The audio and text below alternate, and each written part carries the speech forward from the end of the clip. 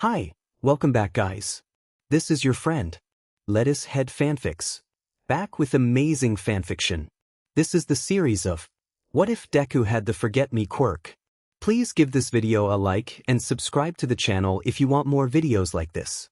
Now let's get into the fanfic. The world of quirks was both glorious and terrifying depending on who you asked, what their quirk was, and perhaps when you asked. Izuku himself was a dedicated fan of quirks in all of their forms at least 90% of the time, but if you were to catch him at the wrong time he would condemn them. Love them or hate them, they did make life a great deal more interesting. Humming, Izuku slipped through the crowd with a deftness one would not expect from a child of only 9.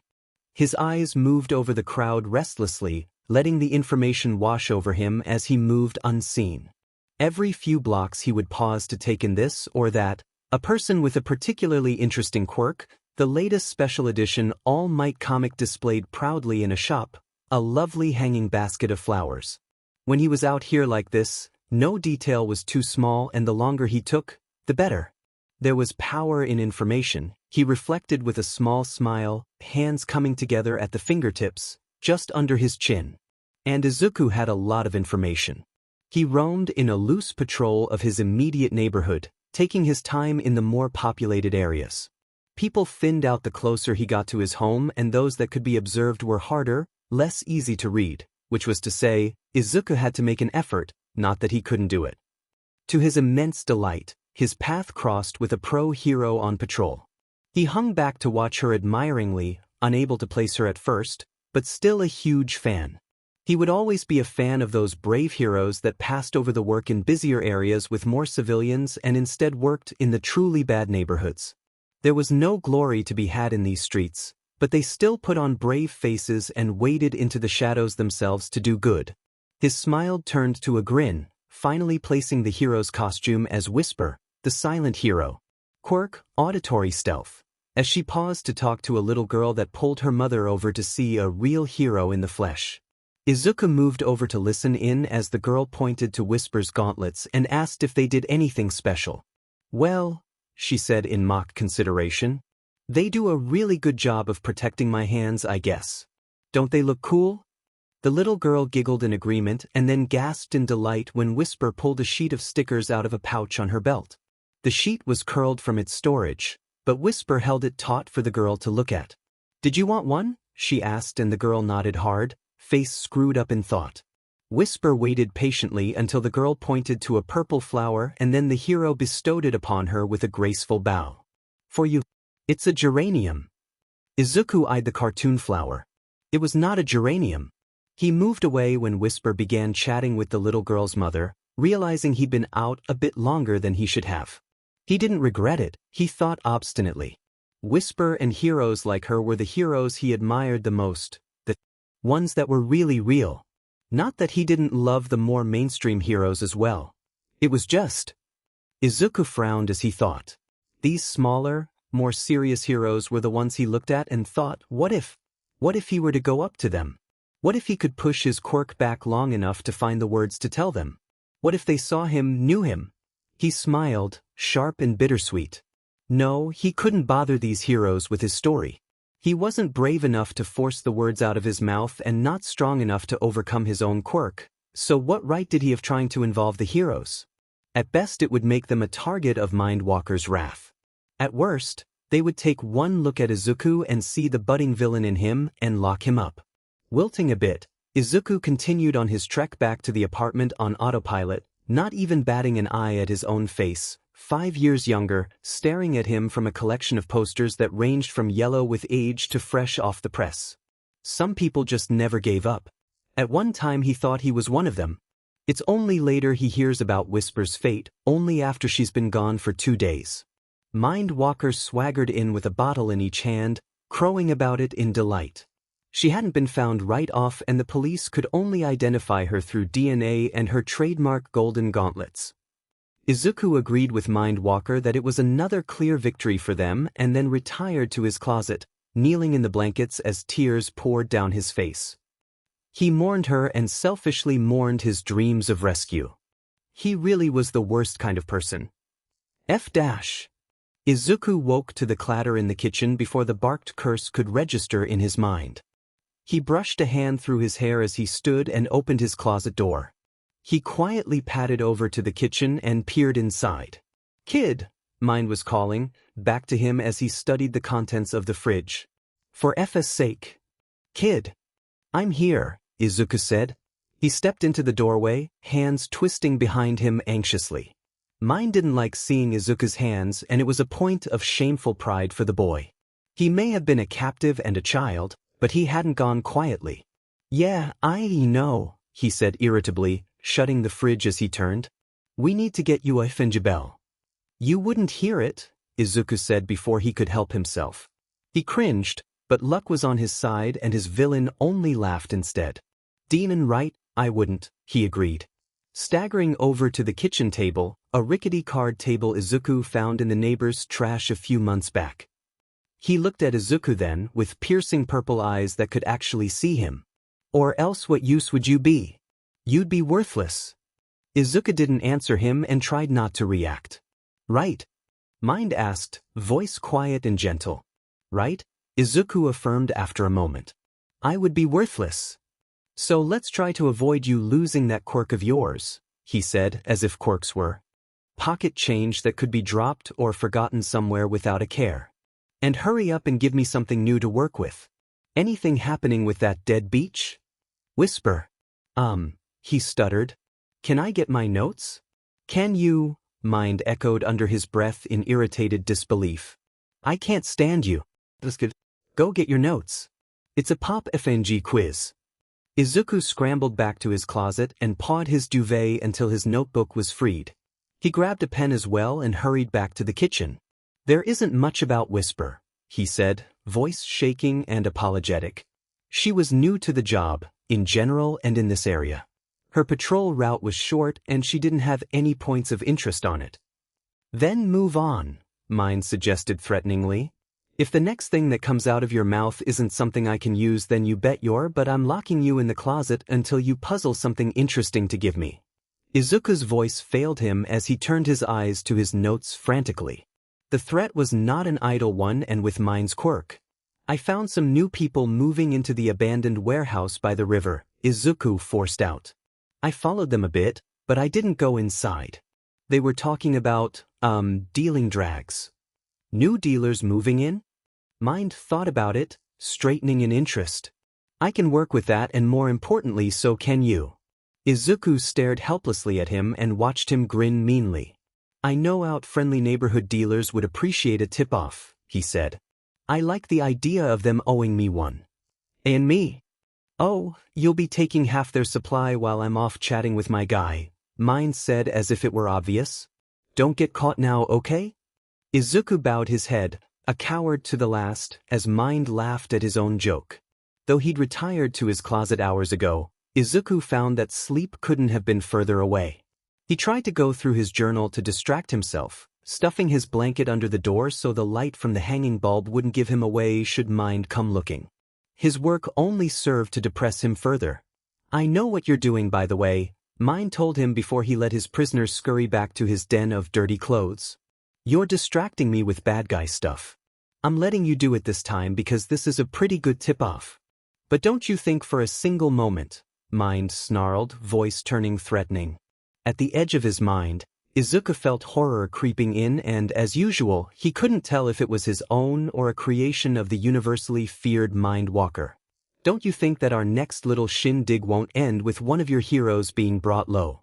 Izuku was shaking, but the shakes were starting to subside, a sure indication that Mind's quirk was finally easing off of him.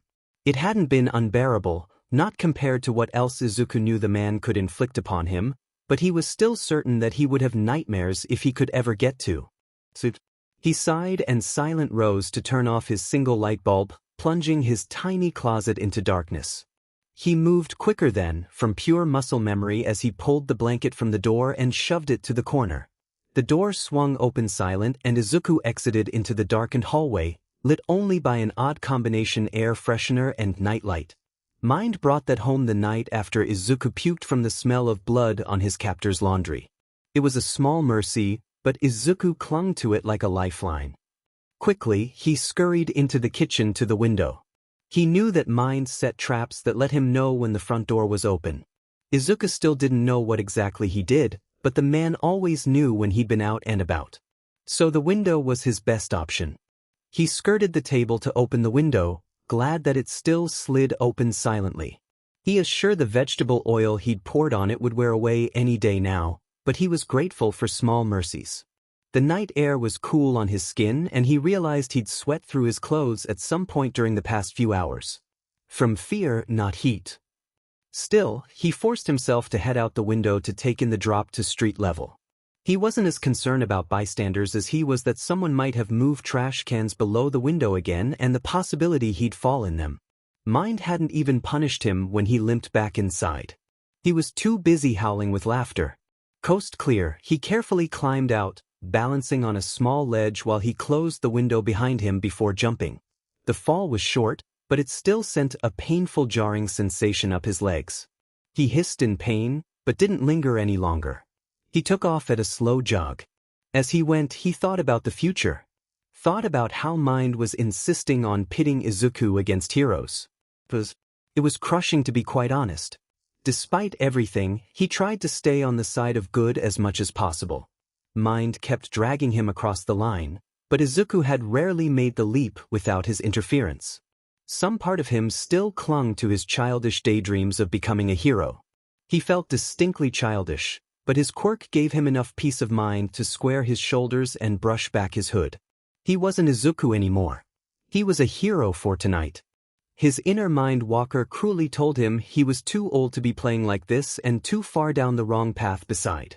Ignoring that, Izuku playfully jumped up on the edge of some empty planters and then jumped to and fro between them while he made his way to the shopping district. He had very loose plans for the night, so he was content to wander. Hearing a voice down an alley, Izuku changed course to explore it. He was a hero tonight, he reminded himself, feeling a rush from the very thought. He clenched his hands and found them sweaty. He was being brave, he reminded himself. Nope. Never mind. He wasn't a hero. Izuku scurried back to the road, blushing hard. Why would people be doing that out here? He momentarily wished his quick could erase other people or that it could affect his own memory. He reached the shopping district with no more distractions and blended into the crowd effortlessly. His quirk was a marvel, he knew. Everyone here knew he was here, was aware of it on some level. They didn't bump or jostle him. But no one knew he was there, memories already blank. No one questioned it. Easy as breathing, Izuku noted with a smile, fingers pressed together in front of him again. The only trouble was trying to work against it, not that he ever did. It was only asking for trouble. As he moved, he shamefully picked up a few tidbits to snack on after his stomach growled pitifully and he remembered his distinctly nauseous feeling was because he hadn't eaten that day. He wished he could pay for everything he took, but there was nothing in the world that paid less than being a prisoner for a twisted villain. He comforted himself by only taking the smallest things from several different places, just enough to leave him feeling a bit more fortified. He saw a few heroes in the crowds, but looking at them brought up a terrible sense of guilt, so he turned away though he would normally spend his free nights following them in admiration. Instead, he moseyed over to Loudmouth Studio.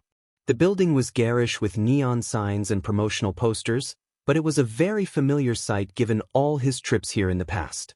It wasn't, strictly speaking, open to the public, but there wasn't much that wasn't open to Izuku. He opened the front door and walked inside, focusing on his quirk especially hard. The receptionist looked up from where he was typing and frowned at the door, eyes moving aimlessly where there should have been a person. "Hello," Izuku said, just because he could. He waved as well and crossed the lobby as the man went back to his work. The stairwell door garnered the same reaction, but Izuku didn't pay it any attention. He was already trotting up the stairs eagerly to the door emblazoned with a present mic poster. Though that door, Izuku hooked a sharp left into a small lounge. Present mic was in live in the studio and his feed was playing in the room, so Izuku went ahead and made himself comfortable on one of the couches. "So," Present mic drawled. "As a voice for the people, I have to bring this up, but there are a sizable number of people that are unhappy with the direction that UA is going these days." Izuku sat up in excitement. UA was the most famous hero school for a reason.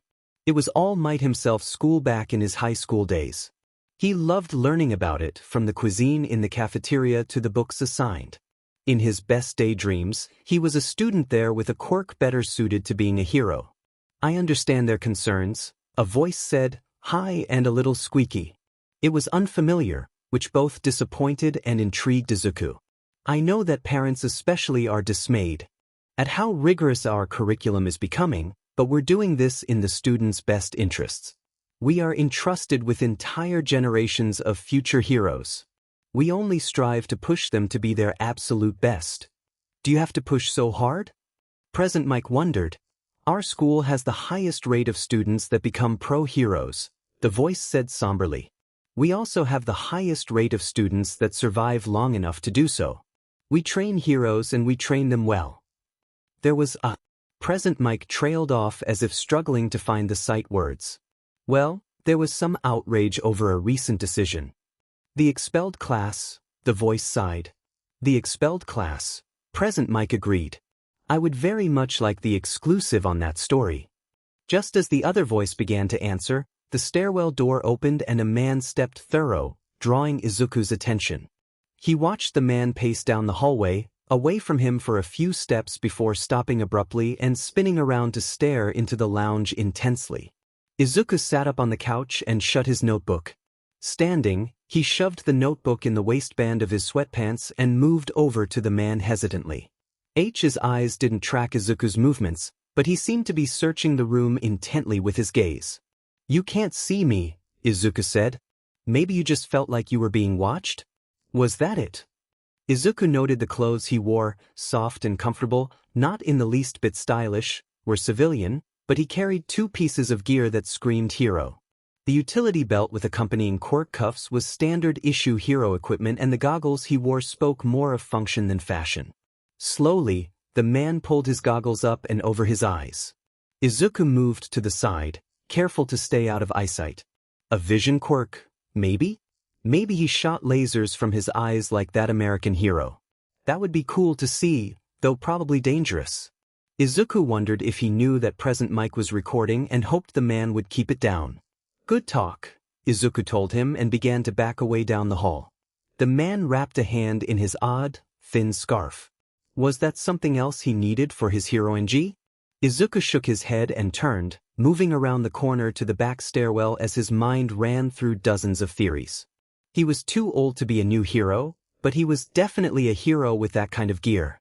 Izuku didn't know every hero, that much was true, but he knew all of the local ones with certainty. Not only an unheard-of hero, but an unheard-of hero with a secretive vision quirk. Izuku grinned and pressed his fingers together though they itched to write, jot down all of his notes while the encounter was fresh. The stairwell led him to a back hallway that he navigated with ease, finding the darkened storage room just beside the main janitorial closet. He looked for any bystanders before opening the door, feeling as if he'd already used up his share of luck for the day. The window was clear. One particular janitor enjoyed smoking out of that window. When he'd first started he accidentally broke the lock and had been too afraid to come clean, so Izuku meandered to the window easily enough and then climbed out. He merged with the crowd outside easily enough and immediately went back to curiously following everything that caught his attention. His direction was loosely in the direction of his home, but by time he got free of the shopping district he'd pet 3 cats, read the new Endeavor graphic novel, and picked up one last morsel to quell his hunger. He sped the rest of the way home, feeling the pressure acutely now. He carefully climbed the fire escape on the building beside his own, and then it was the small matter of a quick hop to get on the correct building. Climbing down to the correct window, he eased into the darkened kitchen with extreme caution to avoid their rickety card kitchen table. His feet only just hit the ground when the light flicked on. There in the doorway stood Mind Walker, smirking like he just won a prize. "We've got to stop meeting like this, kid," he said and swaggered forward. "Come on, kid, it's like you want me to get angry with you." Izuku's knees hit the floor violently fast, stomach turning as a nameless terror rose in him. He didn't bother trying to fight the shaking, knowing intimately well how terrible the coming hours would be. Stupid, stupid Izuku. What a fool he was, wandering around like a normal person, looking at the heroes and fiercely longing to be rescued. What little strength he'd built up between the food and the small moments of happiness drained out of him, leaving him weak. Still, he tried to struggle to his feet. Mind hated displays like this. The man himself sighed and moved forward, squatting by his captive. He cupped Izuku's face in a bizarre approximation of comfort and care, looking intently at him. Izuku wanted to scream. All he ever wanted was someone to see him, but not this. Oh no, not this. You know better, he said. His disappointment didn't hold a candle to the fear eating away at Izuku until there was nothing left, but he tried to give it his attention anyway. I didn't tell anyone, Izuku gasped out after swallowing enough to be sure that his stolen treats wouldn't force their way back up. I promise you. I promise. Oh, Izuku, Mind said, helping the boy sit up. I know you're afraid I'm not gonna believe you and you're afraid someone will have to pay for your mistake. Izuku nodded because it was true, all of it was true. And you're afraid I'll know that you still want to be rescued, he whispered right into Izuku's ear. The possible he paled further. You know, Izuku, you could get up and walk out right now if you wanted. I won't lay a hand on you to stop you. Izuku looked down. There were tears crawling down his cheeks as he said, You'll hurt my mama. A breathy chuckle. And Izuku breathed through another wave of nausea. I'm not a good person. Mind hummed in consideration. Well then you should give me something to work with. If you're already on the path to hell, might as well go all the way. The new hero. I didn't really find out anything new, Izuku said, not exactly lying. He didn't know anything about the nameless hero, didn't discover a thing. Kid, Mind said. I really think you should give me something to work with if you want to walk out of this kitchen tonight. Izuku caved quicker than their card table did under any substantial weight. His right hand wrapped around his left forearm, remembering how Mind liked to stamp his cigarettes out. The fear was dulling just a bit. There was a new hero, Izuku warbled. I didn't recognize him, but he was too old to be a rookie. Mind sat back looking pleased. A hero, huh? The next big thing is gonna be hero-themed. Good of you to get in the spirit. Izuku felt sick for an entirely different reason now. He wasn't wearing a costume or anything, he explained. He looked really boring. A vigilante, maybe? He felt the truth pressed out of him as he explained. He was wearing the official hero utility belt offered to all pro heroes. Oh. Then an underground hero, Mind nodded to himself. Tricky BSTRDS. It's gonna look real good for us when we take him out. Where did you find him? Loudmouth Studios, Izuku said, giving up on trying to remain vague. He was weak and terrible. I went to listen to present Mike. We can always use more intel on the heroes, Mind agreed, standing. He brushed imaginary dust from himself as Izuku looked up at him beseechingly. A pity you didn't ask first and instead openly defied me. I'm sorry, Izuku croaked. So am I, Mind said, though he didn't look at all sorry. He stepped backwards until he was hovering in the doorway, just a shadow in Izuku's watery vision. I'd say have a good night, but... The light flipped off and Izuku struggled not to scream as all of his innermost fears descended upon him for a feast. The harsh light of dawn was what broke Izuku from the prison in his mind, limbs finally unlocking and allowing him to crawl to his closet. He laid there, continuing to shake and refusing to sleep for another hour before he could collect himself enough to gather some of his least dirty clothes and go to wash the built-up fear sweat he'd marinated in. While he quietly washed and cried under the spray, Mind moseyed out to the kitchen to get started on a nice breakfast for himself, feeling particularly well-rested. Izuku took his time dressing once he heard the humming from the kitchen, none too eager about facing Mind. Still, he could only take so much time to put on sweatpants and an oversized hoodie before he had to go out and face the music. He was in luck, or perhaps Mind just took pity on him for once. Good morning, kid, he greeted, not lifting his eyes from his plate. Izuku paused in the kitchen doorway awkwardly, soiled clothes clutched protectively to his. Good morning, he mumbled back. Why don't you get your notebook and come sit down for some heist planning? Mind suggested, finally raising his eyes. Izuku was caught in the purple gaze, though logically he knew that no part of the man's fearsome quirk was connected to his eyes. The spell lasted until he lowered his gaze again, dragging his fork across his plate painfully. Izuku hurried to drop off his clothes and take up a pen and his notebook, which was still slightly damp from being trapped against him for so long. Going back to the kitchen, he kept his head down as he sat on the floor beside the card table. It scared Izuku to be under Mind's watchful eye. It made him feel like there was nowhere he could hide, made him feel weak and powerless. "You can go ahead and tell me more about the underground hero," Mind requested, lazily waving a piece of toast at Izuku before taking a bite. "You said that last night too," Izuku ventured, always foolishly sticking his neck out. "What's an underground hero?" Mind swallowed. "Oh, they're just like normal heroes, but they try to be sneakier." "How does that work?" he asked, frowning as the wheels began turning in his head. "Their merchandise alone would dash." "No merch," Mind said. "Those weird effs just do the job for the job's sake. Almost admirable if they weren't completely effing awful, doing their best to ruin everyone that isn't normal." Izuku wisely didn't comment on that, instead opening his book to a new page and beginning to write until Mind nudged him with his foot. "Kid, report." Izuku really didn't like doing this without notes, but it wouldn't end well if he continued to disobey Mind. He started to spin his pen between his fingers thoughtfully instead.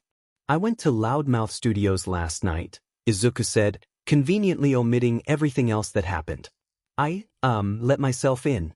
The receptionist noticed the door, but "Not for long," Mind said, mouth curling into a particularly self-satisfied smile.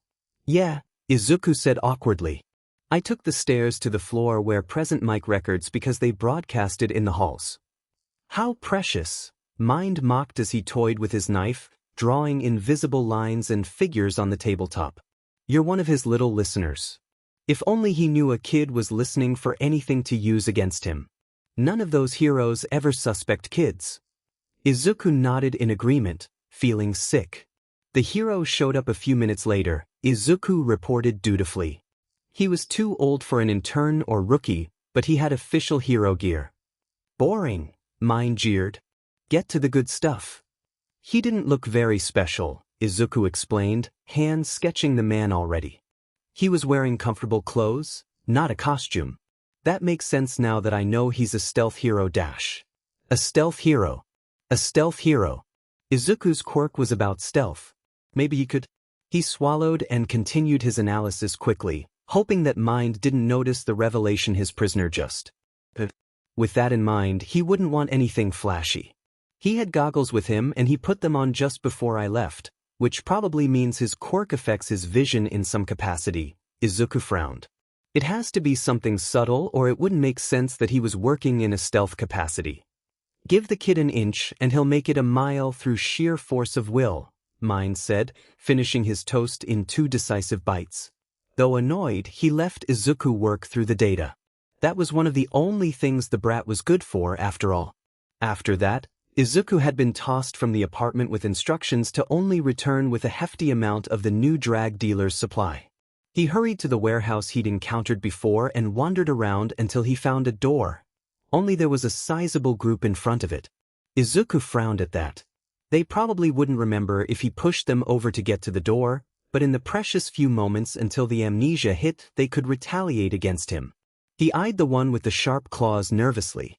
His Mindwalker-imposed deadline was noon, which was about the time that he intended on telling his dealer friends exactly what was happening on their own front lawn. Izuku knew he had to be clear before that because the place would just devolve into a huge free-for-all and not one that Izuku knew he could survive. To his immense relief, one of them challenged another to a duel, and so the entire group shifted closer to the back of the building. Izuku hoped that their fight wouldn't affect his search and that it would last a good long time. In a fit of nerves, Izuku pushed his quirk even harder. This was not the place he'd choose for his official debut to the world, and he wouldn't let anything silly like an accidental slip-up ruin that for him. The door opened and no one paid it any attention, though it slammed behind Izuku, who was already jogging through the building and peeking into every room he found. It was laughable how this task was perfectly suited to his quirk. After finding the room and opening the door in full view of a villain, He strolled over to the piles of their inventory and began packing it all into the duffel bag that Mind gave him that morning. He strolled right back out. The entire process took less than 15 minutes. Izuku was on his way back to the apartment and feeling particularly proud of himself, a rare feat, when he heard a child crying. His stomach dropped as he followed the sound. In this part of town, trouble was brewing behind every corner, and the thought of a child being caught up in it was uncomfortable to say the least. Still, he forced himself to find the source of the crying without knowing exactly what he would do if push came to shove. He was relieved when he rounded the corner to find a child crying all alone. But Izuku could work with Lost, he thought as he approached. He looked around for anyone that would be missing the child, a boy that looked to be only 4 or 5. Certainly someone was missing him? Some mother left desolate after her son was lost to her. He refocused. Maybe the boy's mother had been killed? Maybe he was simply abandoned? Either way, it was clear that he wouldn't stay here. It was dangerous. Izuku bit his lip and stared longingly at the child, wishing he could help. Well, why couldn't he? What was stopping him from approaching the child and taking charge of the situation? Nothing. He marched down the alley and stood before the boy, focusing on his quirk with an intensity unparalleled. Kneeling, he mentally got the feel for the edges of his quirk and then tried to pull them in. He struggled for a few minutes until he tried to picture it. His quirk was a blanket, he thought. Anything under that blanket was his and therefore unknowable, while everything else was everything else. So he had 2 options: bring the boy under the blanket or get out from under it. He had no idea how to invite the child under his protection, so he opted for the second and then spent another long minute folding an imaginary blanket up in his mind, picturing it as something heavy in his arms instead. Still with him, but apart. He felt different. More vulnerable. Hey! He tried and was shocked when the little boy startled. They stared at each other with wide eyes until Izuku began grinning in delight. He could be seen. My name is Izuku. What's yours? The boy only looked up at him in fear. Izuku's grin faltered, though he managed to avoid it becoming a frown. Izuku said intelligently, struggling to think of something to say. Your parents probably told you to not talk to strangers, right? That's a good thing to, not do, but I have to take you to the police because I'm pretty sure you're lost. Mama said to never go with strangers. But, yeah, that's a good rule. When I was as little as you, I went with a stranger and bad things happened. Izuku fidgeted nervously. But I told you my name, right? I'm not a stranger. I'm Izuku and my quirk can keep you safe until we find a police officer. Your quirk? The little boy's eyes lit up a bit. I got my quirk too. What is it? Balance.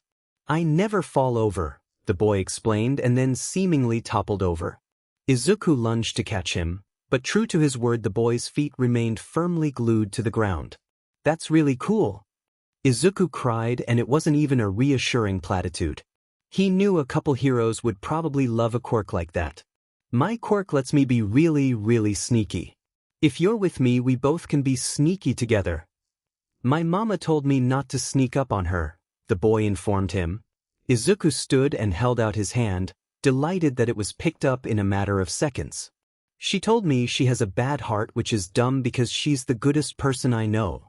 Well, Izuku said, pausing to throw his imaginary blanket over him and his new friend. Then I guess we've got to get you home so you can remind her that her heart is good, right? Right? He cheered. While they walked, Izuku didn't think of the mother that could be out there crying for her lost son even now. He didn't consider how she might be going home to an empty home as they spoke. Didn't mull over the possibility that her son leaving to protect her wasn't in her best interest at all. No, those were thoughts better left unthought. The 2 boys made it all the way to the police station itself before encountering any officers. Eyeing them warily, Izuku suggested that the boy head inside for assistance, and the boy agreed trustingly. He waved the child away, hoping that the police officers would be kind and that Izuku's quirk would kick in soon so the kid couldn't tell them too much about who helped him. For a moment, a single heart-wrenching moment, Izuku's legs locked up as he thought about following the boy in and laying everything bare before the first sympathetic ear. Thought of 2 kids getting to go home to their mothers today. thought of someone warning that hero that Mind set his sights on. But that was ridiculous. He could never go back to his mother, not with Mind around to make her a target. Even after he passed, there were a few he trusted with the secret of Izuku, and he had little doubt in his mind that they would snatch him up in a heartbeat. After all, there were always 3 villains to replace any one fallen villain. He really wondered why heroes tried sometimes. Hanging his head, he turned and began trudging back to the apartment. He felt for the edges of his quirk and pulled them tight around him in a parody of comfort. Monsters couldn't get children if they were tucked up nice and safe in a blanket, right? As if, Izuku's face twisted bitterly. The blanket is what drew them like moths to a flame. Stop it, he commanded himself before he could cry. Instead he began to run, quickly becoming out of breath from a mixture of malnutrition and no stamina to speak of. He hated his weakness, hated how the smallest of exertions weighed on him. With Mind's approval, Izuku didn't bother trying to shimmy into the window again and instead entered through the front door as if he were a normal person. He dropped the duffel in the middle of the tiny kitchen and stepped around it to help himself to a glass of water as he panted. All that was left was to wait for Mind to return, crowing about his successes, and then the planning would begin anew with the underground hero as their target. With nothing else to do, he worked on his notebook again, this time hypothesizing about his own quirk, the repercussions messing with it may have. He didn't write about how he'd brought the other kid under the protection of his quirk, knowing that Mind could never, ever have that sort of knowledge. After anxiously waiting for hours, Izuku was bursting at the seams with the need to do something. Scrounging up enough nerve, he cracked open Mind's laptop to check the time and was astonished to find that it was already almost 4. The meeting was at noon, and nothing should have taken Mind 4 hours to sort out. An unnamed feeling began rising up in him. He slammed his notebook shut and pocketed the pen before shoving on his ratty shoes and exiting the apartment. He didn't bother with locking it. Only Mind had a key, and the neighbors were too terrified to come near as he went. Though he shouldn't, Izuku knew the exact path to Mind's dealer friend, so he followed it, Mind buzzing furiously. Had there been some kind of incident? An altercation with Mind's dealers, or just a petty squabble between prideful villains? Too many questions. He shook his head to clear it. He turned a sharp corner and found all of the answers. A police barrier had been constructed around a convenience store, pretty kitty convenience. Izuku liked sitting by the magazine racks and reading them all when he had the time. The owners kept a dish of free candies anyone could take. Izuku felt better taking them than he did anything else. To give them and a few pro-heroes generous room to work. There was a prisoner transport van in the barrier, though the open back doors didn't face Izuku's way. He hurried through the small crowd of bystanders and ducked the barrier easily enough. He had to look to see. He skidded to a stop when he did.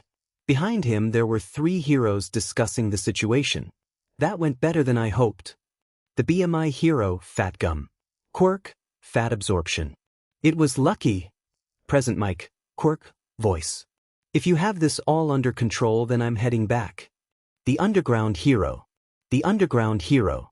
Izuku spun around to stare at him, noting how exhausted he looked and how his goggles dangled around his neck at the ready. Ha! Fat Gum laughed in jubilation. We did some good work, Eraserhead. Look alive. Never, he said, deadpan. Fat Gum laughed at that. Well, thanks for the assist at least. You know me, the hero said, shoving his hands in his pockets and beginning to stroll away, scarf fluttering behind him. Izuku thought it looked almost threatening. I'm a giver, really. Present Mike barked a laugh so loud Izuku felt it in his bones. Stop laughing. The hero, Eraserhead, stopped his retreat to turn and glare at Present Mike. That's rude, you know. Present Mike chose to relocate until his laughter subsided with the excuse that he needed to check in with their police escort. I'm serious, you know, Fat Gum said, voice quieting and turning grim. That second villain, that Quirk, it was a problem. Would have done us in. You have to be prepared for anything, Eraserhead said, though he frowned and cast the transport van a cautious glance. Thank Present Mike for bringing you in on this, then. He's got good instincts, Fat Gum informed him cheerfully, and then laughed at the expression of distaste on Eraserhead's face. Now get going. This place is going to be overrun with reporters in a few minutes. You aren't wrong, he sighed and made his goodbyes. He paused to fix his scarf and Izuku saw that it was oddly weighted, a piece of gear maybe? Before the man was just simply gone. Maybe he had a stealth quirk as well? With the heroes disbanded and without any other distractions, Izuku turned back to the prisoners. The first villain he knew only by reputation, name, Faceless. Quirk, Faceless. With victims unable to remember his face, police sketches were useless and only the most general of descriptions could be given. Izuku recalled that the man had hit one of Fat Gum's favorite restaurants recently and injured some of the waitstaff. Heroes tended to take that kind of stuff personally. Whether a matter of hurt pride or guilt, Izuku could only guess, but it made for fearsome opponents. Izuku's eyes slid away from Faceless' true face to meet with pale lilac. Mindwalker looked smaller. He was gaunt and haunted as he sat there in quirk-canceling restraints. Izuku wondered if they had to sedate him as well. He slowly shuffled forward, almost stepping into the van itself. But for once, those terrifying eyes didn't move with him, didn't track his movements. Mindwalker didn't see him, didn't know he was here, and that was a terrifying thought. Izuku froze with indecision. He could free Mindwalker. He could walk right up to him and undo the restraints, put him under the protection of his quirk, and take him home. Or he could turn and leave, go back to the apartment and pretend he'd never stumbled upon this. He couldn't be punished for not helping if he didn't know it was happening, right? Except Mindwalker wouldn't be returning to the apartment and would never be able to punish Izuku regardless of what he chose to do. Izuku choked on a sob that burst out of his chest without warning. He stood there sobbing as he struggled to think, struggled to act. What if Mind escaped this? What if he didn't? Izuku stumbled back, feeling oddly guilty. He cast around for something, some indication of what he was supposed to do now, only to find that things had been moving around him swiftly. Present Mike was surrounded by a swathe of reporters, looking tired, but upbeat and cheerful. The police perimeter was still intact, but a majority of the officers had already left. Fat Gum wandered off into the small alley beside the convenience store and appeared to be inspecting a broken door there. For whatever reason, it was him that Izuku's attention caught on. Fat Gum was familiar. His patrol wound through Izuku's neck of the woods more often than not, and most importantly, he was standing off to the side alone. He was kind, Izuku knew. Kind and patient. It was him, it had to be him if it was going to be anyone. This was bad. A bad decision. What was he doing? He quietly moved down the alley and put Fat Gum between him and the street where the transport van waited, finally closed and about to depart. Mindwalker was in there. Mind was a prisoner. He took his notebook out, not paying any mind to how. The pages were stuck together with sweat once again. Instead, he flipped to the very back and took out a piece of paper. His notebook went back into the waistband of his pants so he could fold the paper and smooth it with shaking hands. He looked down at it. His own face looked up at him, for years old and functionally quirkless. His entire body shook with a nameless emotion, terror? As he stepped closer to the pro-hero, mentally pulling the blanket off himself and folding it up. Hello, Izuku squeaked and Fat Gum seemed to jump a foot in the air, whirling to look at him in shock. Can? Izuku tried, voice cracking with emotion. Oh, it was hope. He coughed and tried again, holding his own missing person poster out desperately. Can you help me? Things snowball after that, Izuku immediately losing any and all illusion of control over the situation. Fat Gum knelt beside Izuku and took the poster with gentle hands, examining it. After a moment he tucked it away, in a pocket. Izuku couldn't see around him, and instead reached for Izuku's hand, who was not prepared to be touched.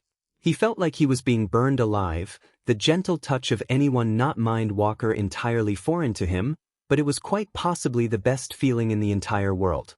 He was being seen, being touched, being hugged. Fat Gum was hugging him now, and Izuku was quite sure this was a dream, and if he woke up any time soon he would just die. It took a moment for him to process, and then he was hugging back as tightly as he could. You're safe now, the hero whispered, and Izuku's tears began again. He nodded along and let the man pick him up and carry him to a police car, carefully keeping his back to the reporters until they were safely shielded behind the transport van. He made eye contact with someone over Izuku's head and jerked his own in a silent order. That poster said your name is Izuku, he said, looking down at the sniffling boy encouragingly. Izuku nodded and slowly rested his head against Fat Gum's ample chest. It was nice, he thought. Like an odd, warm pillow. Midoriya, Izuku said after a moment of gentle rocking. I'm 9. 9. Fat Gum crowed. A nice age and a nice, strong name. You're such a brave boy. I'm not brave, Izuku said. He turned his head up to stare at the hero pleadingly. I'm actually really bad. Bad? The hero actually looked offended. No, Izuku. You have it all wrong here. I'm a hero, right? Izuku nodded and then rested his head again, too exhausted to keep staring up at Fat Gum. He felt rather pathetic. Well, heroes know brave boys from villains. And if I'm a hero, then I can tell you with utmost certainty that you are a very brave boy, Fat Gum asserted. He carefully lowered Izuku onto the ground and knelt before him again, delicately holding his small hands in his own. He looked at the boy kindly. I wouldn't lie to you, Izuku. I hope you know that. I know, Izuku said, voice trembling with tears and hope. He blinked rapidly and craned his neck so he could wipe his eyes on his shoulder without losing contact with Fat Gum. I do know. I'm glad. Fat Gum exclaimed, grinning. I know you, Izuku blurted out. You're always around here with your sidekicks and interns and everyone likes you and you stop to talk to little kids and… A fan? He asked teasingly, looking extraordinarily pleased. Izuku nodded shyly for a moment. But not a good one, Izuku said. It's bad. What's bad about it? Fat Gum asked. Izuku pulled one of his hands away to reach for his notebook. He showed it to Fat Gum and turned it so a few pages fell open. He felt sick to his stomach to say, I'm, actually turning myself in, I think. Fat Gum didn't even look at the notebook. He only had eyes for Izuku in his dirty and tattered clothes with his skin mottled with bruises and scrapes. No, he said, gentle but firm. Just tell me what this is about, okay, Izuku? Well, how was he supposed to argue with that? Mind Walker took me when I was 4, Izuku said. He barely remembered it, but knew intimately how it went down. These were the words he practiced in his wildest dreams, the words he could use to explain what happened to him. He liked my quirk and wanted it for himself, so he told me he would hurt my mama if I didn't go with him. Your quirk? I guess I don't really know exactly how it works. I only found out I could do this today, he admitted. No one can hear me or see me or remember me even. They forget all about me immediately, so he had me. Fat Gum finally looked at the notebook Izuku was brandishing like a weapon.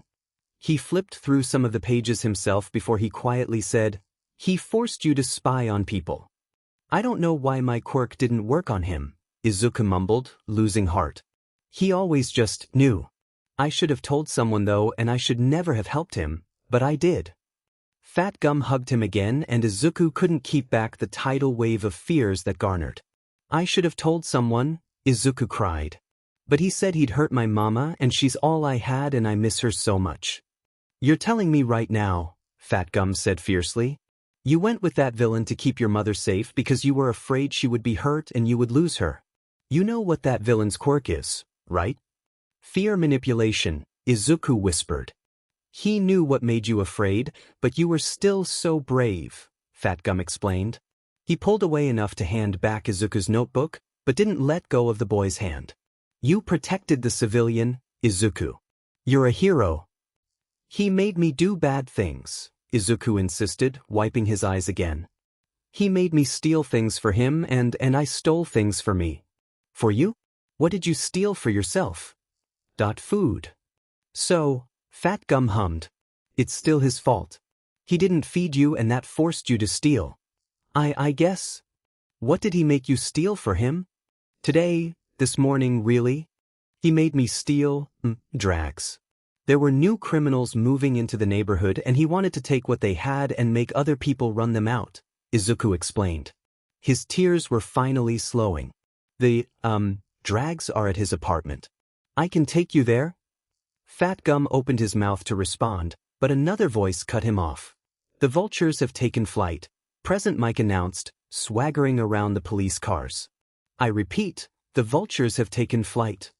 Izuku visibly perked up and Fat Gum chuckled. He turned to wave his colleague over and the man himself ambled over to kneel beside Izuku as well and give him a small smile. He pinched his cheek and asked, "Now, who's this little listener?" "You're one of his little listeners." Fat Gum looked to him in silent encouragement. Izuku regretfully took the bait. "My name is Izuku Midoriya," he answered slowly. "Lie." The moment stretched awkwardly until Fat Gum took pity on him and stepped in to explain. "One of the villains we caught, the one with that awful fear Quirk, kidnapped Izuku years ago, when he was an even littler listener." Present Mic's breath caught for a moment and Izuku was sure that no one would have noticed the dark look that flashed across his face unless they were as close as Izuku was. He turned his head to Izuku then, expression gentling as he told him, "You're safe now, little Izuku. I'm sorry we couldn't reach you before." Izuku's own breath hitched in his chest and then he was crying again. This time he couldn't control himself as he howled, throwing himself back into the comfort of Fat Gum's embrace. Izuku kicked his legs idly, feeling uncomfortable and insecure in the flimsy hospital gown he'd been given to replace his own clothes. "Evidence," Present Mike explained, making a face. "Sorry, little Izuku." Truth be told, Izuku didn't really miss the clothes so much as he missed the chance to hide from the world. Everything seemed to always be happening constantly and it was exhausting even if all he was doing was sitting along in an examination room. The exam was long over, as was the treatment the doctor insisted upon. Now Izuku was left alone in the room, struggling not to panic. His quirk made him forgettable, yes, but with so many people involved now and how big of a deal this was, no one would forget him in here, would they? He mentally checked and his blanket was still folded up to the side. He wasn't using his quirk, he was okay. He was driving himself into such a tizzy that he almost missed it when Present Mike opened the door and led the underground hero from into the exam room. The hero gave Izuku a bright smile and was encouraged when it was returned immediately. He let go of where he'd been tugging Eraserhead around after him and instead gave Izuku a gentle hug. "There you are, little listener," he crowed and Izuku felt so light that all he wanted to do was bounce. Izuku was here. He was here and everyone saw him. Present Mike drew back and explained, "I have a friend here that I want you to meet." "The underground hero," Izuku said, peering around Present Mike curiously. There was the faintest hint of dread in his words, lingering terror from knowing this man was almost unknowingly targeted by one of the most fearsome villains Izuku knew of. "I am," Eraserhead agreed. "Do you know me?" "Not really," he hedged. "I heard someone call you Eraserhead earlier, though. That's a pretty cool name, but not really descriptive like Fat Gum." "Oh, but that's probably the point, isn't it? Since you're an underground hero and all." "It's more on the nose than you know," he said. "Oh, Izuku cast around for something else to say, feeling wrong-footed. "But anyway, I don't really know you. I hadn't even seen you until yesterday night." "Yesterday," Eraserhead repeated. "I'd just gotten into town to prepare for the bust. You saw me then?" "You, were," Izuku stuttered, conflicted. He didn't really want to admit his creeping in Loudmouth Studios in front of Present Mike himself, but at this point honesty was really the best policy. "I snuck out last night and wandered around a bit. I wasn't supposed to, but..." He didn't want to be near Mind Walker. He knew they were smart enough to read between the lines. When Izuku took Present Mike and Fat Gum to Mind Walker's apartment, he'd pointed out his closet and watched that fleeting dark look on the heroes' faces. "I always went out the kitchen window," he explained instead, picking at the bandages on his hands. "He always knew if I opened the front door somehow. He told me that Bee-Boobay trapped it somehow, I think." Izuku pressed his fingers together, embarrassed and shy. "And then, I went down to Loudmouth Studios." "The door," Present Mike gasped, eyes lighting in realization. "That was you." "The door?" Izuku asked, unsure of what the man meant. Present Mike began laughing until Eraserhead pushed him aside with an icy glare that even Izuku could tell was fake at best. He took over and explained, I was in the building when the receptionist reported something unusual with the front door and stairwell door appearing to open of their own volition. It was odd because just minutes later the man didn't remember making the report. That's weird, Izuku said, scrunching up his face in thought. Usually people are quicker to forget, but then I don't think I really wanted to be invisible. Maybe there are different levels of my quirk. Let's not go around frying people's minds to test that theory, Eraserhead said dryly.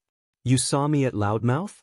I went to, present Nick's floor, Izuku admitted, face warm with an embarrassed blush. I was listening in the lounge. So close, present Mike sighed wistfully. Izuku looked at him in question, but nothing else was forthcoming. Did you leave immediately? Eraserhead asked, ignoring his friend.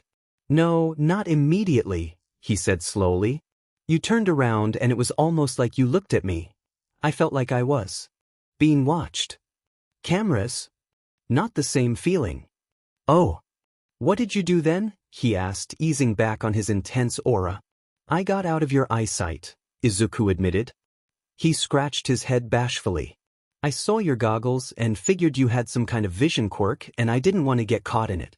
When I walked by you I saw the official hero restraints, so I knew you were a hero, but I didn't know you. Then I just went down the other set of stairs. I'm just putting this out there, Present Mike declared. But the thought of little Izuku coming to my studios to relax and listen to my show is going to be one of my most cherished memories. Izuku stared at him, utterly overloaded. Leave him alone, you absolute cretin, Eraserhead complained. We're trying to talk to the boy, not break him. For lack of a better response, Izuku told Present Mike about the broken window. Present Mike blinked at him and then informed him that he was about to be hugged again and advised him to prepare himself. You're too precious. I've done bad things. Izuku felt he needed to remind them. Okay, let's go ahead and nip that in the bud, Eraserhead decided and came over to kneel next to Izuku. There's a difference between actions you choose to take and actions you are forced to take. If you want to confess your sins, then you better make Daemon well sure they're your sins. Show Yuta. Present Mike scolded him quietly and Izuku tried to forget it, didn't want to know that they trusted him enough to name themselves in front of him. I stole food from vendors, Izuku told him. If you don't eat you die, Eraserhead said. Mind Walker withheld food and forced you to take what you needed to survive. Next. Shoyuta, stop it. Cold hard facts, kid, Eraserhead said, eyes intense as they stared at him. Give me a better argument or give it up. Izuku stared at him until he couldn't hold his tongue anymore. Shame, guilt, everything in between forced the words out of him. I told Mind Walker about you, Izuku admitted, suddenly terrified. Eraserhead raised a brow in silent question. I told him that I saw a hero I didn't know, he said, starting to shake. He looked away from Eraserhead, feeling like he didn't deserve the honor of even looking at the man. I guessed about your quirk and told him all of that too. Little Izuku, Present Mike murmured, reaching to clasp Izuku's shoulder only to be shrugged off as he curled in on himself. I'm sorry, he said, eyes wet. I'm really sorry. He was just so mad when I got home and he wanted to know if I found anything at least, and I should have told him no. I should have just told him no. It wouldn't have, nothing would have changed. I was. Breathe, Eraserhead commanded, reaching out to take Izuku's hands. He didn't try to resist. Breathe, Izuku. He wanted to go after you, Izuku whispered. I was just so scared. I'm glad you told him about me, Eraserhead said, and Izuku had to look up in shock. The man was still staring intently at the boy. I'm a hero, kid. Do you know what that means? There were a million things Izuku could have said to that. In the end, he settled on saying nothing. Absently, he noticed that Present Mike drew close again and began petting his hair. It felt nice. It means that I'm here to help, he continued. If telling him about me helped you even a little bit, then I'm glad you spoke up. I am. I'll shoulder the repercussions gladly if it means that your burden was lightened even a little. Izuku thought. It kind of mocked me for not knowing about underground heroes, Izuku said slowly. He likes to know things I don't. He holds it over me. He liked when I told him about heroes. He didn't hit me. He usually does. A hero's job is to help people, Eraserhead explained. And what you're telling me is that I helped. Izuku felt like he couldn't breathe. So I'm telling you again, kid. Give me a better argument or give it up. Do you need help with that? Present Mike asked, watching how Izuku struggled with the juice box provided with his standard-issue hospital dinner. It was getting late in the night, but visiting hours were for chumps that weren't heroes and here under doctor's orders. With no other options available to them just yet, Izuku was to be kept overnight in the hospital and so he was given his own room. Present Mike and Eraserhead remained with the child after noticing that he was prone to anxiety whenever left alone. This left Present Mike in the chair beside Izuku's bed while Eraserhead sat in one beside the door, a silent, distracted protector. No, Izuku muttered stubbornly, glaring at the mutinous juice box. He tried again and cried out in delight when the flimsy straw finally managed to break through the foil. Lighting up with pride, he finished the thing in 3 large gulps. I can't, Present Mike said, turning to look at Eraserhead. I can't do this. He's too cute. SCK it up, was the man's loving advice. Sighing, he turned back to Izuku to find the child blushing. Too cute. Instead of further embarrassing him, he asked, if I can't help you with your juice, is there anything else I can help you with? Anything you want? The book? Crayons? A coloring book. Izuku set his spent juice box aside and eyed Present Mike with something akin to nervous hope. The hero perked up, grinning as he said, all right. Go ahead, lay it on me, little Izuku. I see that look in your eye, you've got something in mind. Well, Izuku averted his eyes bashfully. It's really just a question. Even better, he said. I don't have to leave my favorite little listener to fetch the answer. What, am I going to get my notebook back? He asked. Present Mike's grin slipped into a grimace and Izuku's heart sank. I would like nothing more than to get it for you, Present Mike said. But it's, well, evidence of what happened to you if nothing else. You probably won't get it back. Oh, that's okay, Izuku said, trying to not look as disappointed as he felt. He didn't have much experience with schooling his expressions. Why would he when Mind was the only one that could see him? So he wasn't sure how successful he was. You could get a new one, Eraserhead suggested. He still wasn't looking up from his phone, but he didn't need to detract the conversation. Keeping a journal is a good therapeutic tool. Would that really be okay?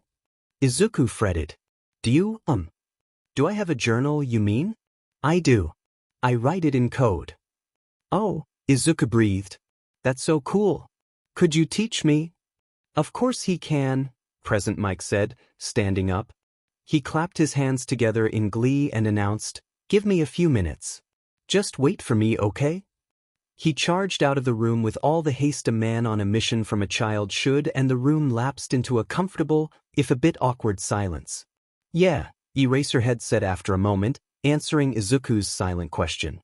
He's always like that. Oh.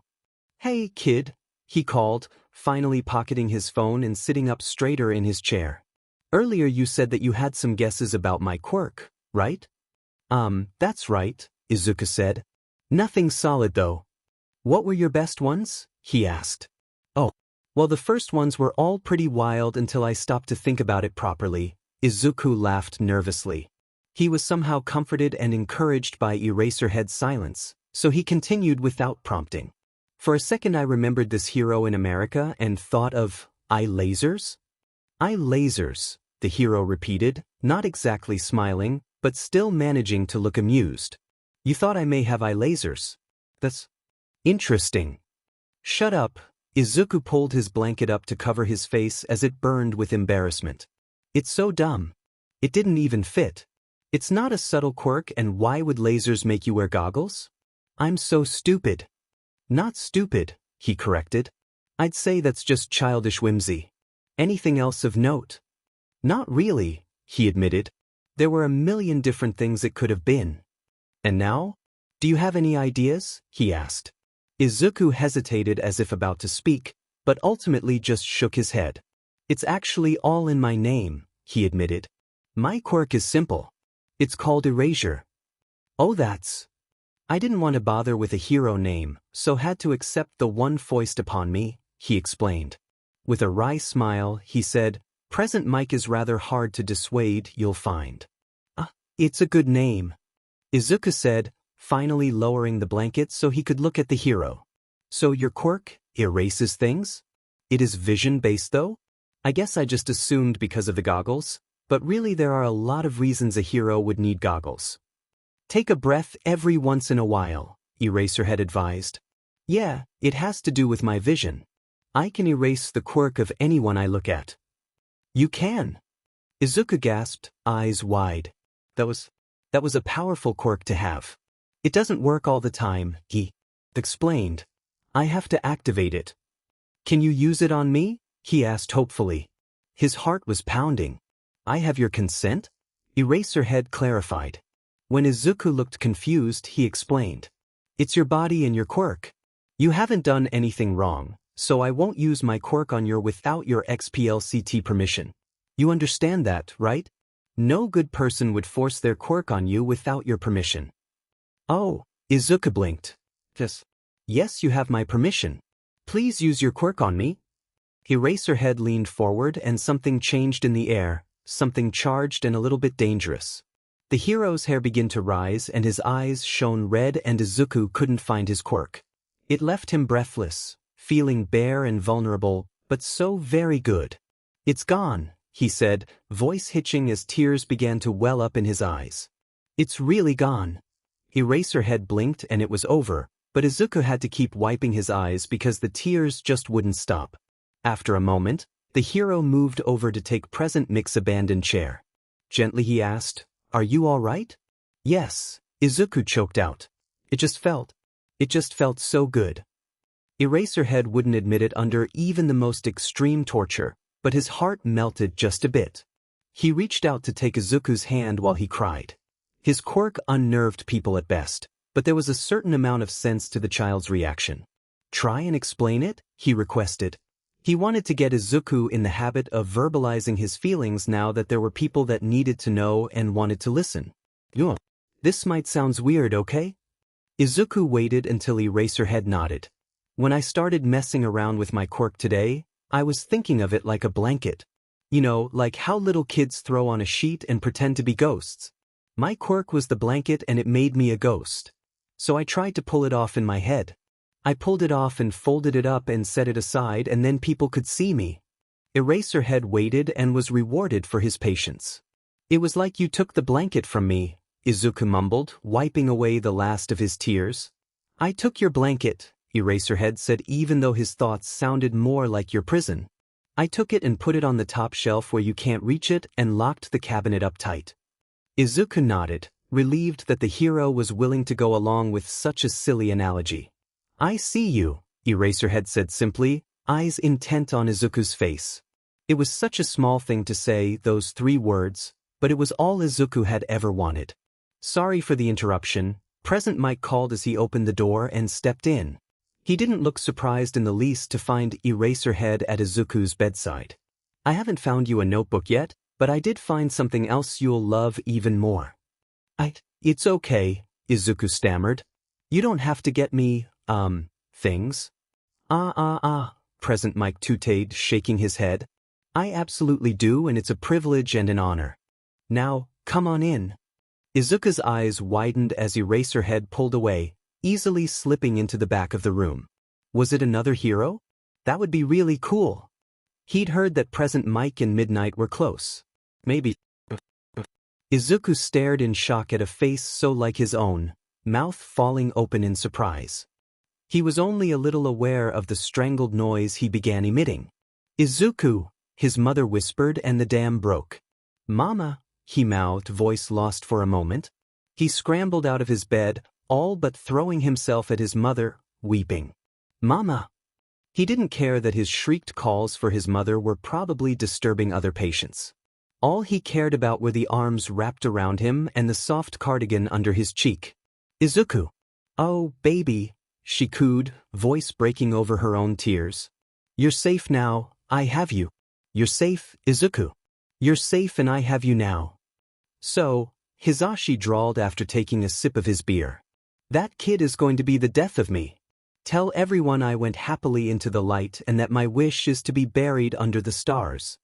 With the emotional family reunion still going on, Hisashi and Shoyuta chose to relocate to the nearest bar, leaving the boy and his mother temporarily under the protection of a rookie hero from Fat Gum's agency. Shoyuta grunted at his friend in reply and got an accusing finger wagged at him for his troubles. His mind was already back at the hospital. You aren't allowed to give me that kind of unenthusiastic drivel, Hisashi told him. No devil-may-care attitude, not for Izuku. I'm not giving you any kind of attitude, Shoyuta said and jerked his glass away before his friend could actually make him spill his own drink. By way of distraction he asked, don't you think he'll turn on us? Oh sure, he laughed. I mean, eventually.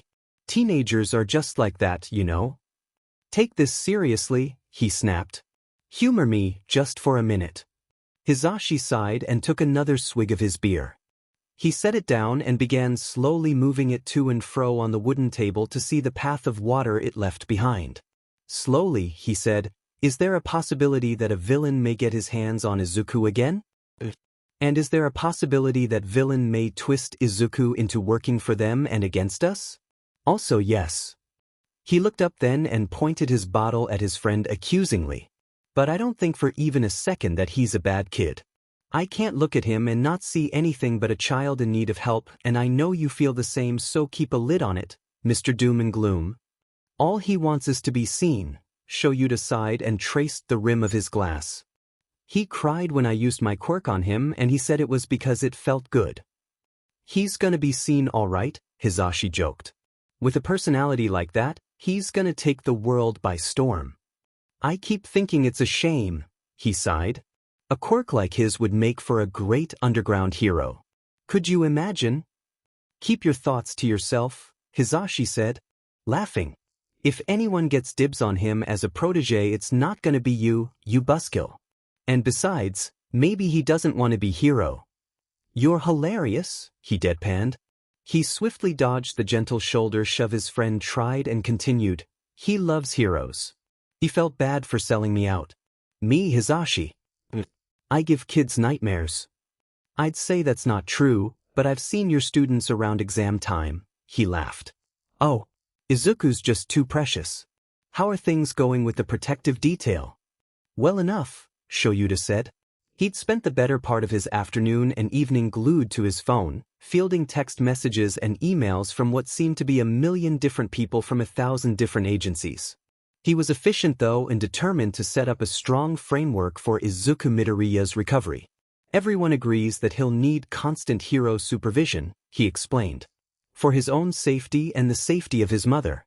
Everyone agrees he's not a flight risk, but we can't exactly let them go back to Ms. Midoriya's home just like that. That'd be just begging for trouble, Hisashi grumbled. Netsu offered up UA as a solution, he continued. It would be easy enough to add a small living space on campus for Izuku and his mother, and 13 agreed to make the move with them.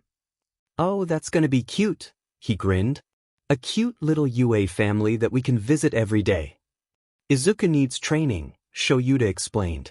He's been working on his quirk, but it's obvious that he needs to learn more control. Maybe then he won't be so terrified of it. At least he won't need stamina training, he pointed out. Most of our kids have to work on it, while our newest little superstar has kept his quirk active for something like 5 years. At least there's that, he sighed. Oh, and Fat Gum has requested to be involved as well. Can't forget him, Hisashi cheered. He's the first one the kid went to for help, so it's only natural for him to want to be involved. Izuku is remarkably trusting, Shoyuta noted. Since he's come out of hiding, he passively accepts everything we tell him and everything we do. It could be a result of his abuse, or he could really just be that weak-willed. At that, Hisashi punched him in the arm, not with full strength, but Diamond did it sting, and said, that boy lived with that human nightmare for years until he gathered up the courage to ask for help.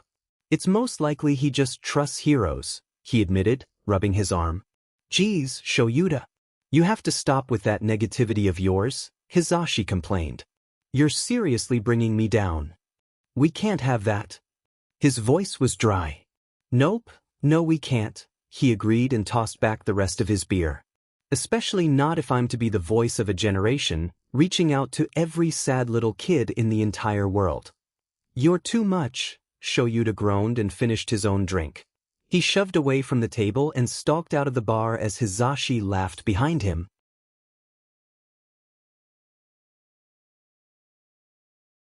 Visited every missing poster she'd put up. If it was gone or damaged in any way, she would replace it, carefully making sure not to even let them wrinkle. She knew that at this point most people were used to ignoring them, but every once in a while she would find someone stopping to look at them. That one hero, Inko forgot her name, had even stopped her one Sunday and asked for a copy. It gave her hope. On some of the darker nights, Inko lost hope that the posters would bring her boy home. Still, she made her rounds. If they couldn't guide Izuku back to her, then she hoped his killer would see them everywhere, hoped Izuku's face would haunt them until their dying breath. Inko had no mercy for child killers. It was a Sunday when Inko got the call. Having just gotten home, Inko slumped on the couch, a handful of posters still clutched painfully tight in her hand. She stared blankly at the wall, feeling emotionally exhausted. She hadn't cried during her weekly ritual in years, but today she felt close. There had been a boy at the police station when she went to check on the poster pinned up on their board. He'd come in off the street and explained that another child found him after he'd gotten lost and brought him to the station for help. She'd stayed to watch him, giving him all the snacks that she had on her as they waited for his mother to arrive. She was there in less than 10 minutes, face a mess of tears. Inko wished the reunion could have warmed her heart, but bitterly she wished that could have been her and Izuku. She felt terrible for begrudging that poor mother's happiness, but she just wished. Her breath shuddered as she released it, finally relaxing her grip on the posters. They fell to the ground in a crumpled pile that begged to be straightened and replaced in her Sunday bag. Inko stared at them for a minute before leaning back into the cushions, promising herself that she would tidy them up after a few moments to compose herself. She was just reaching for the remote control when her phone began to ring. "Hello," she answered, not bothering to read the caller ID. It was probably one of her friends calling to check up on her, or even just work asking if she could come in. "Hello. Is this Ms. Midoriya? Or it could be neither." Inko sat up straight, frowning in confusion. "It is. Can I help you?" "Actually, I think we can help you." Had Inko been more aware of anything, she would have made sure to get the nice police officer's name. He'd picked her up from home and brought her here. To the hospital they said her baby boy was at because they'd found her son. Later she would want to thank him profusely, but at the moment she was certain the shock was about to do her in. The front desk was swamped with people, but she tried to brave it before a loud voice called, "Ms. Midoriya?" When she turned, she had to crane her neck to look the tall man in the eye. He was a hero in full costume and at one time she might have cared about. Izuku loved collecting autographs just as much as he loved collecting merchandise, but now she didn't have time to be stalled. "Can I help you?" she asked, polite but short. "Sorry for the distraction," he grinned. "I couldn't help but notice you is all. Your boy looks a lot like you." "Izuku," she gasped. Reaching out, she snagged his hand desperately. "Please, do you know where he is? Can you take me to him?" "Of course," he agreed easily. She let him reposition her grip to his forearm before he began to lead her through the hustle and bustle. "Did the police explain everything?" "They might have tried," she said and then admitted, "all I heard was that Izuku had been found." "Understandable," he sympathized. "And, well, they probably wanted to get you here as fast as possible." Inko ground to a halt, forcing the man to stop with her. She stared at him, eyes hard. "I want to know exactly what happened," she demanded. "Oh well," he chuckled nervously. "Your boy, Izuku, he came up to me while we were wrapping up at a crime scene and asked for help. He said a villain had kept him as a prisoner because of his quirk." "His quirk?" she asked. "What could that have?" He didn't have a quirk, and I can't think of how it might have made him a target anyway." "Ms. Midoriya, he has a very powerful stealth quirk," the man explained. "Even without precision training, it's incredible. I know that you or Izuku's father may not be as strong, but that's impossible," she refuted. My quirk lets me pull small things towards me and his father's let him breathe fire. Oh, the man blinked at her in surprise. I don't know how you got the idea that his quirk was that, but, she sniffed. But my Izuku didn't even have his quirk yet. I'm sorry, he said, face gentling. Inko tried to blink back her tears. He was young. His quirk had probably only just activated. The wrong person saw it. It just shouldn't have happened. I'm sorry that it did. Inko nodded, wiping her eyes miserably. It's rare but not unheard of, a new voice chimed in. She looked up at the blonde man walking over to them and then blushed, remembering that she was having a breakdown in the middle of a busy hallway. For kids to get shiny new quirks unrelated to their parents' quirks, my name is Hizashi, but you might know me as Present Mike. Another hero. I know you, she said. Izuku used to listen to your shows. Hizashi's entire face lit up. Oh, the other man exclaimed. I didn't even introduce myself. My name is Taishiro or Fatgum, if you please. I'm sorry, she said and meant it. I'm not very familiar with the hero scene. No need to apologize. All that matters to me is that your son knew me enough to trust me when he asked for my help, Fatgum explained. I know I've done my job and I've done my job well when I can help a child in need. I can escort you to him from here, Hizashi said. Fat, I think you should probably report into your agency before one of your sidekicks starts calling morgues again. That was one time, he laughed. One. Let's not make it twice, he said and offered his arm to Inko. She accepted it and he began to lead her through the halls. As far as we can tell, little Izuku's actually doing pretty well, but the doctors want to keep him overnight for observation. Physically he's okay, but, well, we can only guess what he had to go through at this point. Inko swallowed hard. I promise that he'll be okay from here on out, Hizashi swore. We've set up a protective detail until we get everything figured out, so don't worry about all the heroes you'll see around. Is my son still in danger? She asked, voice weak. Nothing immediate, he assured her. It's a precaution at best, really. The villain that was holding him has already been captured and taken into custody, but he's known to run with a couple other villains and the odd, unsavory type. It's probably nothing, but we're not taking any risks with Izuku's safety. Thank you, Inko whispered, and Hizashi gave her a warm smile before letting go of her and gesturing wildly. And here we are, he announced. Gently he asked, Are you ready? Mr. Mike, she said. I will commit an act of violence if I can't see my child as soon as possible. Grinning, Hizashi threw open the door to Izuku's room, calling out to her son. After giving Izuku his purchases, Shoyuta spent the rest of his night fielding questions from dozens of different people and agencies. He was determined to give the mother and son at least a night to themselves before the real world came crashing down on them. And it had absolutely nothing about the warm feeling he'd had when Izuku's eyes lit up like every one of his birthdays had come all at once when Shoyuta dropped off the journals. Eraserhead was an unflappable pro-hero, after all. Left with nothing to do but answer calls and texts and emails, Shoyuta actually chose to patrol the streets around the hospital.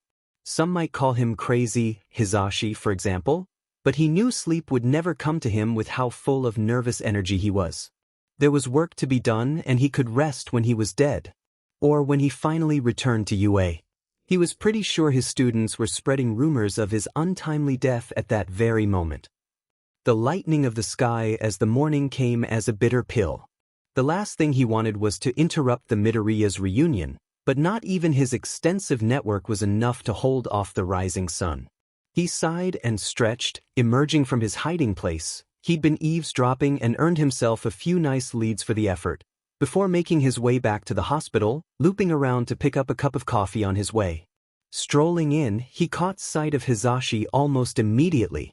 The man looked different out of his costume with his hair done up in a messy bun, but his jacket was still on brand enough to be immediately recognizable. Morning, he greeted, moving over to the man as he leaned against the wall miserably. Hizashi cracked an eye open and then glared. You're an a-hole, he grit out. A selfish a-hole. I have no idea what you mean, Shoyuta said and took another smug sip of his coffee. Never bringing enough to share with the class, Hisashi grumbled and pushed off the wall. Tiredly, he cracked his back as Shoyuta gave him a smug grin. "You're the cat and the canary has gone missing, Sho." "I have no idea what you mean," he repeated, slower. "It means I'm going to throw you down the stairs," he threatened, holding the door to the stairwell open for his friend. "Well, if it's going to happen, it might as well happen in a hospital," he commented. Their light bickering carried them to the hallway just outside of Izuku's room. "Right?" Hisashi said. "So how are we going to play this?" "Detective Yamamoto wants to talk to them first," Shoyuta explained. The compromise had been reached not even an hour ago after several different police departments were warring for the right to question the boy. Mindwalkers' illicit activities were widespread and cared not for jurisdiction. And then it's up to us to convince them to move into UA so we can teach Izuku. "Setting up his career already," Hisashi joked. "Do you have colleges picked out yet or no?" "Don't be ridiculous," he said loftily, approaching the officer and hero on duty. "You can go pro without a college degree." "You're hopeless," Hisashi called as knocked on Izuku's door. "Come in," Inko called and Hisashi let himself in with a small, guilty smile. "Sorry for bothering you so early," he apologized. Inko was sitting in the chair beside Izuku's bed looking as if she hadn't slept a wink all night.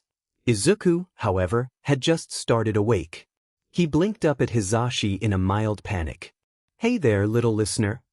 "It's okay," Inko assured him, reaching out to slide her son's hair with her free hand as her right was clenched in Izuku's. The boy relaxed almost immediately under her touch with the assurance that he hadn't somehow gone invisible again during the night. "Did you need something from us?" "Unfortunately, yes," he said. "Well, mostly from Izuku. There's a detective coming by that wants to talk to him about everything that's happened." Inko frowned and looked at Izuku, who looked like he was only a few drowsy moments from returning to the sweet release of sleep. Hisashi envied him. "It can't wait?" she asked, fretting. He felt like the world's biggest villain for crashing their first morning reunited.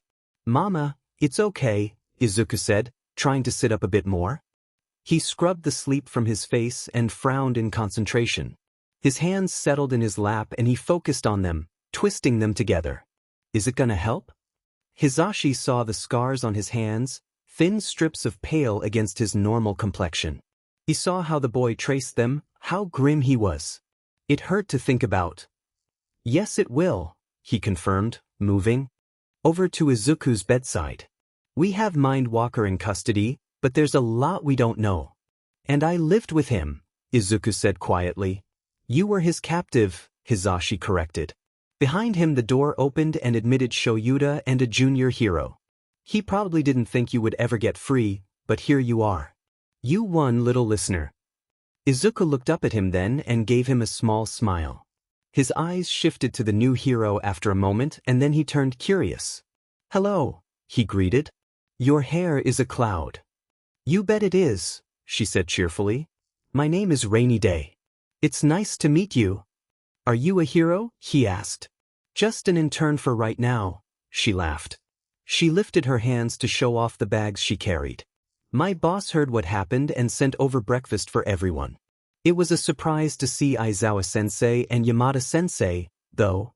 "Huh?" he asked, turning to look at the two named heroes. "Oh, she's one of our students," Hisashi explained. "I didn't realize you were going to be in the field today, though." "The boss got a breakthrough," she explained as Inko rose to help her lay out all the food on the end of Izuku's bed. "When the boss says show up, I know better than to oversleep." "You're a teacher too?" Izuku asked Shoyuta as Hisashi scolded Rainy about a missing essay. "I am," he said. "Not many people know that just yet, so I'd appreciate it if you kept it a secret." "I will," he said. "I'm good at keeping secrets. Most of the time." Shoyuta eyed him and noticed how the boy looked down in shame. He sighed and said, "It's okay. I only meant for you to try and not bring it up. If it's for your well-being, I expect you to tell them." "Okay." "You're killing me, kid," he murmured. "Cheer up a bit. You're free and everyone is okay. The world isn't ending." "All right. Really, you didn't need to do all this," Inko was saying, looking at the impressive spread. She was sure it was enough to feed everyone in the room and then some. Of course the boss didn't need to do it, Rainy said. But it makes us heroes feel good to help out, even a little bit. So please let us do this for you. Izuku cut in then as Inko acquiesced gracefully. He asked, "Does your quirk have something to do with the weather, then?" "Yup," she confirmed. "You're a sharp kid, aren't you? My quirk lets me affect the weather. The smaller the area, the more effective." "That's so cool," he marveled. "Thank you," she said and reached to ruffle his hair. She checked the time and then groaned. "Oh, the boss is gonna skin me alive. I have to get going." Everyone exchanged goodbyes while Inko quietly helped Izuku choose from the selection of food. Just as Rainy Day left, another visitor entered. "Detective," Shoyuta greeted. "Eraserhead," he returned, shaking his hand. Inko startled at the voice and looked up. "Detective Yamamoto," she exclaimed, a tired smile finally finding its way to her face. He grinned back and gave her a wave. "Good mornings, Midoriya," he said and then held up a large thermos. "I brought some tea if you'd like." "Izuku, this is Detective Yamamoto," she introduced. To him she said, "I would love some tea." Cups were located in short order and then she was pouring some for everyone but Shoyuta, who only held up his coffee in silent explanation. "I'm the detective in charge of your case," he explained to Izuku. He sobered and bowed low to Izuku and Inko. "I apologize for my failings." It took several minutes of assurances before he began looking anything but guilty. "It's my quirk," Izuku tried to explain. "No one could even see me." "I was entrusted with the job of finding you," he rebutted. "And I failed." Izuku's disappearance was a stain on his otherwise stellar record, but his case had always been more than a point of pride. Inko Midoriya became a staunch friend through all the false leads and dead ends, and it pained him every day to admit that he couldn't do anything to help her find her son. "However it happened," Inko said firmly, "I'm just glad you got to meet my boy." "I'm glad too," he said, smiling at Izuku. "You're a good boy. And brave. How are you holding up?" "I'm good," he said quickly. A moment passed before he admitted, It's just a lot. But I'm happy. I'm so happy." "Oh, honey," Inko fussed, pulling a tissue out of the box on the bedside table to mop up Izuku's tears while hugging him tight. "We feel similarly," Yamamoto said. "We're so happy that you reached out and that you're here now." "I love you," Inko whispered, crying herself now. Izuku hugged her back twice and tight. Yamamoto waited until they broke apart a bit and mumbled apologies. He assured them, "We're intruding here. I'm sorry for asking even more from you, but we really need Izuku's help to take down the last of Mindwalker's web." "Does it have to be now?" Inko asked. She looked between Izuku and Yamamoto worriedly. "You can't let him rest?" "Unfortunately, there's a lot that we don't know," Yamamoto grimaced. "And it could potentially put people in danger, Izuku especially." "Mama, it's okay," Izuku told her insistently. Inko's grip on his hand tightened subconsciously, but Izuku turned towards the detective. "I can tell you anything. Everything. I want to help." Inko couldn't decide if she was more worried or proud, but the two emotions rose to choke out any other protest she had. "What we're concerned with first and foremost is your safety," Yamamoto explained as he pulled out a notepad and pen. Inko relinquished her chair to him in favor of sitting on the edge of the bed, petting Izuku's hair absently.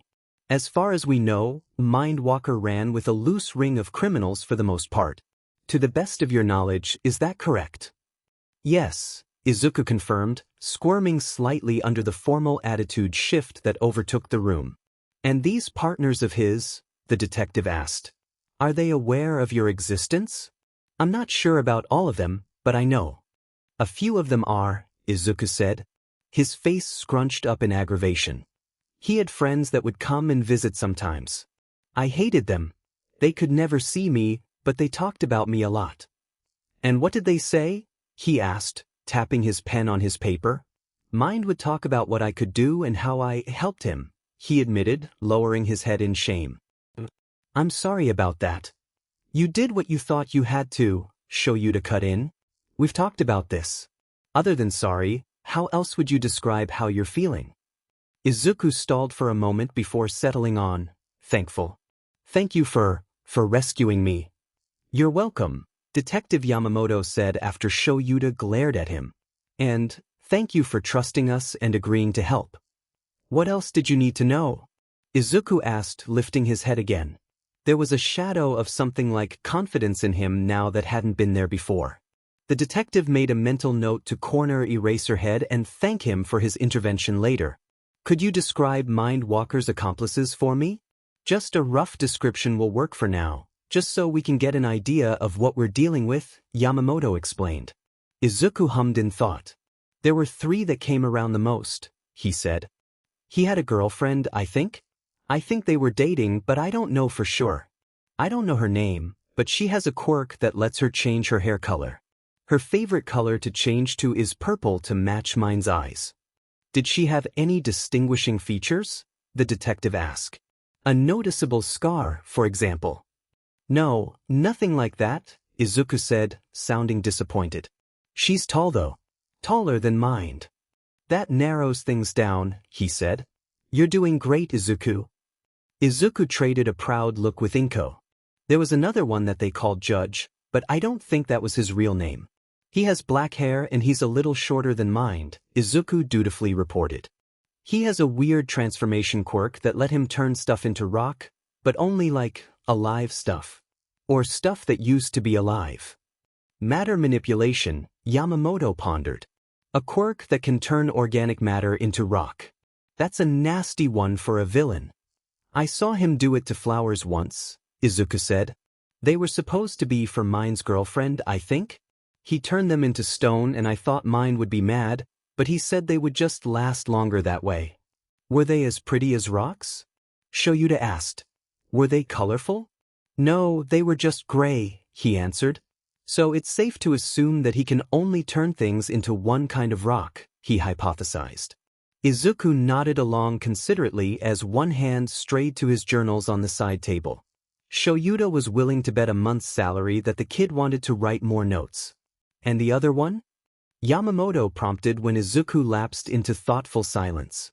Oh, they're really weird and I don't know their name either, he explained. They wore a big cartoon head thing and didn't really talk much. I don't even know their quirk. A cartoon head? The detective repeated. Could you describe it? Well, they wore a few different ones, he said. Sometimes they had animals and sometimes they had cartoon characters. Maybe you could try and draw them, Shoyuta interrupted again. Your other journal had pictures in it, right? You like to draw? I do, he said. I can draw them. And I can write down other stuff I remember, if you want. Like report. Just like, he confirmed and looked at Yamamoto. That would be very helpful, the detective agreed. That's a good idea, Eraserhead. I've been known to have them every once in a while, he said. Do you have any more questions for Izuku? Hisashi asked, finally speaking up. Or can we get this releasing show on the road? I think I'm done for now, he said and then smiled at Izuku. Thank you, you've been a huge help. Izuku beamed back at him. You're welcome. Yamamoto said his goodbyes and departed in short order, leaving Shoyuta and Hisashi to explain what came next to the Midoriyas. Well, the doctors have agreed that this adorable little listener is in the clear to be released, Hisashi told them cheerfully. They want to schedule a few follow-ups, but other than that you'll soon be a free man. That didn't seem to comfort Izuku. What next? He asked anxiously. What's going to happen to me? We'll go home, honey, Inko said, smiling at him. Shoyuta sighed and resisted the urge to glare at Hisashi for faltering. Once again, it was up to him to play the bad guy. In any other situation that would be the case, he said. But for Izuku's safety we would really rather you didn't. What do you mean? Inko asked, looking between the two heroes anxiously. He's my son. You can't keep him. We have no intention of separating the two of you, Shoyuta said. We are aware that Mind knew where you lived, Ms. Midoriya, and we can't be sure that he didn't share that information with his accomplices. What does that mean for us? The two of us are teachers at UA, he said. We've discussed the situation and worked out two options. The first would involve you moving into a police safe house for the time being. The second would involve moving you both onto UA's campus. Moving into a school? Inko asked doubtfully. The principal has already given the go-ahead to construct living quarters on the campus, Shoyuta explained. In addition to the two of you, some of the faculty will be invited to live there as well. We feel that it's the safest option for Izuku given that there would be a constant hero presence nearby. I understand it would be an inconvenience, but if it's for his safety, I'll do it, she announced, grip on her son tightening. It's a hero school, Izuku marveled. For heroes, Mom. Does that interest you? Hisashi asked. He paused and looked torn. He always wanted to be a hero, his mother finished for him. But after everything that's happened. Mama. It's not a safe career, Shoyuta agreed. But for him, there aren't a lot of safe options left. At UA he could take classes, both academic and to train his quirk. Why does he need to train it? She challenged. Fearing one's own quirk is a very quick way to lose control over it, he said. And with Izuku's unique and, frankly, very powerful quirk, there will always be people that want that power for themselves. Learning to master it and use it for himself may lessen his risk of manipulation in the future. Inko was quiet as she stared at Izuku's desperately hopeful face, clearly conflicted. And you aren't just saying all this because you want to use him? Inko challenged softly. I think it would be a cause for celebration if Izuku could walk away from all of this and become a normal civilian. Really I do, he said. But before anything else, I'm a realist. After what he's gone through, I think there's no way he's going to go quietly into normal life, especially if he truly wants to be a hero. And learning to use his quirk and, more importantly, learning to not fear it is the first step forward. Inko was silent again. Please, Mama, Izuku begged quietly. It's a big decision, Hisashi cut in placatingly.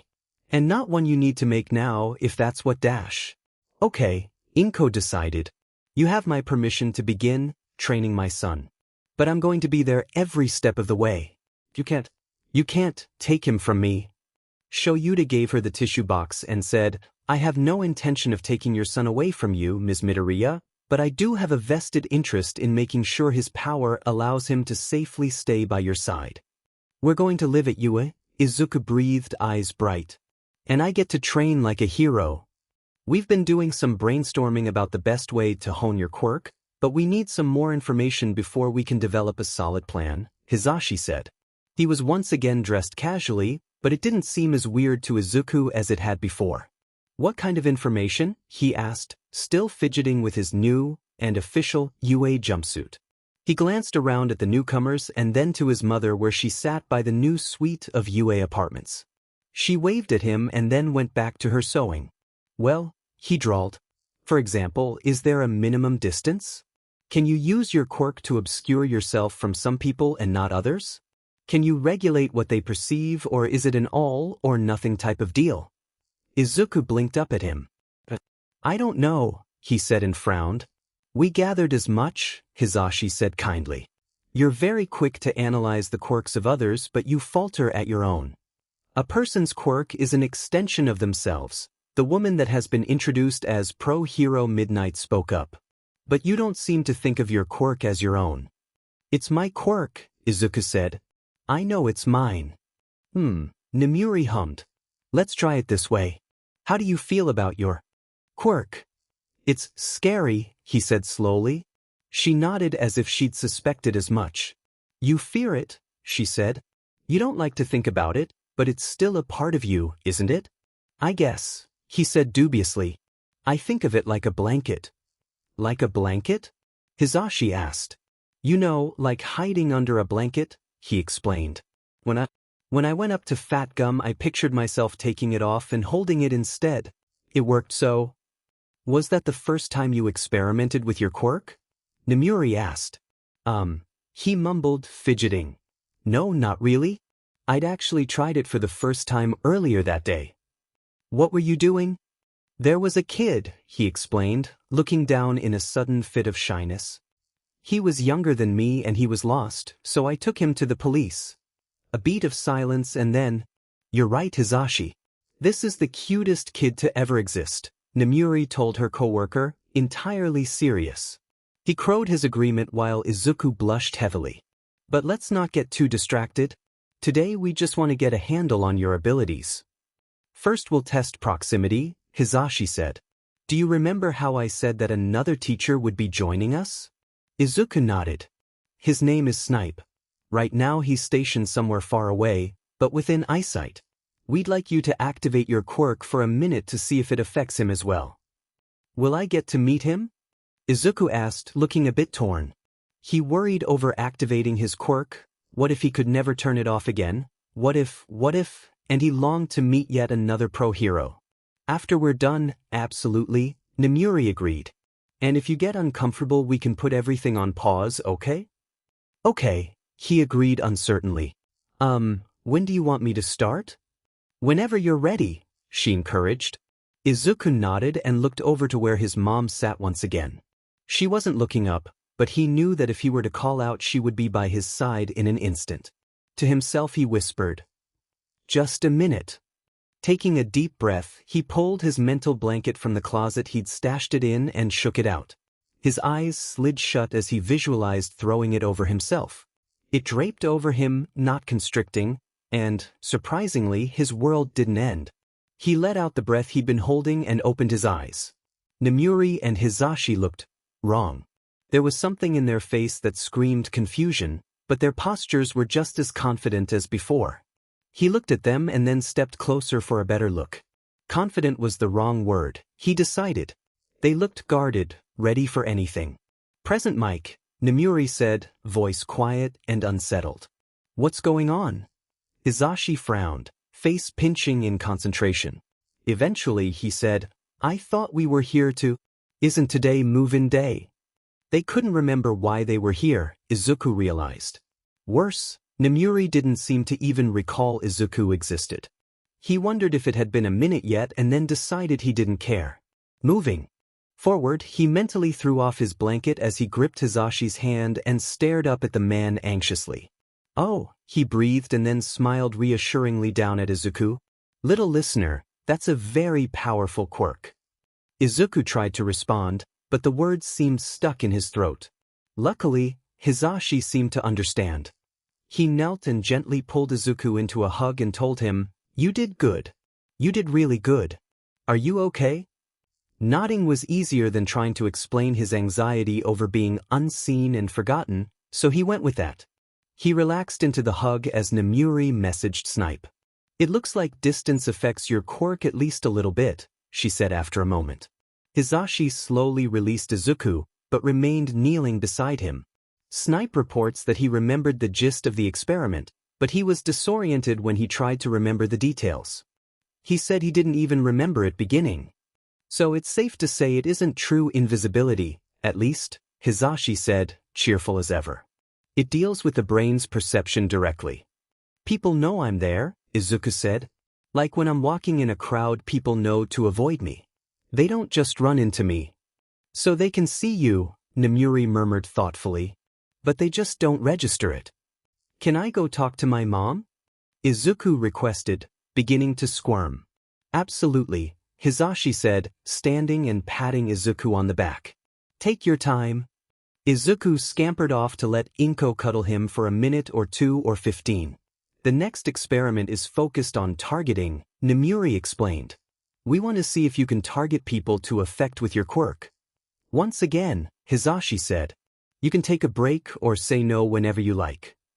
"No, I want to try it," Izuku said. "What do you want me to do?" "Try and focus on one of us," he said. "Activate your quirk while focusing on that one person and then try to talk to the other." "Okay," he agreed. "You can start whenever," Nemuri encouraged. It was quicker this time because, really, all he wanted was for this to be over. Confusion clouded both of the heroes' faces and Izuku frowned in disappointment. He looked at Nemuri because she seemed to be more affected than Hisashi and asked, "Present, Mike?" No response. He grimaced. So far his quirk seemed all or nothing and absolutely useless. "Izuku!" He startled and whirled around, looking towards where Inko said. She was frowning and looking from him to the heroes beside him. Can you see me? He blurted out. Of course, honey, she said. Is everything all right? Everything is fine, he grinned, but his cheer faded quickly as he remembered something. He could push the limits of his quirk. They would want him to try it. He felt ill as he remembered the last time he'd pushed his quirk like this. The poor receptionist that forgot an opening door within seconds of registering it. He remembered the feeling of wishing he was even more invisible and how that felt in relation to his quirk. He felt it in Suddenly, Inko's eyes unfocused and she frowned in confusion. Izuku's heart plummeted. He left Namuri and Hisashi there as they were struggling to piece together what they were doing outside and sprinted to his mother's side. Mama, he yelled, panic making him shake. Mama, can you see me? No answer. His heart was pounding and there was an odd darkness in the corners of his eyes and he was scared. Breathe. He took a gasping breath and then another one. If he passed out here with his quirk active? Shaking hard enough that walking was difficult, Izuku plopped down beside Inko and tried to grip his mental blanket. It slipped from his grasp once, twice. What if this was it? What if he'd never be found again? The third time was the charm. Oh! Inko huffed. Izuku pried his eyes open and looked over frantically to find her staring at him in concern. Honey, are you okay? He wanted to say yes, wanted to reassure her, but he couldn't. His voice was gone again, so he just shook his head and then, quite abruptly, burst into tears. Hello, Izuku, 13 greeted as the boy himself trudged through the doorway into the shared living area. He summoned up a smile and moved to sit beside the hero, letting them rest a gauntlet on his head fondly. Tired? Only a little, he admitted. It was a really long test. It had to be extensive to be effective, they reminded him. Yue's placement exam was rigorous, but the exam Izuku had just taken was a lot more labor-intensive as it covered everything a child should be taught in school. It would give the teachers a better idea of where Izuku's level of knowledge was. I know, he sighed and finally ducked out from under 13's hand. He gladly took it in his own hand to hold, though. Where's Mama? In another meeting, I'm afraid, they said. But there's someone that's volunteered to watch over you for lunch. A visitor for you. A visitor? Izuku asked, eyes widening in surprise. Izuku was to be kept under hero supervision for his own safety, so it had to be a hero, he figured. The most common babysitters were Present Mike and 13, but he knew Present Mike had classes all day and 13 had their own class coming up. Normally he would just go to the teacher's lounge and quietly read, but if someone volunteered to watch him, He's been waiting to see you for a while, 13 said and tilted their head. In fact, he should be here by now. Why don't you run along and see if he's outside yet? Thank you, Izuku called, practically falling off the couch in his rush to scramble to the front door. The building was composed of 4 separate apartments with Inko and Izuku in one and 13 in another. The 2 other apartments sat empty for the time being, but the principal was confident that they would be filled quite soon. Izuku shoved the front door open and spilled out, eyes darting back and forth in search of his mystery visitor. He needn't have bothered with the search. His visitor was easy enough to spot. Fat gum, he cried and dashed towards the hero, not immediately noticing the other man with him. Hello, Izuku, he greeted, waving as the boy drew closer. Oof, Izuku huffed as he was plucked up for a hug and spun around. He was laughing as he asked, You came here to visit me? Of course I did, he said as he carefully set Izuku back down on the ground. He chuckled as the boy wobbled a bit from the dizziness. He wagged a finger in mock lecture at him. A diligent hero remembers to check up on everyone he encounters on the job. Did you think I'd just hand you off to the police and forget about you? Of course not. Izuku was positively giggling at Fatgum's buoyant personality. He hurried to say, I've been working hard. So I've heard, he crowed. I think your studiousness deserves a reward, don't you? I took a placement test this morning, Izuku explained, bouncing in place a bit as his fingers pressed together in front of him. I don't know how I did. There was a lot. You can learn it all. I believe in you. Fatgum cried. And you're even training your quirk. Oh, he stuttered, turning shy. I'm not really training it yet. I'm still trying to figure out how it works. It's important to understand it, Fat Gum agreed, calming a bit. But all of that is for tomorrow. You have the rest of the day off, right? Yeah. Is this really okay? The other man finally spoke up. He looked bemused. Don't go teaching him bad habits. He's worked hard, Fat Gum said stubbornly. Don't be a spoil sport, Doom. Izuku leaned over to see around Fat Gum, face alight in curiosity. He brightened in recognition almost at once. You're Doom Seer. Only at work, he said. The rest of the time my name is Rio. I'm surprised you've heard of me. I saw you a lot, Izuku explained, hands beginning to twist together in front of him. Out of habit, he just began to info dump. You've been with Fatgum's agency for 8 months now and you patrol with him the most out of any of his current sidekicks. You patrol with him Tuesday, Thursday, Saturday, and then Wednesday and Friday in 2-week cycles. I don't know a lot about your quirk, but it's a form of premonition, isn't it? Oh wow, Doom said, surprised. Fat Gum laughed loudly and picked Izuku up in a secure carry. He turned to face Doomseer more fully so Fat Gum could cheerfully ask, he's a smart one, isn't he? He's something, he stalled. Izuku's face fell at the wary look on the man's face. You, really have been following us for a while, haven't you? Oh, Izuku breathed. He lost his voice for a second, instead opting to chew on his lip until Fat Gum bounced him a bit, looking at Izuku worriedly. I'm sorry. It's probably super creepy and invasive. No, Doom denied. Oh, Izuku, no. It's not you, kiddo. I'm just kind of paranoid about being predictable. Izuku fought off the urge to turn and bury his head in Fat Gum's chest to escape this conversation. He felt like he'd ruined everything already. In record time, he thought glumly. Seriously, Izuku, he said, cracking a smile. Small-time heroes like me try not to form patterns that might get us in trouble. It's fine for you to know, but it could be bad if any villain was clever enough to pay that kind of attention. I've been lax, but this just proves I can do better. Izuku's hands found themselves balled up in his overly large All Might hoodie as he stared anxiously down at the man's determined expression. It may not be a villain that figured out the pattern, but Izuku had been working for a villain when he did. Did Doomseer know that? Izuku wondered. Slowly he began looking between the two heroes anxiously, unable to put to voice any of his worries. Fat Gum read him easily enough. That villain needed you to do the thinking for him, Fat Gum said, gaze hardening as he thought about it. A little fry like him is harmless on his own. He's really not, Izuku whispered, voice threatening to abandon him again. He hunched in on himself and averted his eyes. Harmless wasn't a word to describe that villain, and Izuku had the proof on his skin and in his nightmares. I'm sorry. What? Izuku lifted his head, confused. He met Fat Gum's calm stare and almost shied away again. What are you sorry for? I didn't mean to, but I made light of what you went through. You of all people know what he's like and what he's capable of, he explained. I spoke without thinking when I called him harmless. What he did to you was deplorable. It was the farthest thing from harmless. So I'm sorry. I hurt you.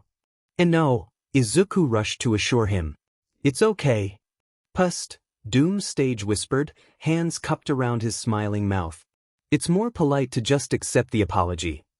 Oh, I accept your apology, Fat Gum. Thank you, Izuku, he grinned. He swung around and began to walk, letting Doom catch up in his own time. Now, I think it's time for hardworking boys to take a break, isn't it? A break, Izuku said. Yeah. Thank goodness my sidekick and I just so happened to be passing by and met such a hardworking boy. We have a picnic all set up and we had no one to invite.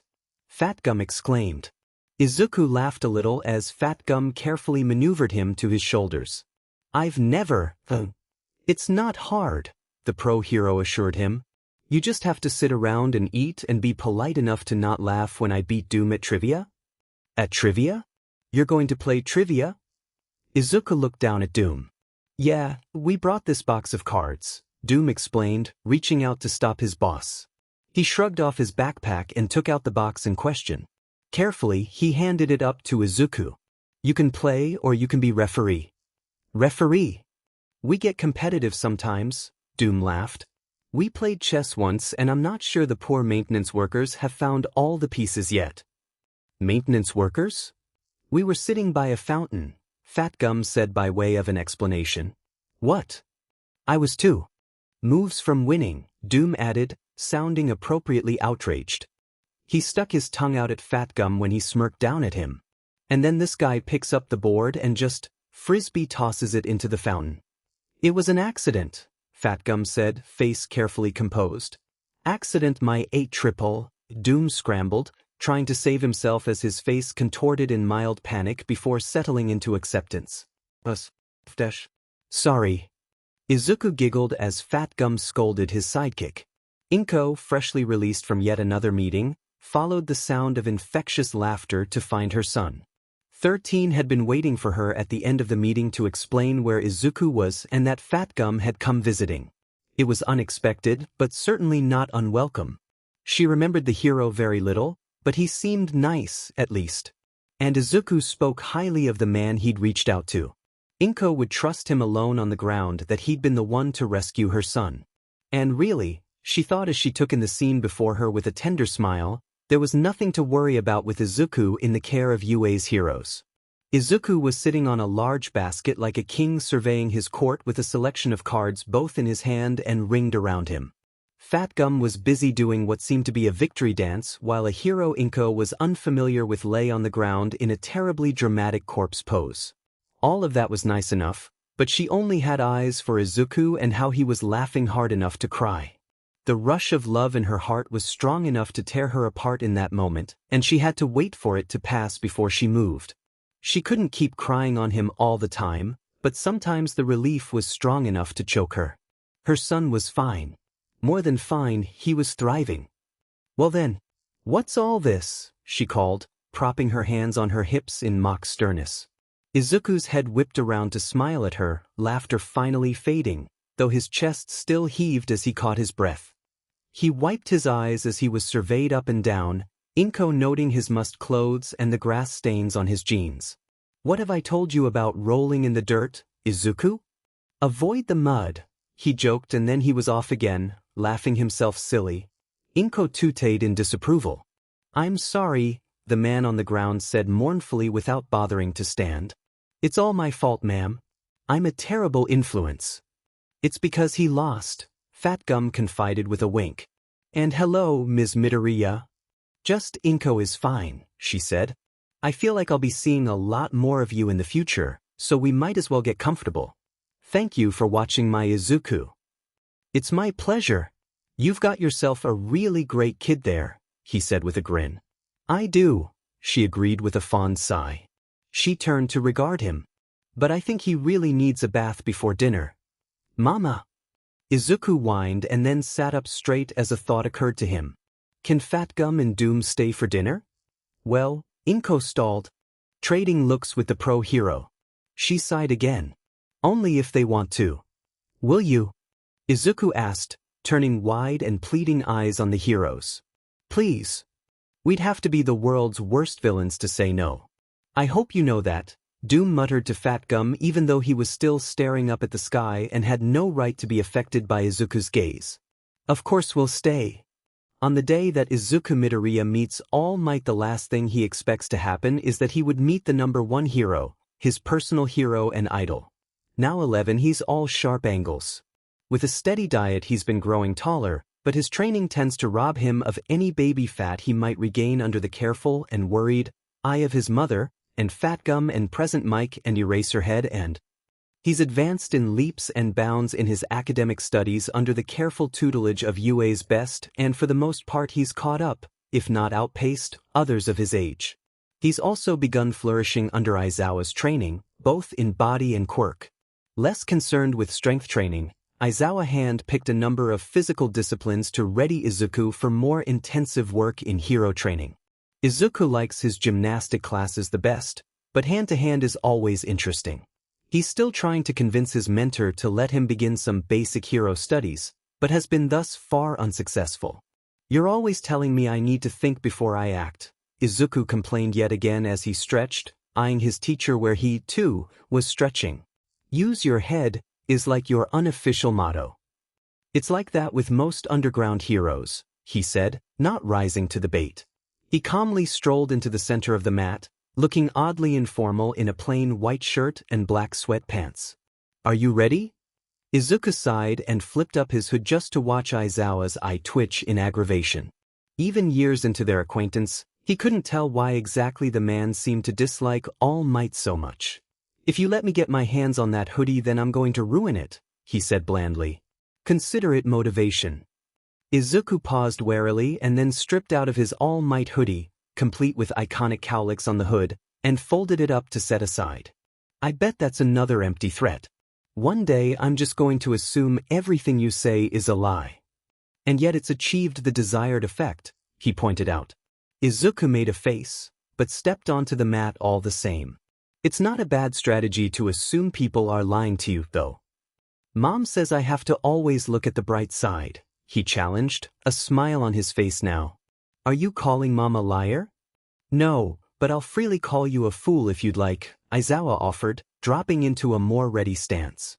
If you can't distinguish between hero work and everyday life, it would be dangerous to try and teach you any of the lessons my hero students get.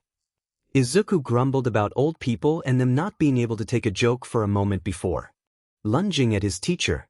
He'd just hit the mat for the 5th time when a booming laugh revealed that the two of them weren't as alone as they previously thought. Izuku gasped and rolled over into a defensive crouch, already reaching for his quirk. Only Aizawa's steadying hand on the nape of his neck kept him from disorienting the interloper into the next century. As soon as his eyes landed on the newcomer, he suddenly found it hard to breathe and he regretted not throwing his quirk at the man anyway. All Might stood by the door, hands on his hips as he laughed. It was a familiar laugh, one that Izuku had heard in hundreds of interviews and eyewitness clips. Oh God, it was one he even practiced. All Might. What are you doing here? Aizawa demanded angrily. His hand still hadn't left Izuku's neck. I heard that you'd taken on a protege, he boomed. I didn't believe it at first, but here's the proof. I didn't know you had it in you, Aizawa. I'm a teacher, he said tersely. Slowly he retracted his grip and then helped Izuku up. Izuku took the offered hand to steady himself, but couldn't bring himself to release it when he was upright. He was too busy gaping at his idol. Enough. You're acting like a fool. Always so prickly, he lamented, walking closer. I only meant that I didn't know that you took on individual students. He must really be something to get your attention. From the general education department, right? He isn't a UA student, Aizawa corrected. If you want any more information, you'll have to see the principal. I'm just coming from his office, actually. All Might grinned, flashing a thumbs up. I can escort you to the exit if you'd like, he offered. Now that you've gone and disrupted my class. Oh, I'm sorry, All Might said bashfully, rubbing at the back of his head, smile never leaving his face though it did tighten for a moment. Something about it stuck in Izuku's mind even as he slowly eased his way down from irrational terror. It was something to be pondered over later, that was for sure. Aizawa sighed harshly. All Might, this is Izuku Midoriya. Izuku, this is a distraction. Izuku had to cough and swallow a few times to get the words out. Is this another illogical ruse? All Might barked another laugh at that while Aizawa shook his head, face pinched unhappily. He said, I would ask you to try and continue on regardless, but I know firsthand how distracting he can be. Go ahead and grab your things. There's no need to rush about on my account, he said. He's your personal student? UA has taken an interest in his development, Aizawa said. Anything else you can ask the principal.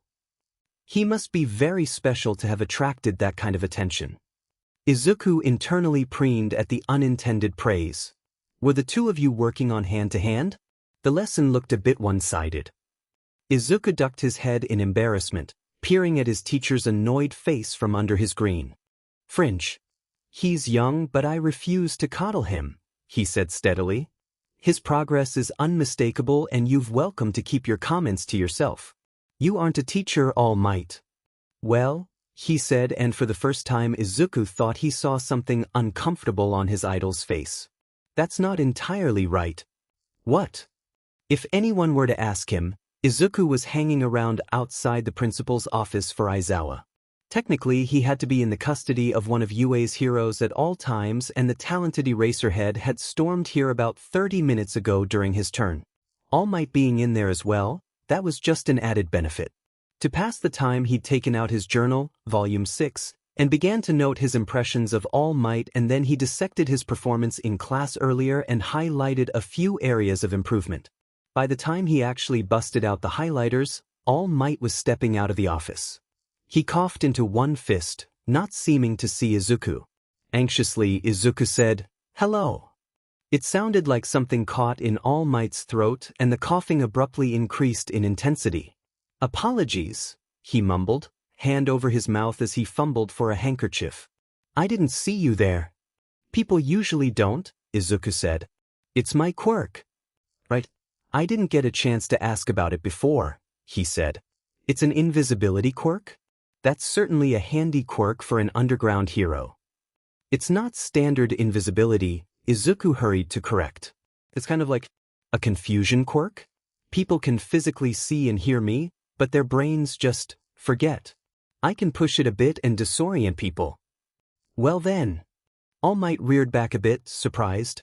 "That's a very handy quirk. I can see why Aizawa has his eye on you." I want to be a hero," Izuku said, clutching his notebook to his chest like a lifeline. But not an underground hero. "What? I want to be one of the best. I want to be big." "One of the best?" he repeated. That's to say." "What?"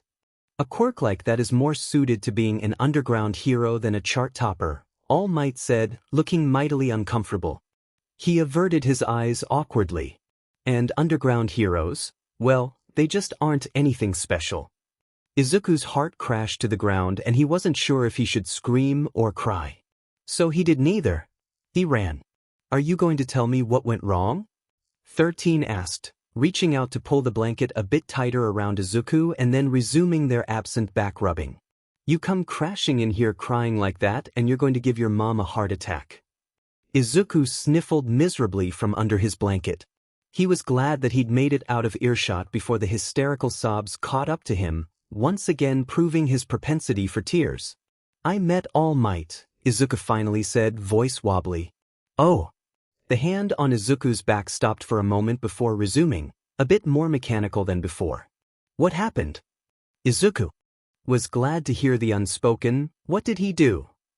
He wasn't sure what he would do if he were blamed because it wasn't his fault. Izuku wiggled his head out of his blanket prison to give a mournful look to his caretaker. "He told me I'd be a good underground hero and then said that underground heroes weren't anything special." "He said that?" "He's not very good with his words," 13 said. "I'm not defending him. That sounds like he was being a big fat Mina for no reason. But please keep it in mind. It's not good, but sometimes meeting your idol can be traumatizing. They aren't like they've been made out to seem." "It's dumb," Izuku moped. "Not dumb," they disagreed. "What's that thing that Aizawa is always saying? Put it into words if you can." "That's just a dumb therapy thing," he mumbled. "Does it help?" Izuku didn't answer at first, and the silence grew slightly accusing. He sighed. "I want to be seen and acknowledged," he explained carefully. "Underground heroes are so cool, but I want people to see me, you know?" "I know," they assured him. "It's not a bad goal, really. You have an infectious personality, you know. Everyone can see that you're going to do big things." Despite his sniffling, Izuku smiled at that. "Thank you, 13. "Thank you, Izuku." "I didn't do anything." "You smiled. And sometimes just smiling is enough." All Might was hardly paying attention as the faculty office door was thrown open and heavy steps paced his way, too involved in carefully filling out even more thrilling licensing forms. Hunched over a desk about 3 times too small for his hero form's frame, it took most of his concentration to move slowly and deliberately and not break the silly thing. "What?" Aizawa hissed out, voice like an Arctic blast. "Did you do?" All Might hummed, lifting his head to peer at his coworker, an expression of blank innocence on his face though his stomach was sinking with guilt.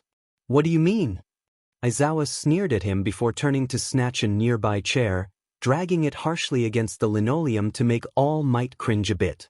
He positioned it beside the desk and dropped into it, crossing his arms and glaring as he growled out, "The kid you met earlier. What did you do to him?" "I'm not sure I know what you mean," he fibbed after a moment of eye contact. His guilt shone like a beacon on his face for those trained in catching the tells of a liar. "You can tell me or you can tell his mother," Aizawa offered as an ultimatum. "And believe me, I can personally assure you that you're no match for her when she thinks her son is threatened." "I didn't threaten him," All Might hurried to assure him. He knew it was a mistake when he saw the teacher's expression sharpen. He quickly latched onto Aizawa's unintentional conversational life preserver and changed the topic as quickly as he could. "You know the boy's mother then? Is he the son of a hero?" At that he barked a dry laugh. "Inko Midoriya is the last person that wants to be a hero," he informed the number one, a wry smile curling his mouth into something a bit less intimidating. "She cries at the drop of a hat and hesitates over every little thing. In dealings with her son, though, you have no hope against her. She is an ardent and fierce protector." "A mama bear," then, All Might decided, feeling like he adequately had a handle on the woman now. "Of sorts," Aizawa confirmed. He stared at All Might intently. "What did you think of the kid?" He's interesting," he tried. "What did you do to him?" All Might sighed and sagged forward, asking, "What has you so sure that I did something? Besides 13 reporting that Izuku found his way home in tears?" Aizawa asked rhetorically, raising a brow in disbelief. Coming from that child, tears aren't as incriminating as they would otherwise be, but it still means that something happened, and since there have been no reports of particularly cute cats on campus recently, it has to have something to do with you. Wait, All Might paused for a moment. "Cats? He cries as easily as his mother," he sighed. "Now answer me." What was his name again?" he asked. Aizawa stared at him judgingly for a moment before guardedly explaining, "That boy's very existence is on a need-to-know basis." "Even his name is so secretive?" he asked, a bit desperately. "Really? The principal has decided that you're suitable to be a teacher here," he said slowly through grit teeth. "Remember to keep his secrets as well as you would keep your own. Hell, keep them over your own secrets." All Might's smile dropped a bit as he nodded solemnly. "Even his name is such a secret?" he asked quietly. "It can compromise him? Only if you've finally learned how to work Google." "Ah." All Might chuckled bashfully. "His name is Izuku Midoriya," he allowed. "Go ahead and Google it to your heart's content while I'm fixing whatever problem you've caused, yet again. We can talk when you've caught yourself up." All Might hurried to write down the name on a notepad for extra assurance before sheepishly explaining, "We only briefly bumped into one another after I exited the principal's office. He told me a bit about his quirk and I complimented its suitability as an underground hero."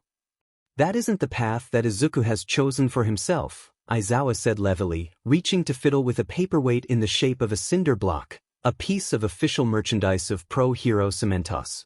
"What else?" "I'm not the most eloquent," he confessed needlessly. Aizawa snorted and All Might stared at him pitifully. "You can skip the obvious bits." He ducked his head, shamed. "I told him that his quirk was best suited to work as an underground hero on, I told him that underground heroes weren't special. I meant that they weren't flashy, of course, but I'm afraid that wasn't clear." There was a moment of judgmental silence before. "You effed up," Aizawa said. Bluntly. "This right here is exactly why I was against your appointment to the faculty. I'm going to spend the next few years picking up after your mistakes. I know that I have little experience, but dash. Kids are impressionable," he interrupted. He didn't raise his voice, but there was a definite underlying anger to his words. He leaned forward, not once breaking intense eye contact with the number one hero. "You say the wrong thing to them and they're going to hurt over it.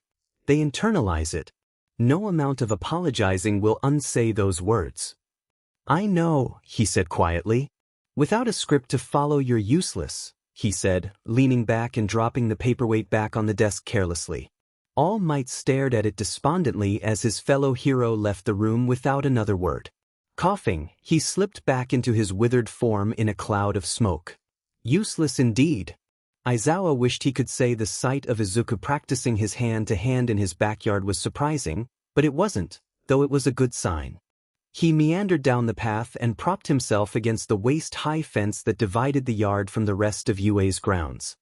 He watched for a moment and let the sight soothe the worst of his worries before calling out, "You're going to drive your mother crazy, you know." Ak. Izuku startled as he threw a punch at an imaginary opponent and ended up sprawling on the ground, only just managing to roll himself so that he didn't hand on his wrist awkwardly. "Sensei." "It's late, kid." "I know," he called back, sitting up. The ground was cool and welcome against his overheated skin. He'd been at it since just after dinner and it showed. He avoided Aizawa's eyes as he inspected his hands mulishly. He picked at a cut on his finger idly and noticed scar tissue just below it, so he moved on to that next. He sighed. "I know. All Might has no idea what he's talking about," Aizawa said, reaching over the gate to unlock it and let himself in. "I understand he's held on a pedestal by you and millions others, but he isn't infallible. He's just a man, the same as you and I. The only difference is that he's allowed himself to become voluntarily blind to potential. He forgets that quirks aren't everything." "It must be nice," Izuku commented, a bit meanly. He wished his quirk didn't dictate every aspect of his life down to the very job choices he had for the rest of his life. Aizawa observed him for another moment before dropping into a crouch and taking hold of his wrists to separate his hands. "You're going to hurt yourself," he explained, squeezing lightly before he let go. "We're talking here, kid." "I didn't mean to," Izuku said, and instead switched to drawing lines in the packed dirt below him. "There are people in this world that, well, they luck out in the genetic lottery and are gifted with a useful quirk, or they're born to wealthy families, or any number of other variables that set them ahead in life by virtue of being born," the teacher said after a moment. "A lot of the time, these people don't learn to fight for what they have." "They don't need to." "They do," Aizawa corrected.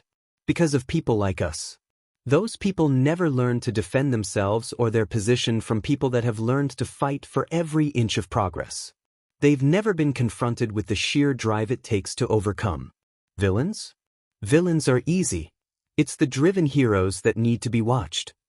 No one can take down All Might." Izuku sighed and flopped back onto the ground dramatically, not unlike a certain psychic he liked to hang out with. "I don't like quirks, sensei. Everyone acts like they define us. A person with a weak quirk is written off for anything like hero work and dismissed because they look at their quirk and thinks that it shows their true limit, but it doesn't. And there are people without quirks, even. Can you imagine how terrible they're treated? And then there are people with unsuitable quirks and we're called weak or delusional or villainous, and it makes me so mad. It's unfair that people limit others like that," he acknowledged. "We both know how it really is, though." Izuku huffed, but didn't respond. "Everyone is powerful in their own right," he elaborated. "My quirk is only as strong as I am. I can erase a person's quirk, but I still need a strong body and appropriate gear that supplements my own abilities. My quirk is an equalizer, but I still need to have the strength and the drive to beat opponents on equal ground. In a fist fight, I'm as good as quirkless. Ego and over-reliance on quirks kills more heroes than villains do," Izuku quoted, remembering a similar talk he'd gotten from Aizawa before. He smiled a bit, though it was bleak. "I'm not just strengthening my quirk. No student of mine is going to be set into the world without the training they need," he vowed, standing up and cracking his back. "Your quirk is powerful, but it's only as powerful as you make it. There are going to be people that tell you that your quirk is useless for hero work. What will you say then?" Izuku's smile turned into an outright grin. "Just watch me." "Izuku Midoriya," All Might muttered, rubbing his mouth thoughtfully as he stared down at his sparse notes. "Reported missing at the age of 4. No leads in the case. No one even questioned in relation to his disappearance. Seems odd, right?" 13 chirped, wandering over from where they were attempting to set up the coffee machine after the first rush of the day ended. The two of them were alone in the faculty office now that the other teachers had departed for their homeroom classes or to set up lessons for later on. All Might perked up at 13's tone. They sounded urgent maybe? A hint certainly. There's something here I'm not seeing, he concluded, twirling his pencil absently. Safely ensconced in the office, he was in his withered room to conserve his energy. But all I can think is that Yue was the one to kidnap him. We would never, 13 said and began to wander off again. Well, not like that. I guess you could probably argue that we did kind of kidnap him and take over his life afterwards. When did he come to live at Yue? All Might asked. Can you tell me that much? This game is cruel, they lamented. It was 2 years ago now, I think? Maybe closer to 3. This game was an Izawa-issued test on All Might's skills wrapped up as a lesson. All Might was allowed to ask specific questions, but he'd convinced the rest of the faculty to not spill the entire story. He had to do some good old-fashioned underground hero detective work. So, he mused, there's a span of 5 years that are unaccounted for. It's actually a simple story, they told him. It's a sad story, but simple. You'll see. With that, they flipped the coffee machine on and exited the room whistling. All Might watched them go with a heavy heart. He wasn't sure he wanted to know what lie at the end of the story, but it was his duty to see this through. He added the new detail to his notes. That wasn't a lot. His next breakthrough came in the form of a chance meeting on his way to the faculty lounge. All Might, his fellow cheered. Imagine this, running into you at Yue. Turning, he grinned just a bit more genuinely. Good morning, he greeted with a cheery wave. You probably don't remember a small fry like me, Fatgum said bashfully. Nonsense. We've been to at least a dozen conferences together, Fatgum, he refuted kindly. He did his best to keep up with all the pro heroes he'd worked with to avoid the overconfident pitfall of assuming that they were all just fans. I'm glad then, he laughed. And flattered. Are you here doing another talk? The kids would love it. I wasn't aware that you're active with the school, All Might said. Well, it's kind of a secret for now. A secret? That's mysterious, Fatgum grinned. But Yue's been getting into the business of secrets lately, so I can't say I'm surprised. There was one thing he could be referring to. He hesitated.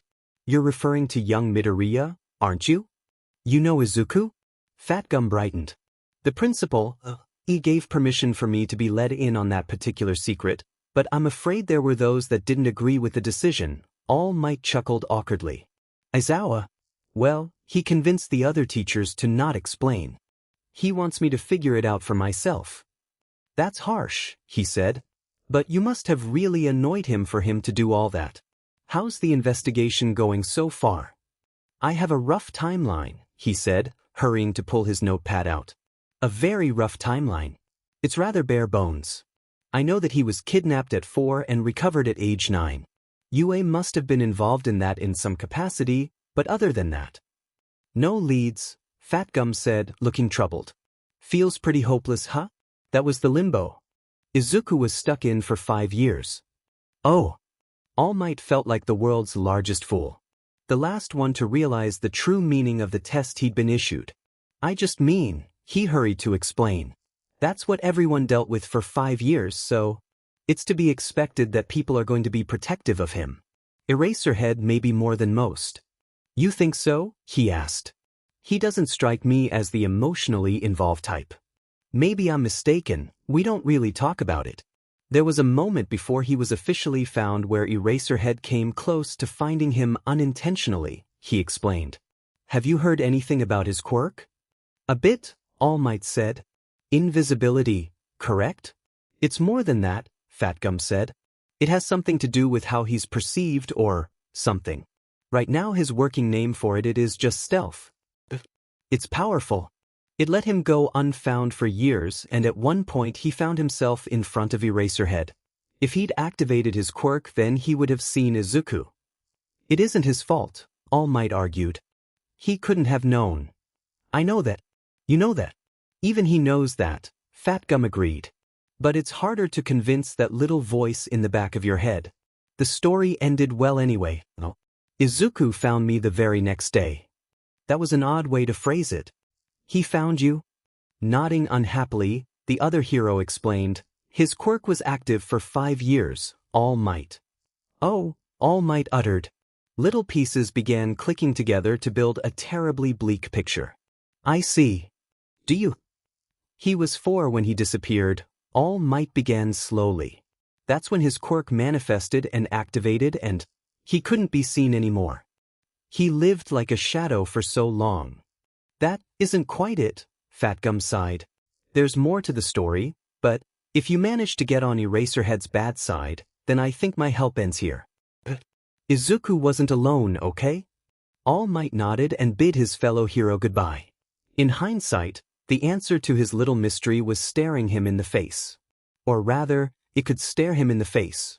I'm sorry for calling you here so abruptly, All Might apologized as he poured 2 cups of tea. Across the table sat the boy himself, clutching his bag tightly to his chest. We didn't have the best introduction, I feel, and I wanted to make amends. You told me I would never be special, Izuku muttered a bit bitterly and then blinked rapidly before looking away. All Might made a concerned noise. It's fine. It isn't, he disagreed gently. He slid Izuku's cup closer to his side of the table and leaned back to sip his. The evening was wearing on and he was tired. His time was almost up, but he was confident he could finish up here before it ran out entirely. Yes it is, Izuku disagreed, voice wobbling dangerously. All Might's brows furrowed and he leaned forward just as Izuku lifted a hand to scrub at his eyes, giving away his little weakness. He cries as easily as his mother, Aizawa had said. I'm sorry my boy, he said and scrambled to locate tissues. He found them in a cupboard and brought them back to where the 2 of them were sitting quickly. Here you are. Thank you, Izuku said, unfailingly polite, and took the box, though he still had a look of teary defiance on his face. When we spoke last, I was wrong, All Might admitted, sitting back down. He didn't take up his cup again yet, preferring to stare at his hands, troubled. Your quirk is suited to the work of an underground hero, yes, but we are more than our quirks. If you work hard, I'm sure you can succeed on your own merit. I will, Izuku swore mulishly, finally getting a handle on his tears. I'm going to be big. A slow smile spread across his face, an honest expression of his joy for once. I can't wait to see it, my boy. You were wrong about underground heroes too, Izuku said. Yeah, they're good people. They help people too, and everyone they help thinks that they're very special. That's also true, All Might agreed. I was mistaken and I'm sorry. Izuku sniffled and dabbed at his eyes again, muttering, I forgive you. All Might's smile turned into an outright grin as he leaned over to ruffle Izuku's hair fondly. Izuku, used to such treatment, allowed it with a small smile of his own, pleased as could be to be this close to his hero. His hero that was willing to admit he was wrong, which took a strong heart, or so he'd come to learn. You're going to be teaching here now, aren't you? Izuku asked, tilting his head a bit as he thought. It was an odd topic change, but welcome. Not immediately, All Might said. There are a number of things to be done first. Quirk instructors have to go through a number of classes to become certified after all. But you will be teaching here, Izuku pressed, eyes bright. Yes, I will. He declared with a smile. Have so many questions. All Might coughed a laugh, swallowing back bloody sputum. He was getting close to his time, but he did want to speak more with Izuku. I'm afraid they'll have to wait, he said regretfully after a moment. I'm sure that you're due home and I have a dinner scheduled with my top police contact tonight. Oh, okay, Izuku accepted, looking crestfallen. Tomorrow. All Might promised. Tomorrow after your lessons we can have tea like this again, if you'd like. Yeah. Izuku cheered, hopping up with his bag in his hands. It swung hazardously close to Izuku's cup, and just as All Might was about to warn the boy, it toppled the cup altogether. Ah. He reached out to right the glass, but the damage was done. I'm sorry, Izuku squeaked out, stumbling back with his bag clutched tight against his chest. His eyes darted over the scene anxiously as All Might hurried to move his papers aside, face going white in mortification and fear. He was caught in the eternal struggle between fight and flight, stuck in the middle and terrified. "It's okay," All Might said, finally looking up to see the nervous wreck of a boy the simple mistake had created. He stood, but didn't approach. "Are you all right? Did it ruin anything?" Izuku asked instead, eyes dropping to the papers that had been moved. "There was nothing terribly important there," All Might said placatingly, but it seemed to only agitate the boy further. He dropped his bag and stepped over it, reaching for the papers as if preparing to check for himself. "My boy, really?" Izuku fanned out the pages, staring at the stained paper in clear distress. It was only paper, All Might wanted to argue, until All Might stepped in and gently lay his hand on the boy's shoulder, pulling him away from the manic task. The reaction was instantaneous. Izuku went absolutely still under his grasp. "Midoriya?" All Might asked, sensing that something was very wrong. "What's the matter?" Izuku was mumbling under his breath. "My boy." "Use your words," Izuku said, clear. It was a reminder to himself, a vocal repetition of the voice in his head that sounded like his teacher. "I need to listen." "Do you need to sit down?" "No, I need to use my words," Izuku said. "Are you angry?" "Angry?" All Might asked. "No, of course not. But I am worried about you." "Oh." Izuku finally moved, pressing his fingers together in front of him and trying to breathe deep. That's okay. Are those around you usually angry about things like that?" All Might asked, not knowing what he would do if the answer was yes. He would have to do something. Those that took their anger out on children would have no sympathy from him even if he did consider them friends. Not anymore," he said and then tilted his head. He reached for the papers again and this time All Might let him, but... "The notepad." "Oh sheet. This is my name," Izuku said dumbly. Hesitantly, he looked up at his idol through his green fringe. "This is about me? That is, my punishment, you could say." All Might chuckled humorlessly. "Your existence is a secret that I've been allowed to know of, but Aizawa, he thinks that I should work for the knowledge." Izuku looked at All Might strangely. "He's making you work for it? For my story? Detective work, you might say." Izuku looked torn between laughing and crying again. "He's a bit much. I can tell you if you want." All Might looked down at the boy, touched by the olive branch he'd offered. "I think that I would like that very much," he said softly. "Well, I don't think I have to tell you, but you, my boy, are in a very special position indeed." "I know," Izuku said because really he did. He kept his eyes down and squeezed his knees to keep his hands from fidgeting distractedly. "I know and I'm so thankful, but I want to do this on my own. I want to prove that I can do it." Nizu sighed and set his teacup aside, crossing his paws over his legs as he looked at Izuku in concern. He gently explained, "We have a number of students that get in on recommendation every year. There's really no shame in it, Izuku." "I know," he insisted. "Even if you discount my scores, I want to participate in the entrance exam. If you're worried about comparing yourself to your peers, then I wouldn't worry," he tried to reassure. "With your training, you'll more than keep up with any of them." "That's not what he cut himself off and looked to where Aizawa stood by the door, arms crossed. He stared at him beseechingly until the man sighed and uncrossed his arms. "He's worried about fitting in," he said instead of simply siding with Izuku. As he cried out in betrayal, Aizawa continued to explain. "He's done well at getting his studies back on track and working towards his goal, but he has no actual socialization with kids his age." "I trusted you," Izuku muttered, leaning back in his chair and trying to hide his face in the collar of his shirt. "That's your mistake then." "I understand your feelings, Izuku," Nizu said, once again picking up his cup. "That said, if you choose to take the Hero Courses exam, then you will be judged by the score you earn and forfeit your recommendation. Are you sure you want to do that?" "I'm sure," Izuku said, determined. Nizu sighed and nodded. "Very well then. You'll be permitted to take the entrance exam despite having 4 recommendations in your favor." "Thank you," Izuku cried, hopping to his feet with a huge smile. He turned to Aizawa then and asked, "Can I go tell Mom?" Of course, he said and gave a polite nod to Nizu before stepping out of the office with Izuku following along behind. He scratched at his face, not too surprised to find stubble there. She has a class soon. Are you going to sit in again?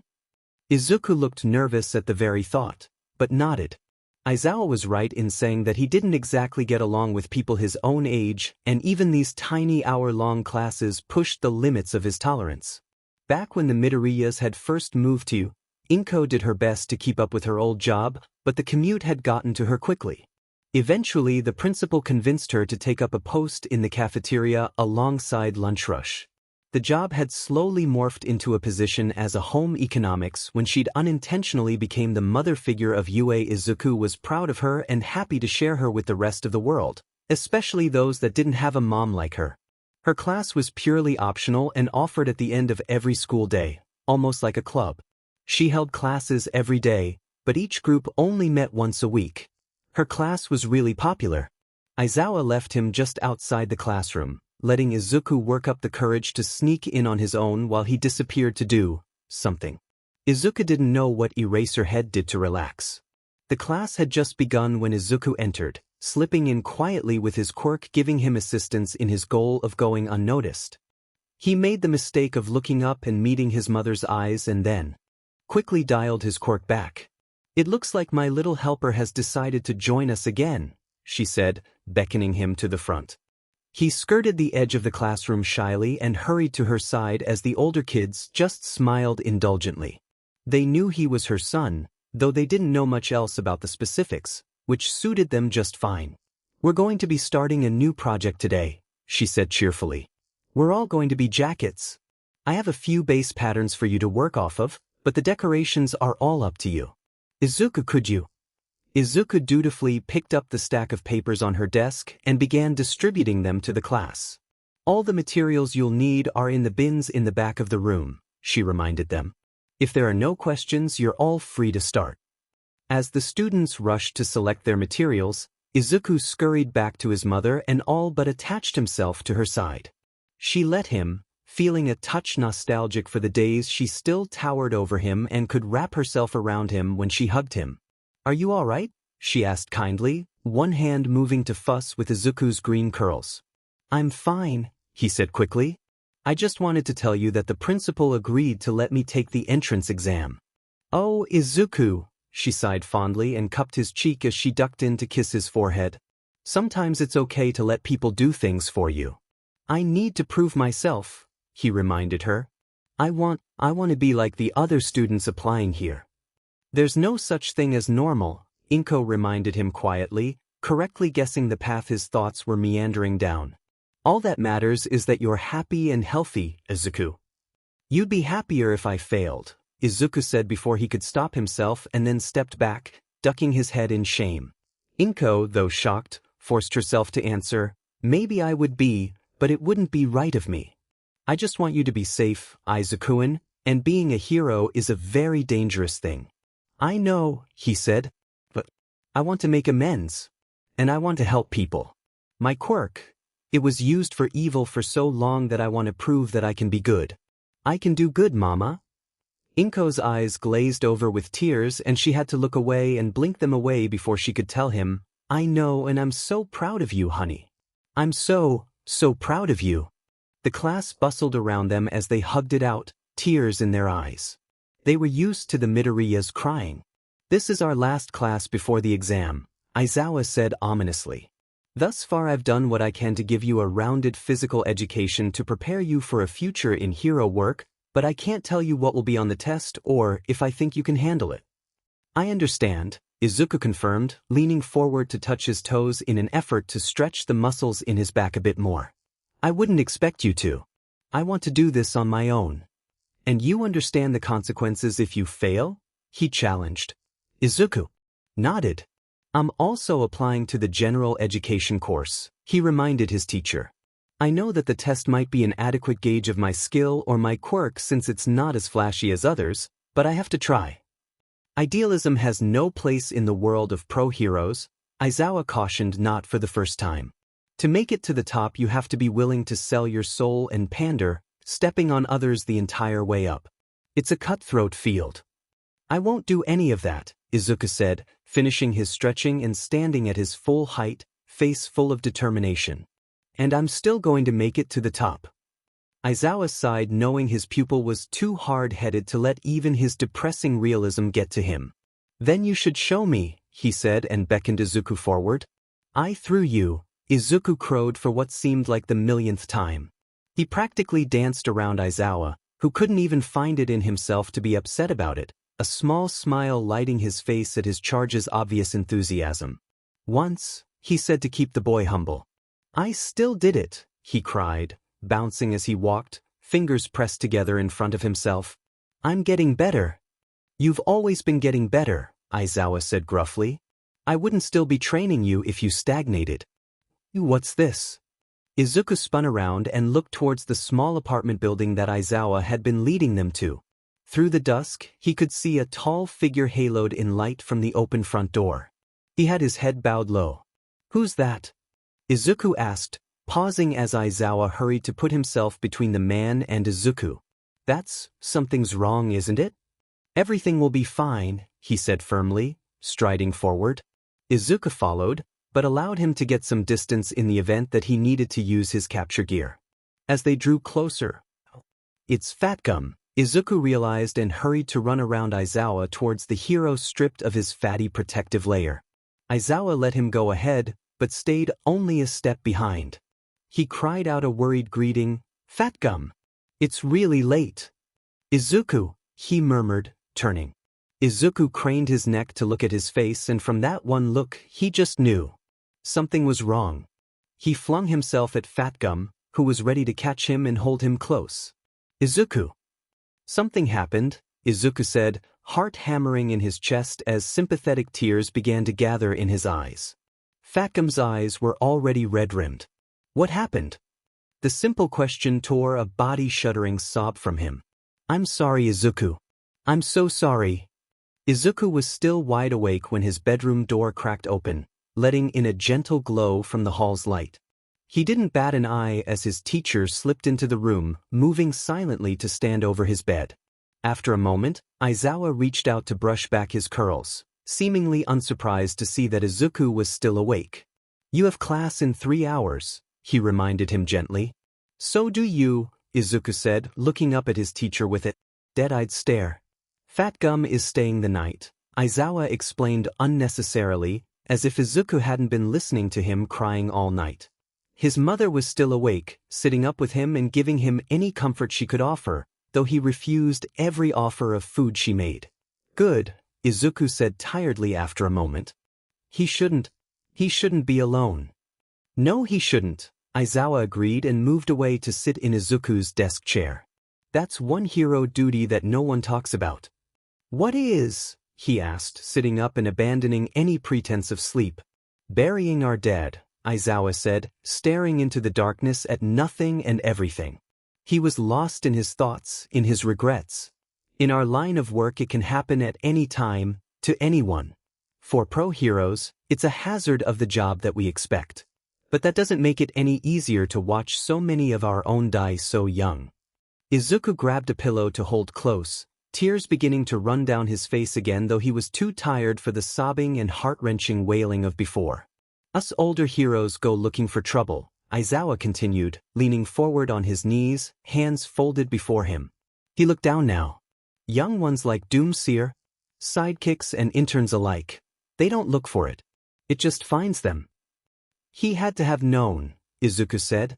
Doomseer's quirk let him explore his personal timeline for the most unfortunate outcomes. Izuku remembered how much he hated playing board games with Doom because he would simply pick the timeline that led him to winning. It was only after Izuku realized what he'd been doing that he stopped, teasing him over how trusting he was. Izuku felt tattered, frayed at the edges, and he knew that Fat Gum felt so much worse. Knew that Aizawa was also facing his demons as his mind wandered thousands of miles away, though he sat just across the room. He had to have, Izuku insisted. But he was willing to die if it meant saving someone else. That's also a hero's duty. Where does it end? Aizawa asked. He died defending a life tonight, and there's no higher honor for a hero than that, But what about all of the lives he could have saved if he lived? All of his potential for good is gone. Does one life today really compare to the hundreds, thousands he could have saved if he lived? I don't know about that, but his potential. It isn't wasted, Izuku said. He's gone, but his potential isn't. It went out into the world. It's going to inspire others to do good like he did. It inspires people to work harder, to save more people. Even in death, a hero's work is never done, Aizawa said quietly, scrubbing at his face tiredly. Izuku, is this really what you want? Izuku knew that the hero's path was a dangerous one, knew that something like 41% of all hero graduates were either killed or forced into early retirement within their first year. He may not even get the chance to save someone, to make his death mean something before he fell. But it didn't matter.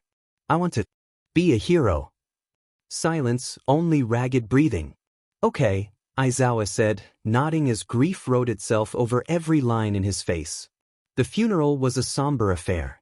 Izuku had been allowed to go off campus for the occasion, but he didn't stray far from Fat Gum or his mother's side. Doom was still a new hero, but he was popular with a number of other heroes. Izuku got to see them all stand up and say a few words for him, but he felt no excitement at their appearance. He didn't even bring his notebook for autographs anyway. The hardest part was when Fat Gum had to leave him and walk to the front to speak. Aizawa explained this part before they came, but it still made Izuku cry. As Doom's pro hero, it was his job to thank everyone for coming and to give Doom his final send-off. Izuku tried to stay respectfully quiet as the tears ran down his face, but he felt like he couldn't even breathe. Inko reached out for his hand and held it tight, gripped like a vice to keep him grounded. He reminded himself that he was here in the moment and surrounded by people that could, and would, comfort him. He wasn't as alone as he felt. Turning to Inko, he let himself be pulled against her. His chest was still too tight, but the world seemed more manageable from his mother's arms. The heroes mingled with one another outside of the graveyard, each one taking the time to stop Fat Gum and give him their condolences. Izuku watched it for as long as he could bear, feeling sick. He didn't want to feel angry or bitter, but he couldn't stop himself from thinking bad thoughts. What if they'd been there when Doom needed them? It was ridiculous.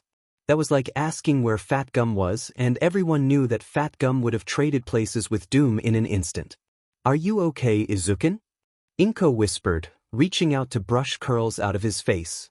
The two of them were sitting in the car UA sent them in, just waiting for Aizawa to finish up before they could go. Izuku wished Fat Gum could come home with them, but he told them that he would be having dinner with Doom's family afterwards. Not really, he admitted and tried to give her a watery smile. But everything will be okay. In time. Some pains don't fade, she said, studying his face sadly. He wondered if she'd been put through all this after he disappeared. Wondered if people spoke nice words over an empty coffin. He decided he didn't want to know. Funerals are for the living, he said, quoting a source he couldn't remember. It's supposed to be closure. He was such a good boy, Inko said, letting go of Izuku and leaning back in her seat, eyes falling closed. She looked tired. Izuku wished he didn't know what all of this was doing to her, wished he didn't know that she pictured him in that coffin. He knew the statistics for hero hopefuls, had them tattooed on his heart, and they burned like a brand. He could recite them in his sleep and, given his muttering habit, probably had at some point. They felt more real than ever. He was a hero, Izuku said as if that explained it all, and perhaps it did. Inko was saved from having to respond by Aizawa wandering over and getting in the car, one hand going to his tie to tear it over his head. Back to the school? Inko asked hopefully. Back to the school, he agreed somberly. All Might was waiting for them when they arrived. He made idle chit-chat with Aizawa about some particularly confusing teacher paperwork while Inko and Izuku went into their apartment to change into more normal clothes. It was in Izuku's room that All Might found him 15 minutes later with only an unbuttoned shirt to show for his time and efforts. He didn't react at all as All Might entered his room and gently sat beside him on his bed. "I've been a hero for a long time, my boy," he said, equal parts introspective and comforting. "I've seen hundreds of heroes come and go. I'd like to tell you that it gets easier, but it doesn't." Aizawa was upset, Izuku said, still feeling numb. He was upset because of the wasted potential. Aizawa is a very logical person, All Might explained, resting a gaunt hand on Izuku's back and managing to span almost the entirety of Izuku's slumped shoulders. Grief isn't logical. It's hard for him to reconcile the two parts of himself. Don't be angry at him for trying to rationalize the irrational. I told him that D-Doom's potential wasn't wasted, Izuku said, tears once again running down his face. He felt too exhausted to sob and could only sit there as it felt like his world was falling apart. I told him that it was just passed on. That's a good way of thinking about it, All Might praised with a soft smile. Can I tell you a secret? He asked, quiet as a mouse after a long pause. Izuku didn't want to give voice to his toxic thoughts, but he knew All Might of all people wouldn't look down on him for being a little bit broken inside. Always, my boy, the hero said, smile turning sad. You should know by now that I'm old hat at keeping secrets. I kind of wish I never went up to Fat Gum, he said, arms wrapping around himself in meager comfort. I wouldn't have ever met him and it wouldn't hurt now. Maybe that's true, All Might allowed. But that isn't fair to Doomseer, now is it? Izuku, do you doubt that he loved you? Izuku shook his head, shoulders beginning to shake. Do you think he would have wanted to see you fade away? Izuku shook his head with an almost desperate sob. Your presence is a gift, All Might said, voice quiet but sincere. It hurts to lose people close to you, but for their sake you must not pull away and deny them your friendship. You have the potential to reach out and brighten people's lives, Izuku. Don't forget that. You can be a force of kindness in an otherwise dark world. Do your best not to harden your heart. I will, Izuku promised, giving up on his facade of composure and turning to wrap his arms around All Might's ruined torso. He let his grief swallow him whole as his idol. Whispered reassurances into his hair. As you know, I'm going to be one of the examiners today, my boy, All Might explained as he helped himself to another glass of orange juice that Inko had graciously left on the table for them.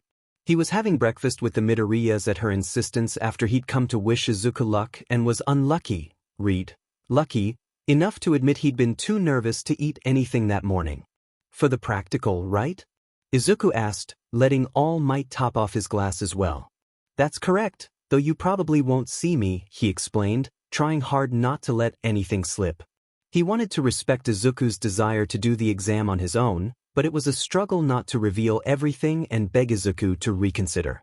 His quirk simply wasn't suitable for such an exam. I'll be behind the scenes if you will, All Might settled on. That makes sense, Izuku agreed cheerfully, nodding. It's still a secret that you'll be a teacher this year, after all. And I'm sure revealing it now would just distract everyone, anyway. All Might sighed and stared into his glass of orange juice, having eaten all he could that morning. He almost wished for coffee, but Inko was absolute. The caffeine would wreak havoc on his nerves. I think I've rather had my fill of secrets, he said wistfully. He sighed, stirring his limp bangs, and looked over to Izuku, who was watching him worriedly. He was in his true form to conserve energy for the coming day, so he was certain he looked like a sorry sight. I think I have too, Izuku agreed hesitantly, and All Might couldn't fault him. Izuku was a bird in a cage, stuck under constant supervision and restricted at all times. If he was in such a predicament, he wasn't sure he would be able to stand it. We're certainly two peas in a pod, he agreed ruefully. You handle it better than I do anyway. No, I'm just a huge wimp that's scared of people, Izuku pointed out, gesturing vaguely with his spoon. Mom says I'm a nervous wreck. It's good to know your flaws, All Might joked. Well, with a teacher like Eraserhead, I don't have a choice, he laughed. And he's right. I'm super nervous now even. Because of the exam? He asked and received a nod in response. You shouldn't be, my boy. You'll do amazing whether you take the exam or not. Not you too, he sighed with a smile. At All Might's confused look, he explained, 13 and present Mike have already been by to tell me I don't have to take the exam if I don't want to, and my mom has cried like 10 times. Try 4. Inko chimed in, coming from the kitchen with a fresh pitcher of juice. She was dressed for class now. And don't forget that I accept you to join my class when you get in, Izuku. I will, He grinned. All Might, despite knowing what the test held in store, felt hopeful. All Might only realized it wasn't just hope that buoyed Izuku when he went to check on him once more before leaving. The door was open, and when he peeked in, he found Izuku standing over his bed, back to the door as he wrapped his hands like he'd been taught. Something in the way he held himself made All Might pause. It wasn't hope that was getting Izuku through this. He'd simply only allowed himself one outcome and nothing else would do. Smiling, All Might turned and left, confident in Izuku's resolve. Katsuki was a little upset. After enduring his mother's taunts and teasing and finally escaping the house, he'd realized he had forgotten to eat breakfast. It wasn't the worst thing that could happen. His favorite cafe was by the train station, but it did seem to set the tone for the day. His underlings, because of course they were underlings, nothing more, were practically blowing up his phone with assurances that he didn't even need them to wish him luck. It was annoying. He grit his teeth as his breath clouded in front of him. He was at least glad that he'd remembered to grab his thickest coat on his way out the door. If he was going to showcase his quirk, he had to keep his body temperature up. The cafe was almost uncomfortable warm when he walked in, which suited him just fine. He didn't bother with looking at the menu because he already knew what he wanted. He barked his order at the barista, who only rolled her eyes at his tone and gave him his total. He liked that. He took his food and gave his name for his drink order before wandering over to the cork board where people posted things like advertisements or job offerings. He didn't need or want anything, but it was something to do with his time and he could respect people trying to get shit done. After a moment, his eyes zeroed in on a familiar page. He set his food down on a nearby table and carefully rearranged the postings until he was staring at Izuku Midoriya's face. The poster was clearly old, but very well preserved. Auntie Inko had refreshed them for years, he remembered distantly while staring into wide green eyes. Years she had waited until one day she gave up. His mother was disappointed when Inko abruptly moved away, but she said that she respected that the memories of her son were probably too painful to bear. She hadn't referred to Inko's son by name. Katsuki wondered when the last time someone even said it was. He mouthed the name, but it was wrong. It was all wrong. Deku, he cursed, though his hands were gentle as he reached out to carefully pull the staples out of the poster. He had to fold it to fit it in his pocket, but he was careful even with that. He didn't crease the picture in the top left corner. Bakugo! Katsuki retrieved his food and snatched his drink before bolting out of the cafe. The gates of UA were bustling with other students and Katsuki gave exactly 0 FS about each and every one of them, barking at them to make them FNG move their buttes. He couldn't put into words why he was so angry still. The food and drink had been delicious as always, but if he could he was certain that the words F- and also dim would feature heavily. He was just about to enter the building when something in the corner of his eye caught his attention. Whipping around, he quickly scanned the crowd, but couldn't see anything for sure. Whatever it was had been green. The written exam was a piece of cake and Katsuki was certain that anyone that failed it deserved to be denied entry to not only UA, but any school. They should be sent right back to primary school where they would be forced to repeat every single year. Twice. Staring moodily at his handout, he had to admit that it might be overkill. He listened carefully as President Mike explained the examination to come, studying the pictures and written instructions carefully. He appreciated that it was likened to a video game, simple and easy. Straightforward. He was good at video games. May I ask a question? A student cried and Katsuki struggled to tune them out immediately lest he give in to his temper and yell at the guy. He didn't want to cause a fuss and risk being thrown out, even if the other student was clearly begging to be put in his place. He only tuned back in when the student choppily gestured to the room at large and said, "And please, whoever is muttering, it's distracting. If this is some sort of game to you, then please leave immediately." Now that he mentioned it, Katsuki realized that there had been some background whispers. Where the other guy couldn't seem to locate the source, Katsuki knew for sure the general area they'd been coming from. From his vantage point, he surveyed the seated students on the left side of the room, squinting angrily. Green. Katsuki stared at the head of green curls to the left, close to the front. He couldn't see the student's face and if he wasn't sure it would get him kicked out and ruin his goal, Katsuki would have been up and out of his seat in seconds, racing down there. That shade of green matched Auntie Inko's perfect. The curls were so reminiscent of the photo on the missing persons poster in Katsuki's coat that he felt shell-shocked, his stomach churning uncomfortable. What the hell? Despite being the first out of his seat, Katsuki didn't catch the green-haired, muttering student before they were all shuffled into buses bound for separate testing locations. Robots. Izuku wanted to scream. Why did it have to be robots he was up against when his quirk was useless against anything that wasn't a living, breathing being? He couldn't influence a robot, and so he was essentially stuck doing this whole thing quirkless. He nervously stuck his face in the collar of his jumpsuit and looked around at all of the gathered people. Though he didn't consciously activate it, his quirk was working at a low level to ensure that no one would see him. Izuku felt bad, seeing that some of the hero hopefuls looks perfectly nice.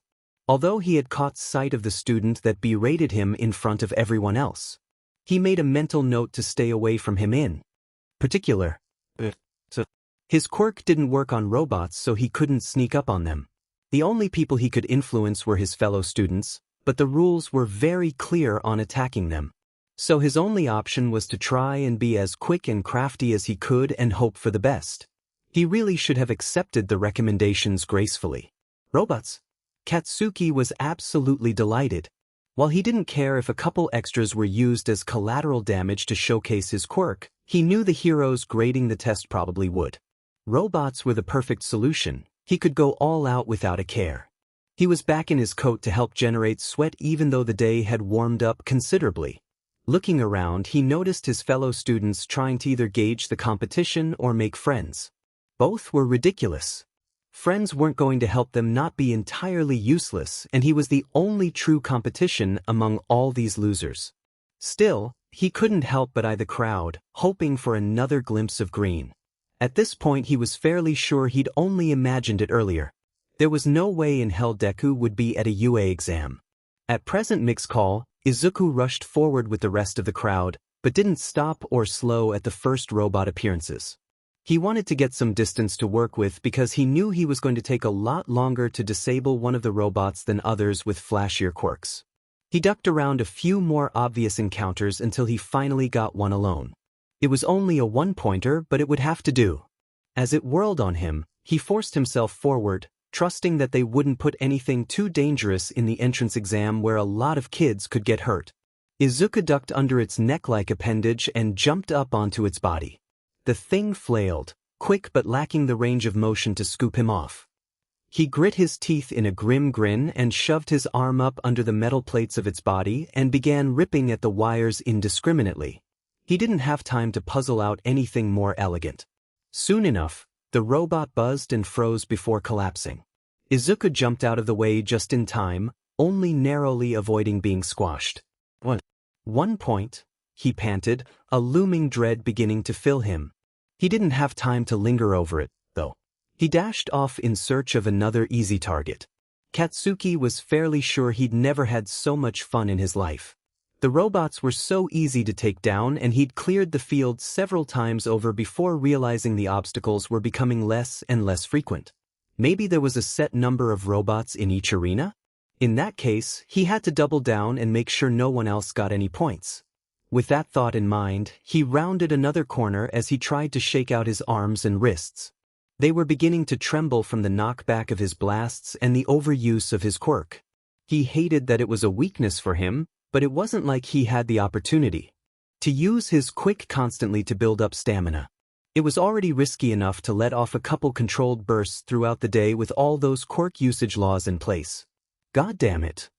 Katsuki paused and backtracked a bit to peer down an alley where he found a purple-haired kid on the ground, one leg seemingly pinned by shrapnel from a robot that looked to have been carved apart roughly. "Thief, are you doing?" he asked before his mind caught up with his mouth. The purple head snapped up to glare at him. "The F, do you think I'm doing?" he asked, looking absolutely livid. "Being a FING dumbass, clearly," he snapped back, temper beginning to peak despite being exhausted and in the initial throes of quirk overuse. "I'd say that it takes one to know one, but we both already know you're a dumbass," he nearly yelled in retaliation.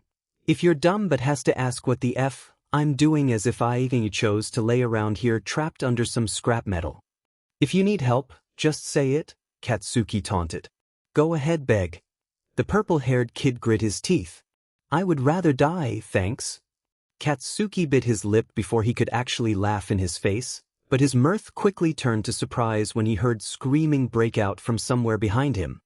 He took a few steps back towards the mouth of the alley before the screams took the form of words. It's a 0-pointer. Katsuki looked back at the trapped purple-haired kid. Well, Izuku had taken a wrong turn and ended up coinciding with the crowd again, despairing over all the cries of success around them as the others racked up points left and right. He had 1 point. What? If he had to put into words how he was feeling, he would explain that his stomach had dropped so far down that he was certain it was gone entirely at this point, just like All Might's. At least he would be able to follow his childhood hero in something since he was failing entirely at being a hero. He was just about to scurry off again when there was an almighty fresh. Izuku and the rest of the hero hopefuls looked up to find a massive robot rising from the earth, turning the buildings around it to rubble as it clawed its way up. It paused, hanging over them for one heart-stopping moment before bringing one massive appendage down upon them. Izuku fell from the shock waves beneath him, clawing his collar up over his mouth to avoid breathing the dust and debris kicked up in the air. His eyes stung and watered freely. Everyone was running away. He should be running away. Shakily, he managed to stand again, turning around to follow suit when... Ow! He turned back. There was a girl trapped under the rubble. The 0-pointer was right there. You wouldn't let her get crushed, right? The robot would stop short and she would be freed by a hero in a few moments. But did they know she was there? How closely was this being monitored? Izuku's tongue tasted like ash as he decided that he really couldn't afford to assume that. The examiners knew she was trapped. His legs felt like jelly as he forced himself to move, grabbing a discarded metal plate as he went. He moved quick, dashing over to her as she weakly struggled to free herself.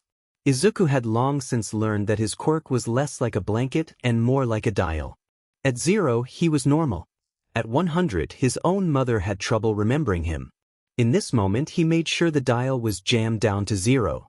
He felt a bit big-headed thinking that there would be examiners watching him especially, but if they were then he needed them to see what was going on and to stop it if they could. All Might was an examiner. If he was assigned to watch Izuku's arena, then he absolutely would favor Izuku. The man was very obvious about playing favorites. With the metal plate in his hands, he went to work as the monstrous machine rumbled closer and closer.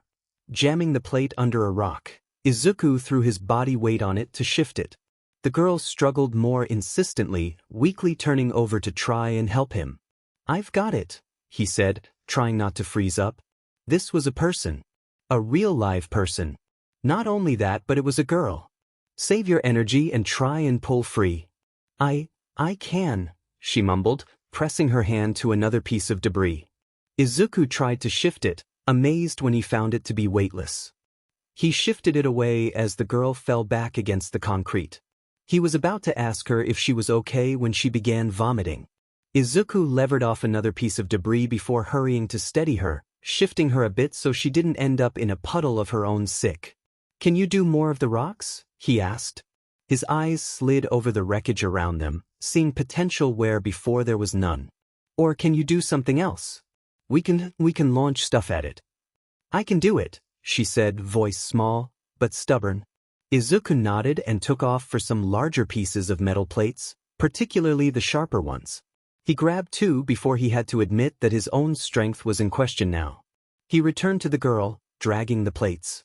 Was it him, or had the robot gotten even slower? It didn't matter. He couldn't afford to assume. Please use your quirk on these, he said, dropping the plates by her. She slowly opened her eyes and looked over at them. What are you going to do? If you can make them weightless, then I can throw them, Izuku explained. If I can hit the cameras on its head or jam the treads or... I can stop it. I can stop the 0-pointer. The girl stared at him. In case we die, she said, voice shaky. My name is Ochako Uraraka. She reached out and touched both pieces of metal. And my name is Izuku Midoriya, he said, feeling an odd rush over the simple act of giving his name. Armed with his 2 new weapons, he whirled on the 0-pointer. "You're a fool." Izuku winced and slung an arm over his eyes, unwilling to make any eye contact with his disappointed teacher. Izawa stood over his infirmary bed, glaring at him in brilliant crimson while his hair swirled around his face menacingly. Izuku wished he wouldn't. As badly as he wanted to sink into the floor and disappear, he knew it was better to take the scolding as it came. "What were you thinking?" His breath hitched on a sob and the shame threatened to crush him alive once again. He finished the exam with 1 whole point. He was sure Izawa regretted ever even giving him the time of day. "I'm sorry," he said, voice wobbly. "I should have just—" "You should have taken the recommendations," Izawa finished for him. "No," Izuku said, trying his best to not let his tears run over where his teacher could see. My quirk isn't special and I was kidding myself. It's not a hero quirk and I see that now." "You." Izawa sighed and Izuku felt the bed dip beside him before hands were pulling his arm off his face. Tearful green met remorseful red. "I meant what were you doing taking on a 0-pointer?" he chided gently, reaching for the tissues. Izuku sniffled miserably and took the tissue he was given with his one good hand. It had been a stupid decision. The 0-pointer had been slowing down and would have never come close to hurting the girl, Uraraka, he remembered, and yet he continued with his stupid plan. The weightless pieces of metal had been unwieldy, but Izuku managed and he actually incapacitated the thing with his well-placed throws. But he never thought of where it would land. As it crashed to the ground, Izuku threw himself at Uraraka, plucking up another piece of metal as he went and dragging it over both. They huddled beneath it with Izuku holding it up as the monstrous piece of machinery fell and sprayed them with debris. The jolting force of the rubble hitting their shield had broken Izuku's right arm, but he held strong until the proctors arrived to dig them out and spirit them away. "I was scared," Izuku admitted to his teacher as he stared at the cast. Recovery Girl healed it a bit, just enough that it wasn't going to overwhelm him with the pain before declaring a full healing would have to wait. "But that other girl was trapped and I didn't know what else to do." "One day we'll get you to trust in us," Izawa said, staring at the tissue box in his hands, apparently lost in thought. "I do," Izuku protested. "You do with the little stuff. But in situations like this, you assume that you can't rely on others to help you. I understand why, but please have more faith in your teachers. We were there. We were ready to save you." Words stuck in Izuku's throat. A million what-ifs begged to be voiced. He settled on saying nothing at all. Katsuki knew he aced the exam, so he was sure to sleep soundly that night. He had a few scratches and bruises that his dad fussed over while his mom was making dinner, but Katsuki wore them with pride. He'd lost count of how many points he's won, but he was absolutely sure he had secured his admission. They'd be stupid to miss out on his talent, and Yue, being All Might's alma mater, was not stupid. The only black spot on the day had been that stupid, god-awful purple-haired menace. Though Katsuki had gone through all that trouble to pick the lousy extra up and move him somewhere the proctors could plainly see, he hadn't stopped verbally abusing Katsuki the entire time. By the end, Katsuki was seeing red and, truthfully, he didn't know how he didn't snap and punch the boy's goddamn FNG face in. After dinner, a struggle, his mother thought the bruises were proof he wasn't giving it his all and that he wasn't good enough. Katsuki hurried to his room and locked the door behind him. He'd had enough of people today. With a heavy sigh, he fell back onto his bed and stared at the ceiling. He was tired. He could just go to sleep early tonight. As his eyes closed, he remembered the flash of green. With a growl, he opened his eyes and shot out of his bed. His coat was thrown over his desk chair and the missing poster was still in the pocket. He fished it out and set it on his desk, smoothing the creases out carefully. Izuku Midoriya. They'd never been friends per se, but Katsuki couldn't think of any childhood memory that didn't have the green-haired boy in it, shying away from others, but still painfully awed by Katsuki. But then he was gone and Katsuki had been the last to see him. "Izuku!" A mop of green hair popped up from his pillow, looking towards the door in sleepy surprise, heart hammering in his chest. Fat Gum leaned through the doorway with a huge grin. "Fat Gum!" Izuku cried, struggling out of his blankets and wincing as he put too much weight on his cast. "No rush, kiddo," he said, holding a hand out to placate him. "I'll meet you outside, okay? Your mom and Eraserhead said we can go to the aquarium today." "What?" he asked before his brain caught up. "The aquarium. I'll meet you downstairs." Izuku hurried to shuck his pajamas and replace them with clothes suitable for a day in the city. He was excited to be going with Fat Gum. He hadn't seen his personal hero since. Izuku shook his head to clear the creeping gloom and growled in frustration as he fought his way into a shirt with the burden of his cast slowing him down. This was going to be a good day or else. He needed this to be a good day after the stress of the exam. He rushed downstairs to say goodbye to his mom and meet Fat Gum. After being helped into a hoodie by an overly amused 13, Izuku and Fat Gum were off to confront their final hurdle on their way out. Izuku stared at the grand arches, Fat Gum waiting patiently behind him. He could count on one hand the number of times he'd been off campus in the years he'd been staying at the school. This excursion would make his 4th trip, and Fat Gum had been there for every one of them. Present Mike tried once, but Izuku ended up throwing up from the stress before he made it through the gate. "Do you want to hold my hand?" Fat Gum asked. "But have to be brave," Izuku said firmly. "If I want to be a hero, then I'm going to have to be out there eventually." "That's true," he allowed. "But you aren't a hero yet, and it's understandable if you don't want dash." Izuku drew in a sharp breath and strode forward, though he was shaking. He didn't release it until he was on the other side of the gate. He breathed for a moment before turning around to smile at Fat Gum. "I've been scared long enough," he announced. "Now it's time for me to be brave." Shoyuda Aizawa was not a good man. He clawed his way to consciousness in the dark, desolate hours before dawn arrived. His breathing caught once, twice before he could collect it himself. A man of little fanfare, he was discreet even in the wake of the most terrifying nightmares. His breath hitched in silent groan as he heaved himself up, limbs feeling heavier than ever before. The years were catching up with him, his reckless youth and its accompanying injuries reached from the past to haunt his presence. He could only imagine the pain as he grew older and collected even more injuries. The bedroom room was dark, made darker by the blackout cloth hanging over the only window, though it was of no matter to him, for he'd long since memorized the layout of his apartment. He knew where every weapon was, intended or situational, every conceivable exit, and every point he could feasibly destroy without sacrificing the building's structural integrity. In the dark, the hero slowly rose and trudged into the bathroom. When he flicked the light switch, he found himself squinting at the obnoxious onslaught of light. He stood there, eyes clenched shut until the visual assault passed and he could look around the room without flinching. It took a long moment before he could ease his eyes open again. He looked in the mirror first, eyes tracing every line of exhaustion on his face, before flipping the mirror open to get to the cabinet. The cabinet was organized almost obsessively, with bottle and tubes and the like standing at attention like little healing soldiers. He pulled out some healing ointment and a bottle of pills and then slammed the mirror hard enough to rattle the contents. Uncapping the ointment and rubbing some on his fingers, he warmed it before gently rubbing it over the split in his lip and then massaged some gently into the dark bruise around it.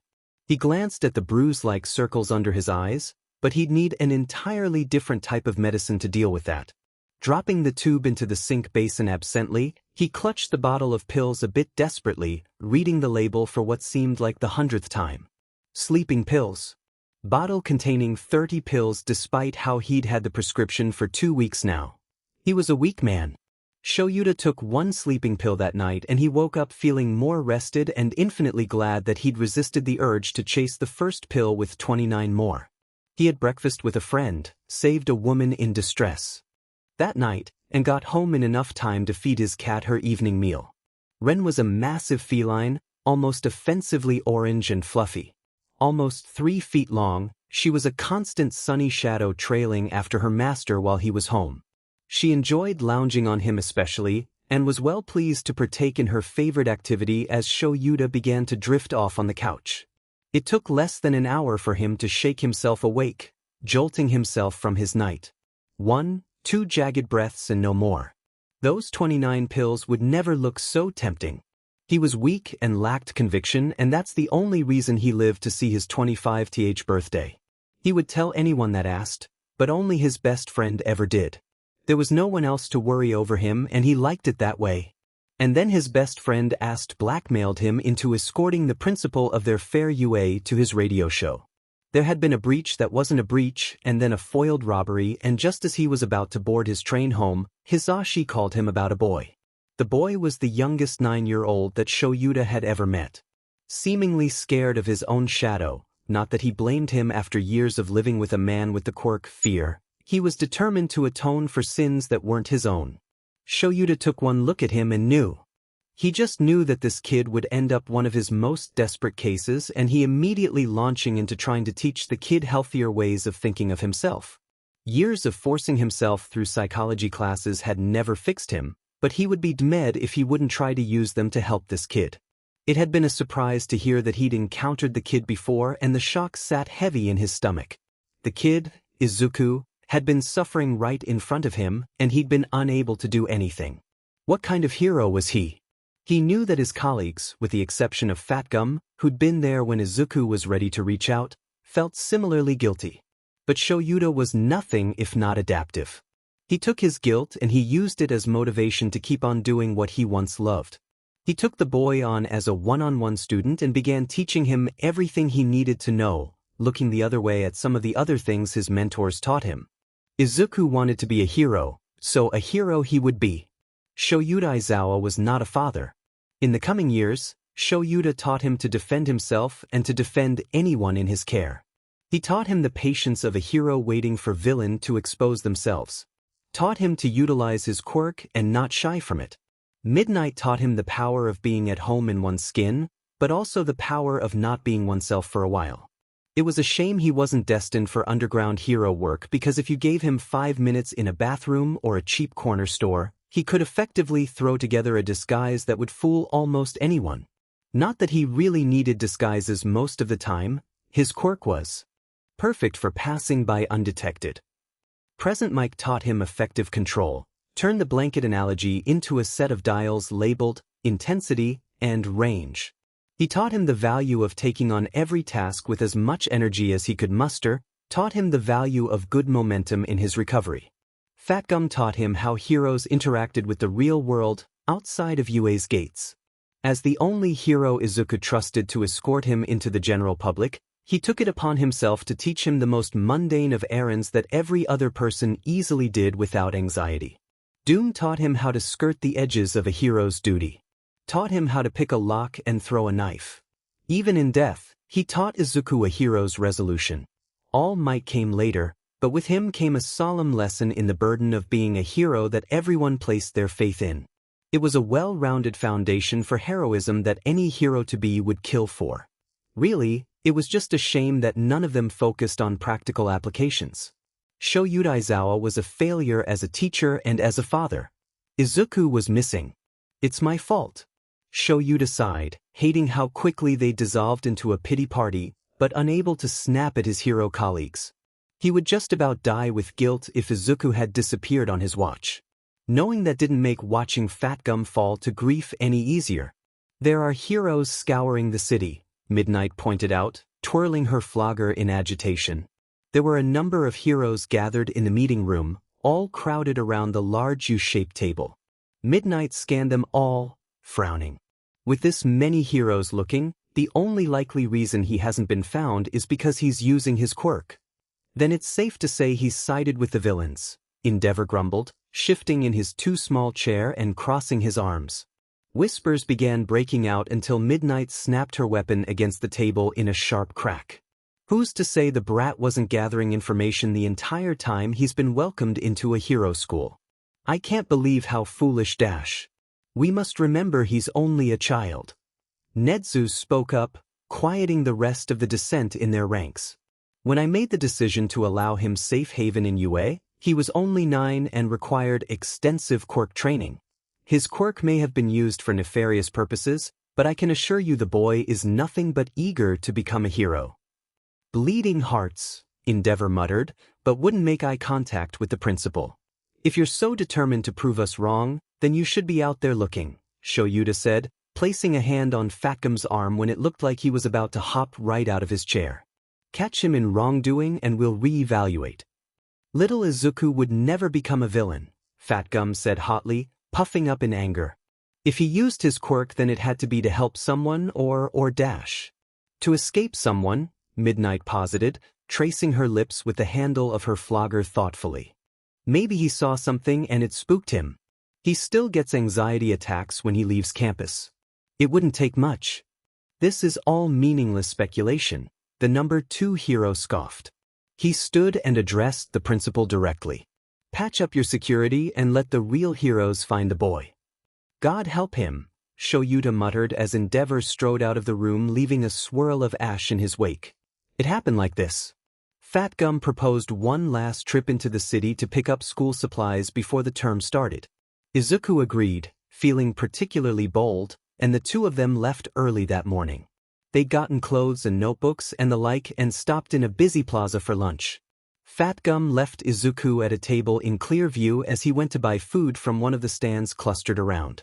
Izuku fully intended on sitting there like a good boy, but he saw a poster advertising a new All Might movie on the door of one of the nearby shops. He only wanted a closer look, but then he saw a limited edition pin set displayed on the counter, so he stepped inside. It was okay. He could still see the table. New Fatgum was a yell away at best. He'd been distracted though. He didn't notice the only other patron in the store moving to the front until she reached for the door and closed it, the bell on it tinkling cheerfully. It's been a while, kid. Izuku didn't drop the pin he was turning over. He froze for a long moment before slowly depositing the empty lady pin beside the Ryukyu pin he'd just finished examining.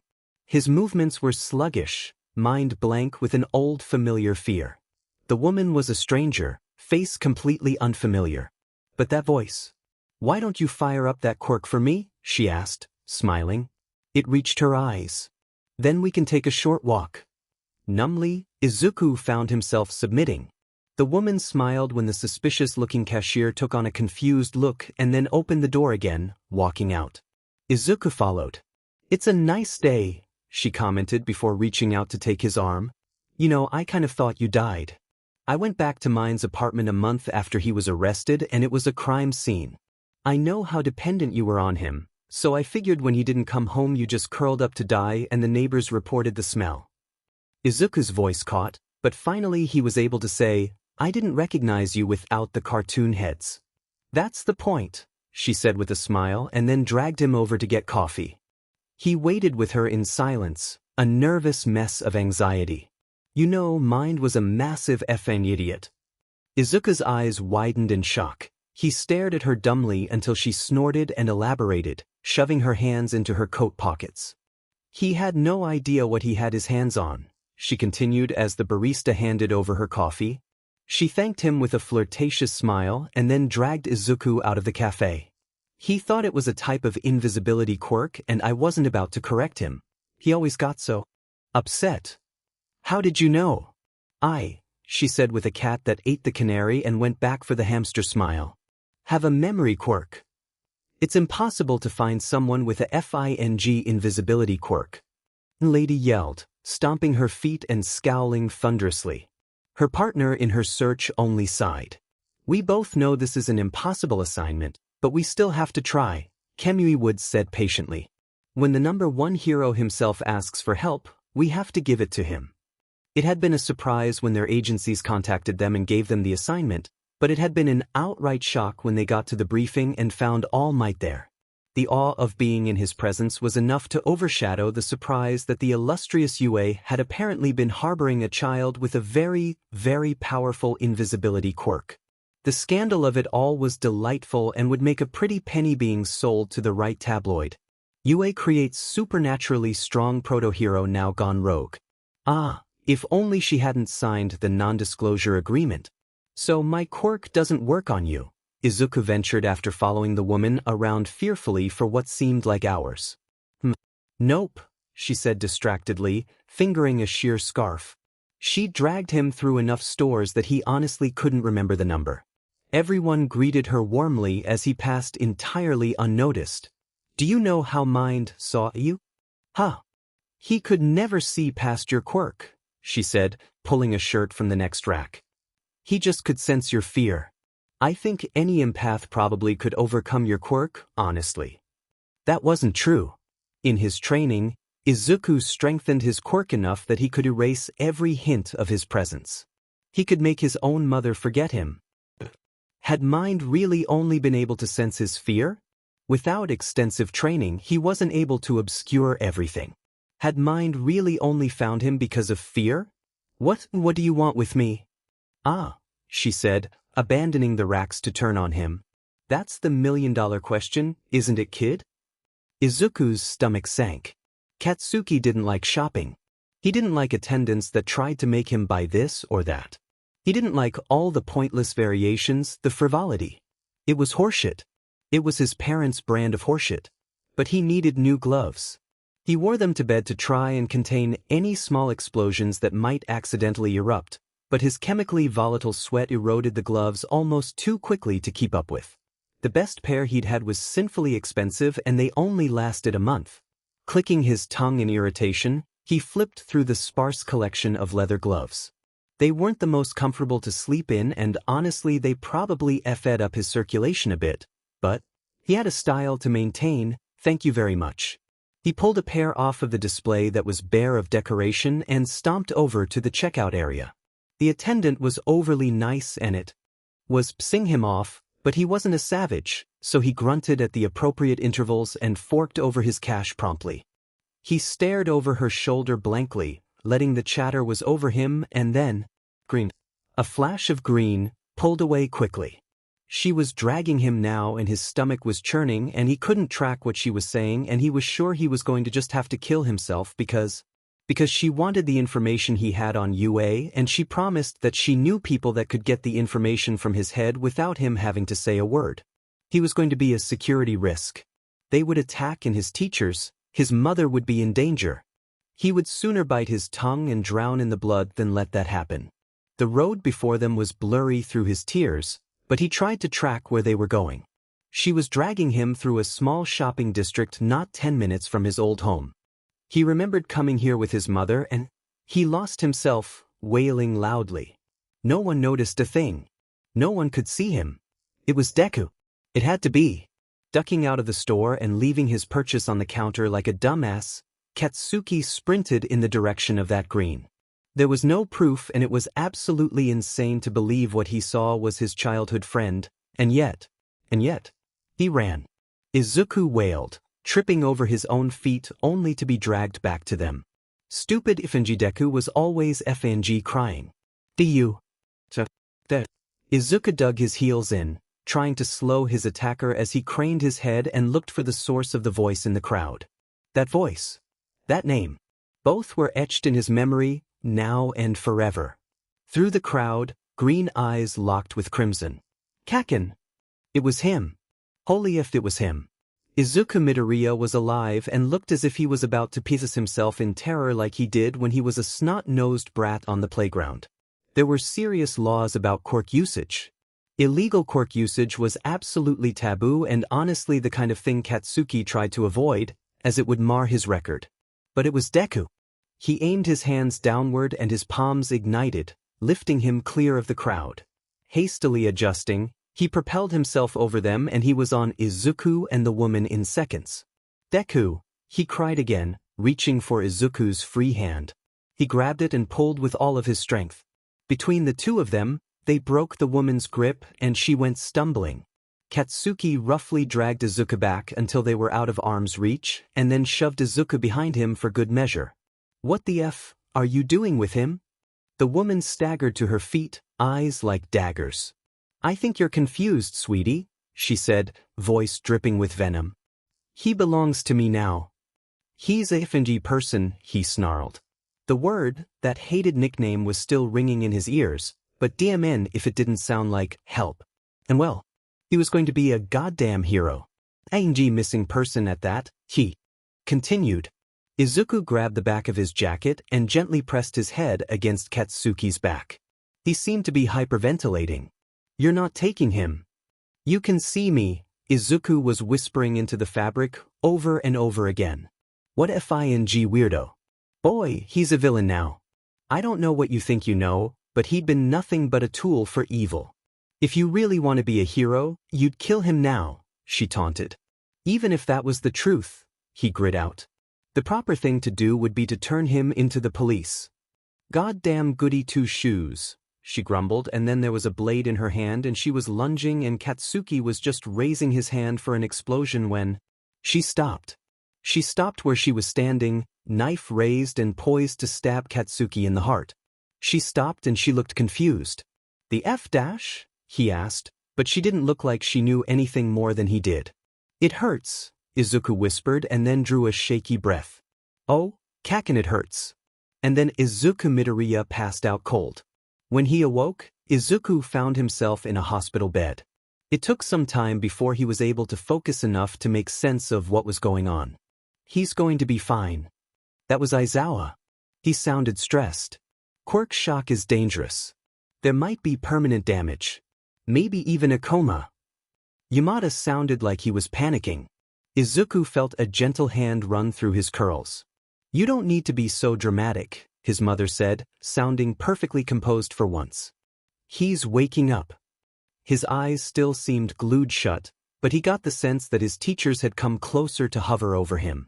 He tried to use his voice, but all he could manage was a garbled groan. It's okay, honey, she said, still petting him. It's okay, you're safe. Katsuki-kun found you. Kaken. He'd called out, Deku. Ned, he slurred, fighting to open his eyes. The lights were blinding. So BRD. The lights dimmed. We were hoping you could shed some light on that, actually, Aizawa said. The kid that found you only said a woman was pulling you around and that she'd called you a villain before trying to kill him to get to you. I was using my quirk, Izuku said. I could tell, Aizawa said dryly. The woman still hasn't regained full coherency, Yamada explained. Izuku finally opened his eyes only to meet the radio star's sympathetic gaze. What happened, little listener? He began and then paused. I was using my quirk and he saw me. The other kid? He saw me. That's unusual. The door opened and Izuku had to squint against the onslaught of light once again before the door was hurriedly closed. Fat gum, Izuku said, and then he was crying. He fell into hysterics almost immediately and Fat Gum hurried to his side to wrap him in a hug. I'm sorry. I'm sorry. Shoo, he hushed. Shoo, you're safe. I've got you. I see you. At that, Izuku only cried harder. Quirk shock wasn't something to be taken lightly.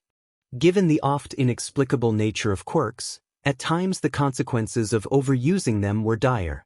At the very least, people suffering from quirk shock were tired and generally emotionally unstable. For Izuku, it seemed quirk shock made him unusually clingy with bursts of moodiness. It was the cartoon head woman, he explained once he'd finally finished crying, but still refused to let go of his personal hero. She was a friend of mine's. Izuku shoved his face into Fat Gum's stomach to avoid the horrified looks on his teachers' faces. It was bad enough that the memories had been forced to the surface. He didn't need to relive their horror on top of his own. She said my quirk never worked on her because she had a memory quirk, he said. She said that mind only knew where I was because he could sense my fear. I'd suspected the reason was something like that. You did? He sniffled and lifted his head from Fat's stomach. He knew he was acting like a child when he was already practically a high school student, but all he wanted right now was to feel safe. Your quirk is too powerful for him to conveniently not be affected by it, he explained.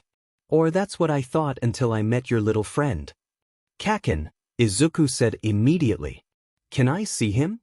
I can arrange it, he said with a sharp nod and then departed. Izuku, Fat said quietly, making Izuku crane his neck to look at the hero. Why didn't you come to me for help? There were a million excuses to use. 2 million if he got really creative. But only one truth. I went to go see a poster, he said, voice wobbling. He pressed his face against Fat Gum again, unable to look him in the eye. It was close and you were getting food, so I thought it was okay. Then I went into the shop because I could still see the table you were going to meet me at. And then she was there and she didn't threaten me. I just went along. I was afraid and being a coward, he said, averting his eyes in shame. You recognized her without the heads? I knew her voice. She just talked and I was so afraid again, it was just like if mine was there. I was so. Deku. Izuku lifted his head. Red met green. Kaken. For as long as Izuku could remember, Katsuki Bakugo had been a bright, shining, exploding star in his memory despite the years they'd been apart. His personality was just magnetic. He was a tyrant, loud and brash. His overconfidence was a pitfall, but not one he ever had to confront, especially after his quirk developed. He'd dazzled everyone from the moment he came into the world. But there had been times where he'd been almost kind. Izuku remembered the day he lost Lulu. She was a neighborhood stray, the fearsome cat queen of his apartment complex, and he loved her dearly until the day he found her by the side of the road, already gone. Inko had helped him dig her a grave, but she had dinner to prepare for Izuku before her shift. She went back inside to cook and the rain came. He was barely damp before Katsuki arrived, silent with his father's umbrella in his grip. They didn't speak as Izuku crouched over the fresh earth. He didn't know Lulu and he didn't like the cold or the rain. But he still came, a silent observer of Izuku's grief. Izuku had always believed in him. Katsuki, despite his ego, was always going to become an excellent hero. The hero-to-be in question stood in the doorway, positively bristling with rage. What? He spat, voice rising in volume as he went. The F-Deku? Izuku had no words for him, no explanation. Should he explain what happened earlier with Mine's friend? Should he try to explain the years they'd been apart? Should he try to explain what happened that day? He didn't think words existed that could convey what he wanted to say to Katsuki, so he gave up on even trying. Instead, he stared at his childhood bully beseechingly. Katsuki saved him, put himself in harm's way to rescue Izuku. Katsuki, Inko chided, and he almost laughed at how bizarrely familiar it was. Language. He might not be feeling very talkative, Fat Gum began gently explaining before he was rudely cut off. Like if he might not be, Katsuki scoffed. No one in the entire demon world can make that nerd shut the hell up. He continued ranting as he stomped forward, not even taking his furious crimson eyes off of Izuku when Aizawa caught him by his upper arm to halt his progress. No one can shut Deku up. Listen, Aizawa said curtly. Whatever you think you know about him is wrong. He's changed dash. Like hell, he snapped. His eyes were urgent. Tell them, they said. Izuku wanted to try. You haven't known him for years, his mentor continued to try and explain, temper rising in response to Katsuki's rage. People forget me. Everyone looked at Izuku, who was staring at Katsuki just as urgently. It's my quirk. I'm literally just forgettable. People can be looking right at me and they know I'm there, but they forget me. It's like their brain gets a signal that I'm there so no one bumps into me, but they never consciously know I'm there because they forget before they can actually react to me. It's kind of like I'm invisible. No one can see or hear me when I'm using my quirk. I guess it's limited to the typical 5 senses, though, because it doesn't work on any kind of other sense as far as I know. There's a lot I don't know. Sometimes it's harder to turn it off than it is to keep it on, which is weird and kind of scary, I guess, but, that woman you pulled me away from earlier had a memory quirk, so my quirk didn't work on her. But she was coming at us and she had a knife and you were between me and her and I was scared, so I pushed my quirk until my quirk beat hers and I won. Everyone was still staring at him, but the intensity in Katsuki's eyes dialed down. Doesn't want to talk my butt? He grumbled. The woman fell over when you passed out like a little beach. She didn't even know who she was when the paramedics got there. Neither did the people nearest to us. What the F did you do? I don't know, he confessed, traitorous tears beginning to well up in his eyes again. Katsuki didn't seem surprised in the slightest. If I may interject, Aizawa drawled, still sounding a bit annoyed. Finally releasing his grip on Katsuki's arm, he crossed his own. I think a better question would be, what did you do? Me? Katsuki demanded, whirling on Izuku's mentor. You said it yourself. Everyone else at the scene was affected.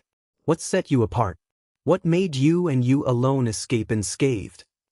You, Katsuki cursed and then ran a hand through his hair, stressed. What the F dash? A more powerful memory quirk than the villains, perhaps, Fat Gum suggested. Like hell, he retorted rudely, turning his glare on him. He brought his hands up as if offering them for inspection, and then suddenly his palms were alight with crackling explosions. This is my quirk. Aizawa slowly looked between Katsuki's angrily proud face and the explosions in his palms. Well, Yamada said brightly. That sure cleared nothing up. That kid. Who is he to you? Izuku paused for a moment and then continued struggling to get his dark eye hoodie on. It was a particularly cool find merch-wise, but the extra arms were a bit tricky to navigate. 13 brought him a change of clothes and he was just preparing to be released back into UA custody. I don't know, he said vaguely. After shoving his head through the largest hole he could find, he saw his teacher leaning against the wall by the closed door. He appeared bored, but something about him seemed to be on edge. Izuku squinted at him, trying to puzzle it out. We knew each other as kids, I guess. Izuku averted his tired eyes as he pushed his arms into two sleeves that seemed right. It's hard to explain.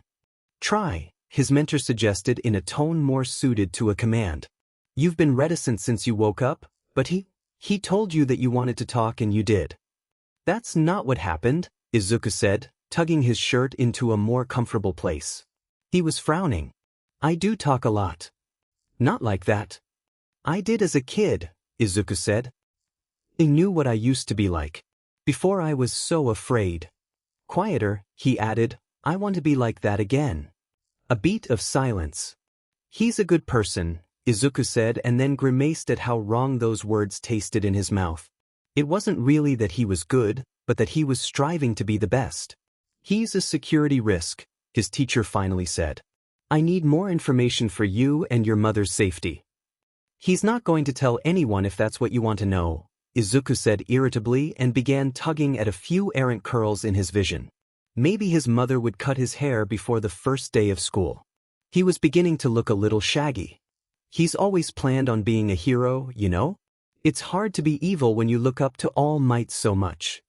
I know of at least 9 villains that count All Might as their biggest personal inspiration, Aizawa said. Kid, I need information.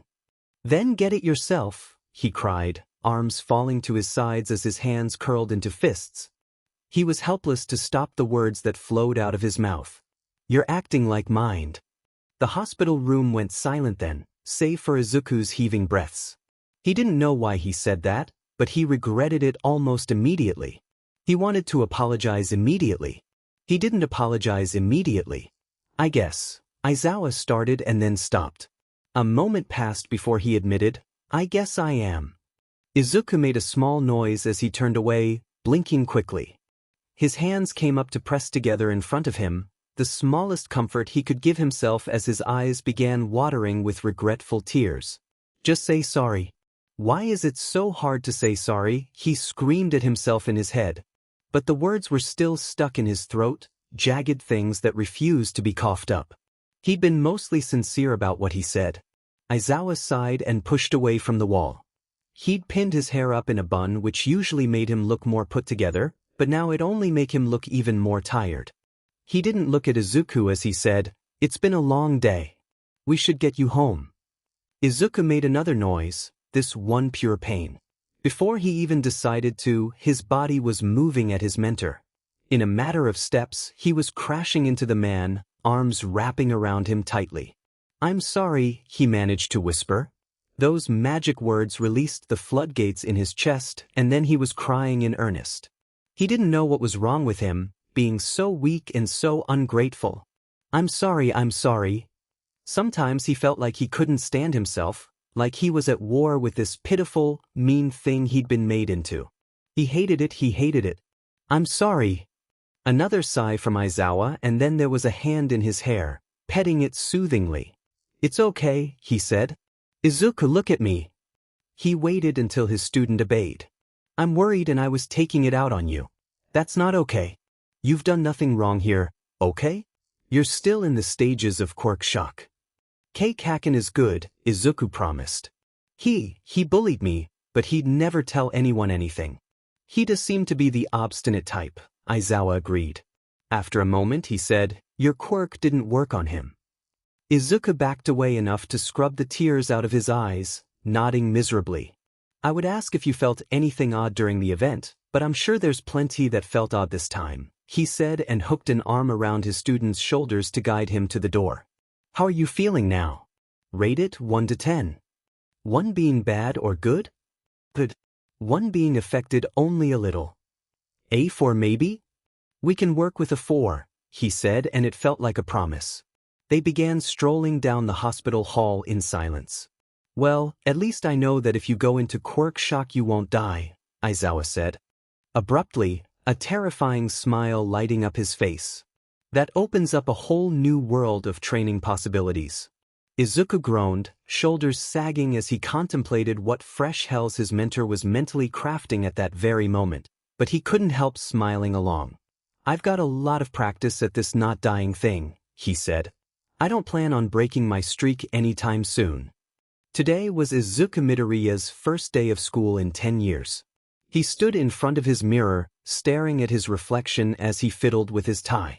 There was plenty of time before class started and, truthfully, he probably could have slept in, one of the perks of being under UA's protection, he supposed, but instead he was here, staring at himself, trying to reconcile the vision of himself as a student in the hero course with how he felt as the cringing, villainous child he was when he came to this illustrious establishment. He felt like a fraud. Being a hero was his dream. But even now he felt like he didn't deserve this.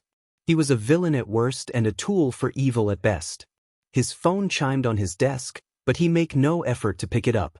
It was probably just Katsuki telling him that he was on his way. They'd agreed to meet up before school began when realized they'd been placed in the same class. Honestly, it was hard to comprehend sometimes. Katsuki was back in his life. Not only that, but they seemed like they could probably be friends like they were back before Katsuki developed his quirk and became a little tyrant. Wouldn't it be great to have a friend again, even if... His phone alarm began blaring. He took a moment to lightly tap his passcode in to disable it and return his room to silence.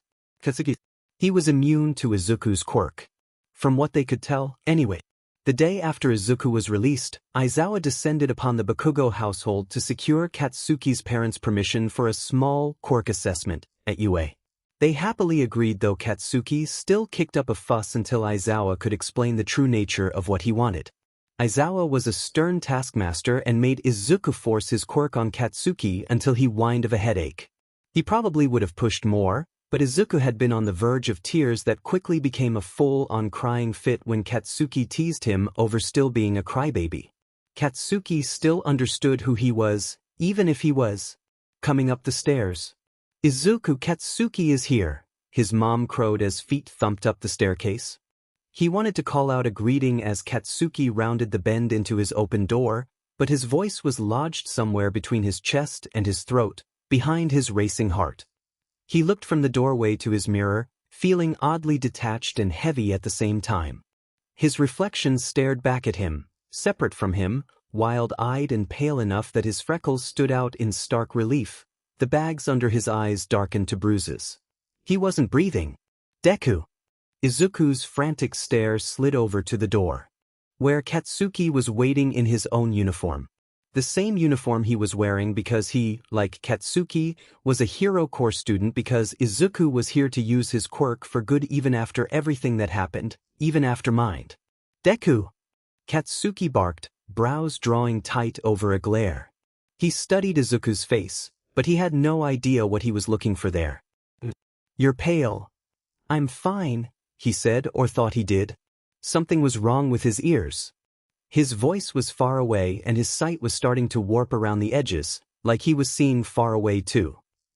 Are you Dash? He stepped in the room properly, red eyes still scanning Izuku's face with a stare so intense it bordered on a glare. Should I get someone?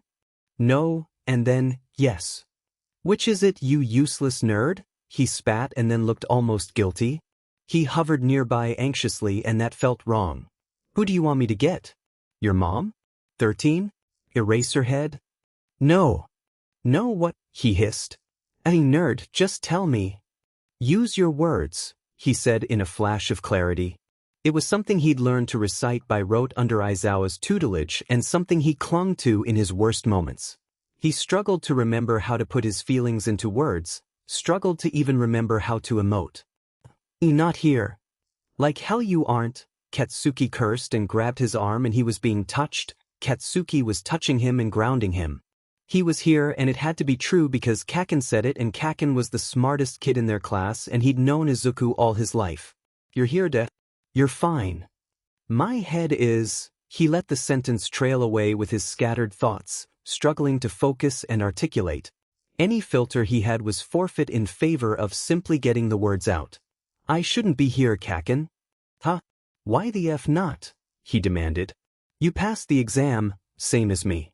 Not like me, since I had the most points and you're a shitty nerd. But you still passed. Because I'm a villain, he said, and then he was crying silently, body heaving with sobs he couldn't voice. He could barely breathe. All of the memories, the self-loathing was rushing back and he was drowning under the weight. He drew his free arm up as if to ward off any incoming blows and shut his eyes. He was a villain, he deserved the punishment he earned. There was silence and then, "You're not a villain." He gasped, finally able to breathe. His chest heaved as if he'd finished a marathon, hand gripping his green curls hard enough the knuckles turned white. What are you even talking about? Katsuki demanded as Izuku whimpered. FNG hell, shitty Deku. Explain. Izuku had begged Aizawa not to tell Katsuki about what happened, what mind forced him to do. They kept it brief when informing him, choosing to only say Izuku had been kidnapped as a result of his unique quirk. He hadn't wanted Kaken to know. I'm a villain, he panted, chest tightening. A villain. I did bad things, Kaken. His voice was raising in volume, but it was still so far away. I didn't want to, but I did. From a million miles away, he heard footsteps pounding up the stairs to his room. And I'm sorry, but I'm a villain. Izuku. 13 called, entering the room before Inko rushed in after them.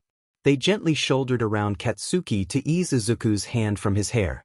Here I have him. It's okay. Katsuki refused to relinquish his grip on Izuku and it was near bruising as he demanded, What's he talking about?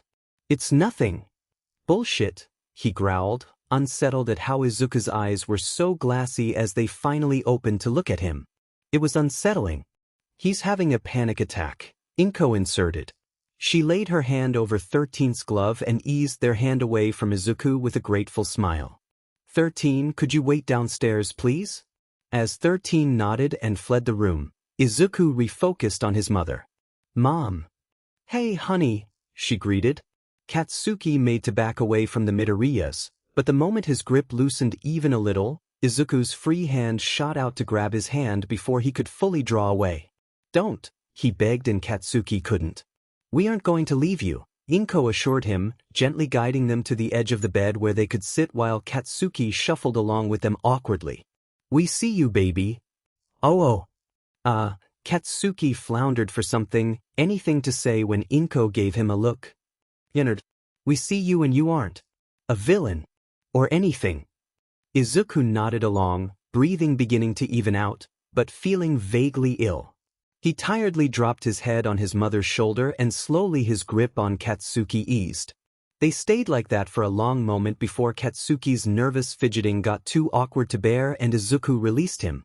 Katsuki, honey? Inko asked, leaning around her son with a gentle smile. Could you go and get us some water? Yeah, he blurted and rushed off. A quiet moment passed before Izuku could find his voice.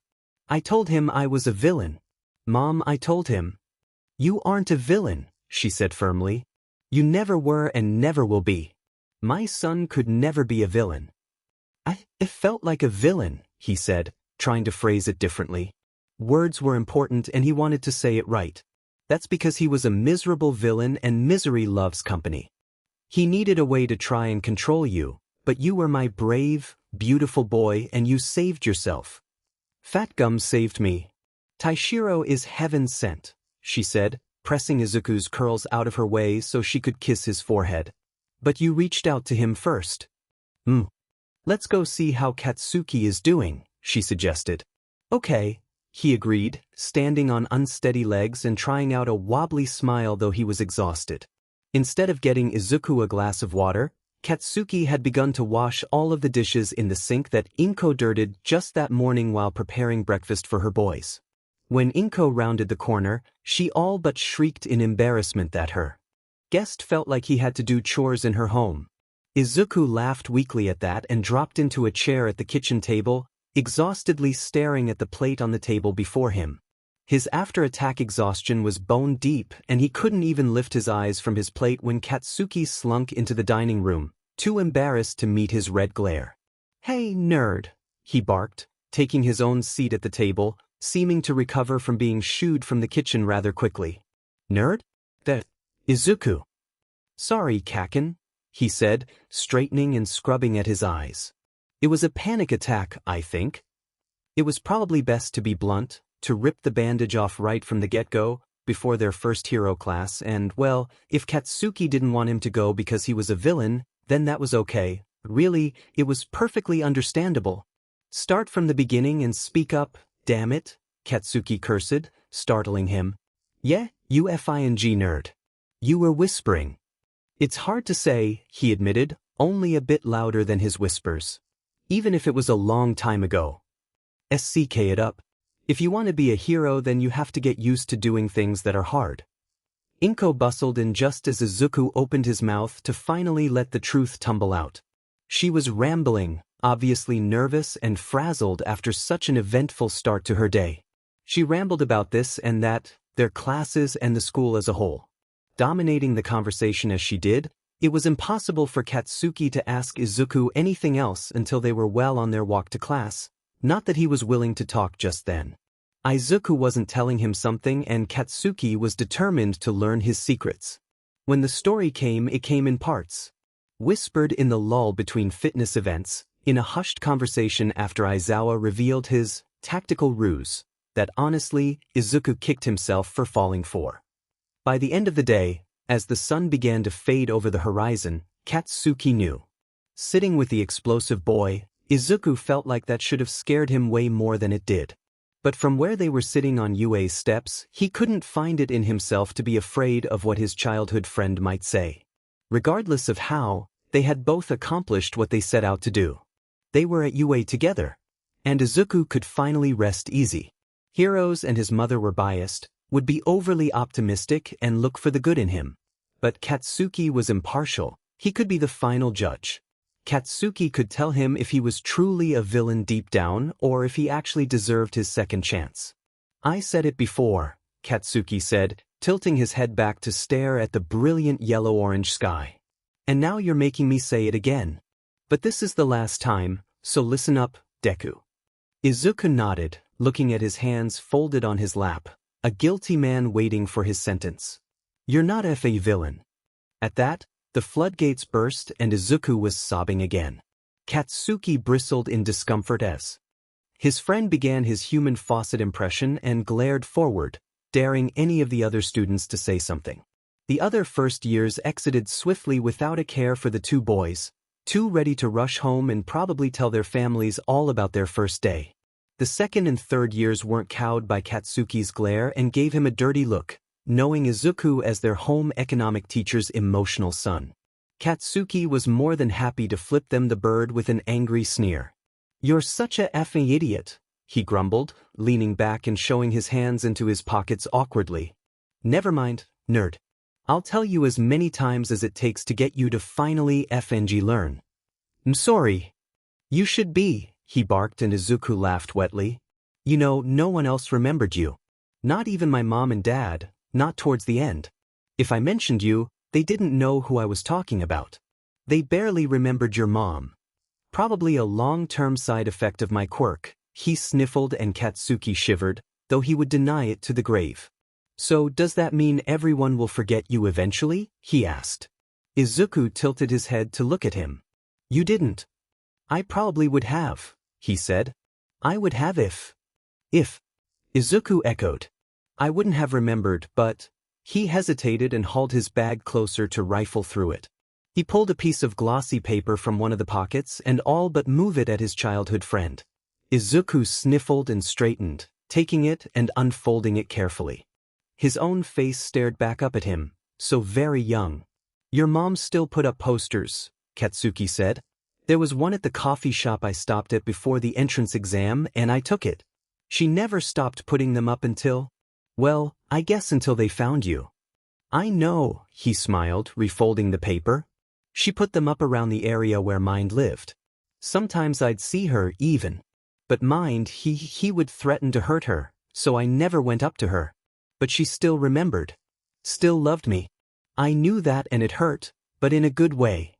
There was nothing Katsuki could say to that, so he didn't even try. He only pushed their shoulders together in a rough approximation of comfort. I had a copy, you know, he said as he handed it back, smiling wistfully. I gave it to Fat Gum when I went up to him. You got to meet all the cool heroes, Katsuki complained, slouching back. Yeah, Izuku laughed. That was my plan all along. In that case, maybe you are a villain. After Katsuki had reluctantly left, Izuku began his trek back home, waving at the teachers he knew on his way. Since it was only the first day, his mother didn't have class and so she was lying in wait for her poor unsuspecting son as soon as he entered the apartment. Izuku, she all but screamed as her baby boy walked through the front door. He jumped and whirled on her, a hand going to his chest to try and calm his racing heart. Mom? He asked after a moment, eyes trailing to the side. He spotted the kitchen table overflowing with food and, with wide eyes, wandered into the kitchen to discover most other surfaces were also covered in various dishes. As he stood surveying the collection in shock, a timer went off. He turned to stare at his mother accusingly. Inko wrung her hands in her apron and now that Izuku was looking, he could see she was covered in flour and sweating profusely. Mom, what's going on? He asked, looking between her and the oven until she bustled over to open it and pull out a cake. Mom. Oh, sweetie, she sighed, laying the cake next to a pie. I was just a little nervous. I didn't have anything else to do today and, well. Mom, if I eat even half of this I'll pop and die. It's fine, she chanted, taking off her apron and smoothing her hair. Oh, I need a shower. But it's fine, Izuku. Taishiro is coming for dinner. Is he bringing his entire agency? Izuku wanted to know and was promptly swatted for the question. Mom, seriously? She turned back and surveyed her work, cupping a cheek with her hand thoughtfully, face pinching into a frown. Well, maybe I did go overboard. We should ask if anyone else wants to come to dinner, he said, drifting closer to the table and surreptitiously sneaking a taste of one of the dishes. No, she said, shaking her head. No, it's just going to be us tonight. Mom? He asked, turning. Abruptly, it clicked and his eyes went wide. What, Izuku? Is this a date? He demanded and was horrified to see his mother turn scarlet at the accusation. It's not. Yes, it is, he cried. You're an awful liar. Well, she puffed out her cheeks. So what? Mom. Hello. Both greenheads turned towards the front door where 13 had peeked their head in. They made a show of looking around before asking, Everything all right in here? Yes, dear, Inko said in the same breath. Izuku wailed, I'm running away. Oh good, they said. Well, Inko, if you want me to take Izuku while you have your date, that's okay by me. Izuku, feel free to run away to my place whenever. Mom, does everyone know? When Taishiro arrived, he found the Midoriyas at odds with each other and, truthfully, didn't know how to bridge the gap. Any attempts at starting a conversation fell flat. Inko, freshly showered, looked delightful and Taishiro felt underdressed though he'd been repeatedly told to come in his normal street clothes. After failing to get Izuku to talk about his first day of school, Taishiro retreated to the kitchen where Inko was shifting some dishes so she could actually set the table. Need any help? He asked. When Inko just shook her head, his smile faltered. Inko, what on earth happened? She sighed. Izuku is just being stubborn. I can see that, he laughed awkwardly. But what happened? We just had a little disagreement. After a beat of silence, Taishiro correctly guessed that he wouldn't be getting anywhere with Inko acting just as stubborn as her son, so he once again braved the living room. Izuku looked at him briefly when he came in, and then his eyes dropped right back to the magazine in his lap. Carefully, Taishiro took a seat on the couch beside him. "Izuku," he said, and paused when the boy couldn't even look up at him. "I'm sorry." That got his attention. He craned his neck to look Taishiro in the eye. "This all seems pretty, awkward," he said, and rubbed his neck bashfully. "And I have a sneaking suspicion it's because of me." "No," Izuku protested and looked back to his magazine with a frown. Slowly he closed it and tossed it on the coffee table. "No, it's not your fault." "You seem upset though," he pointed out. "And so does your mother." "Use your words," Izuku muttered to himself, and Taishiro had to smother a grin hearing it. Of all the lessons Aizawa taught the boy, that had to have been the most helpful. "I guess I'm upset? But I'm not upset at you." "Then your mom?" he tried, and Izuku's face twisted into a grimace. "No, I'm not mad at her either. I'm just... It's stupid, Fat Gum. If you're feeling upset, then it can't be that stupid. Why not try and put it in words so we can both try and puzzle it out," he suggested. "Is it because of your mom and I?" "No," he decided. "No, I'm glad my mom has you. Glad it's you. You're better than Dad." At that, Taishiro went quiet. He'd heard very little about Izuku's father, but most of it had not been flattering in the least. "If it's not that, then what?" he asked after a moment. "It's just," he began and then slumped down. "It's dumb. You'll think it's dumb." "No, I won't," Taishiro promised. "Lay it on us, Fat Gum." Izuku peeked up at him and then looked away just as quick.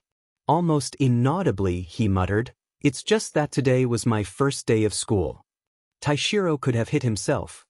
"I told you it's dumb," he continued, voice rising. "I already get all this special attention and stuff, and here I am wanting more. It's selfish and dumb and dash." "Stop it," Taishiro ordered.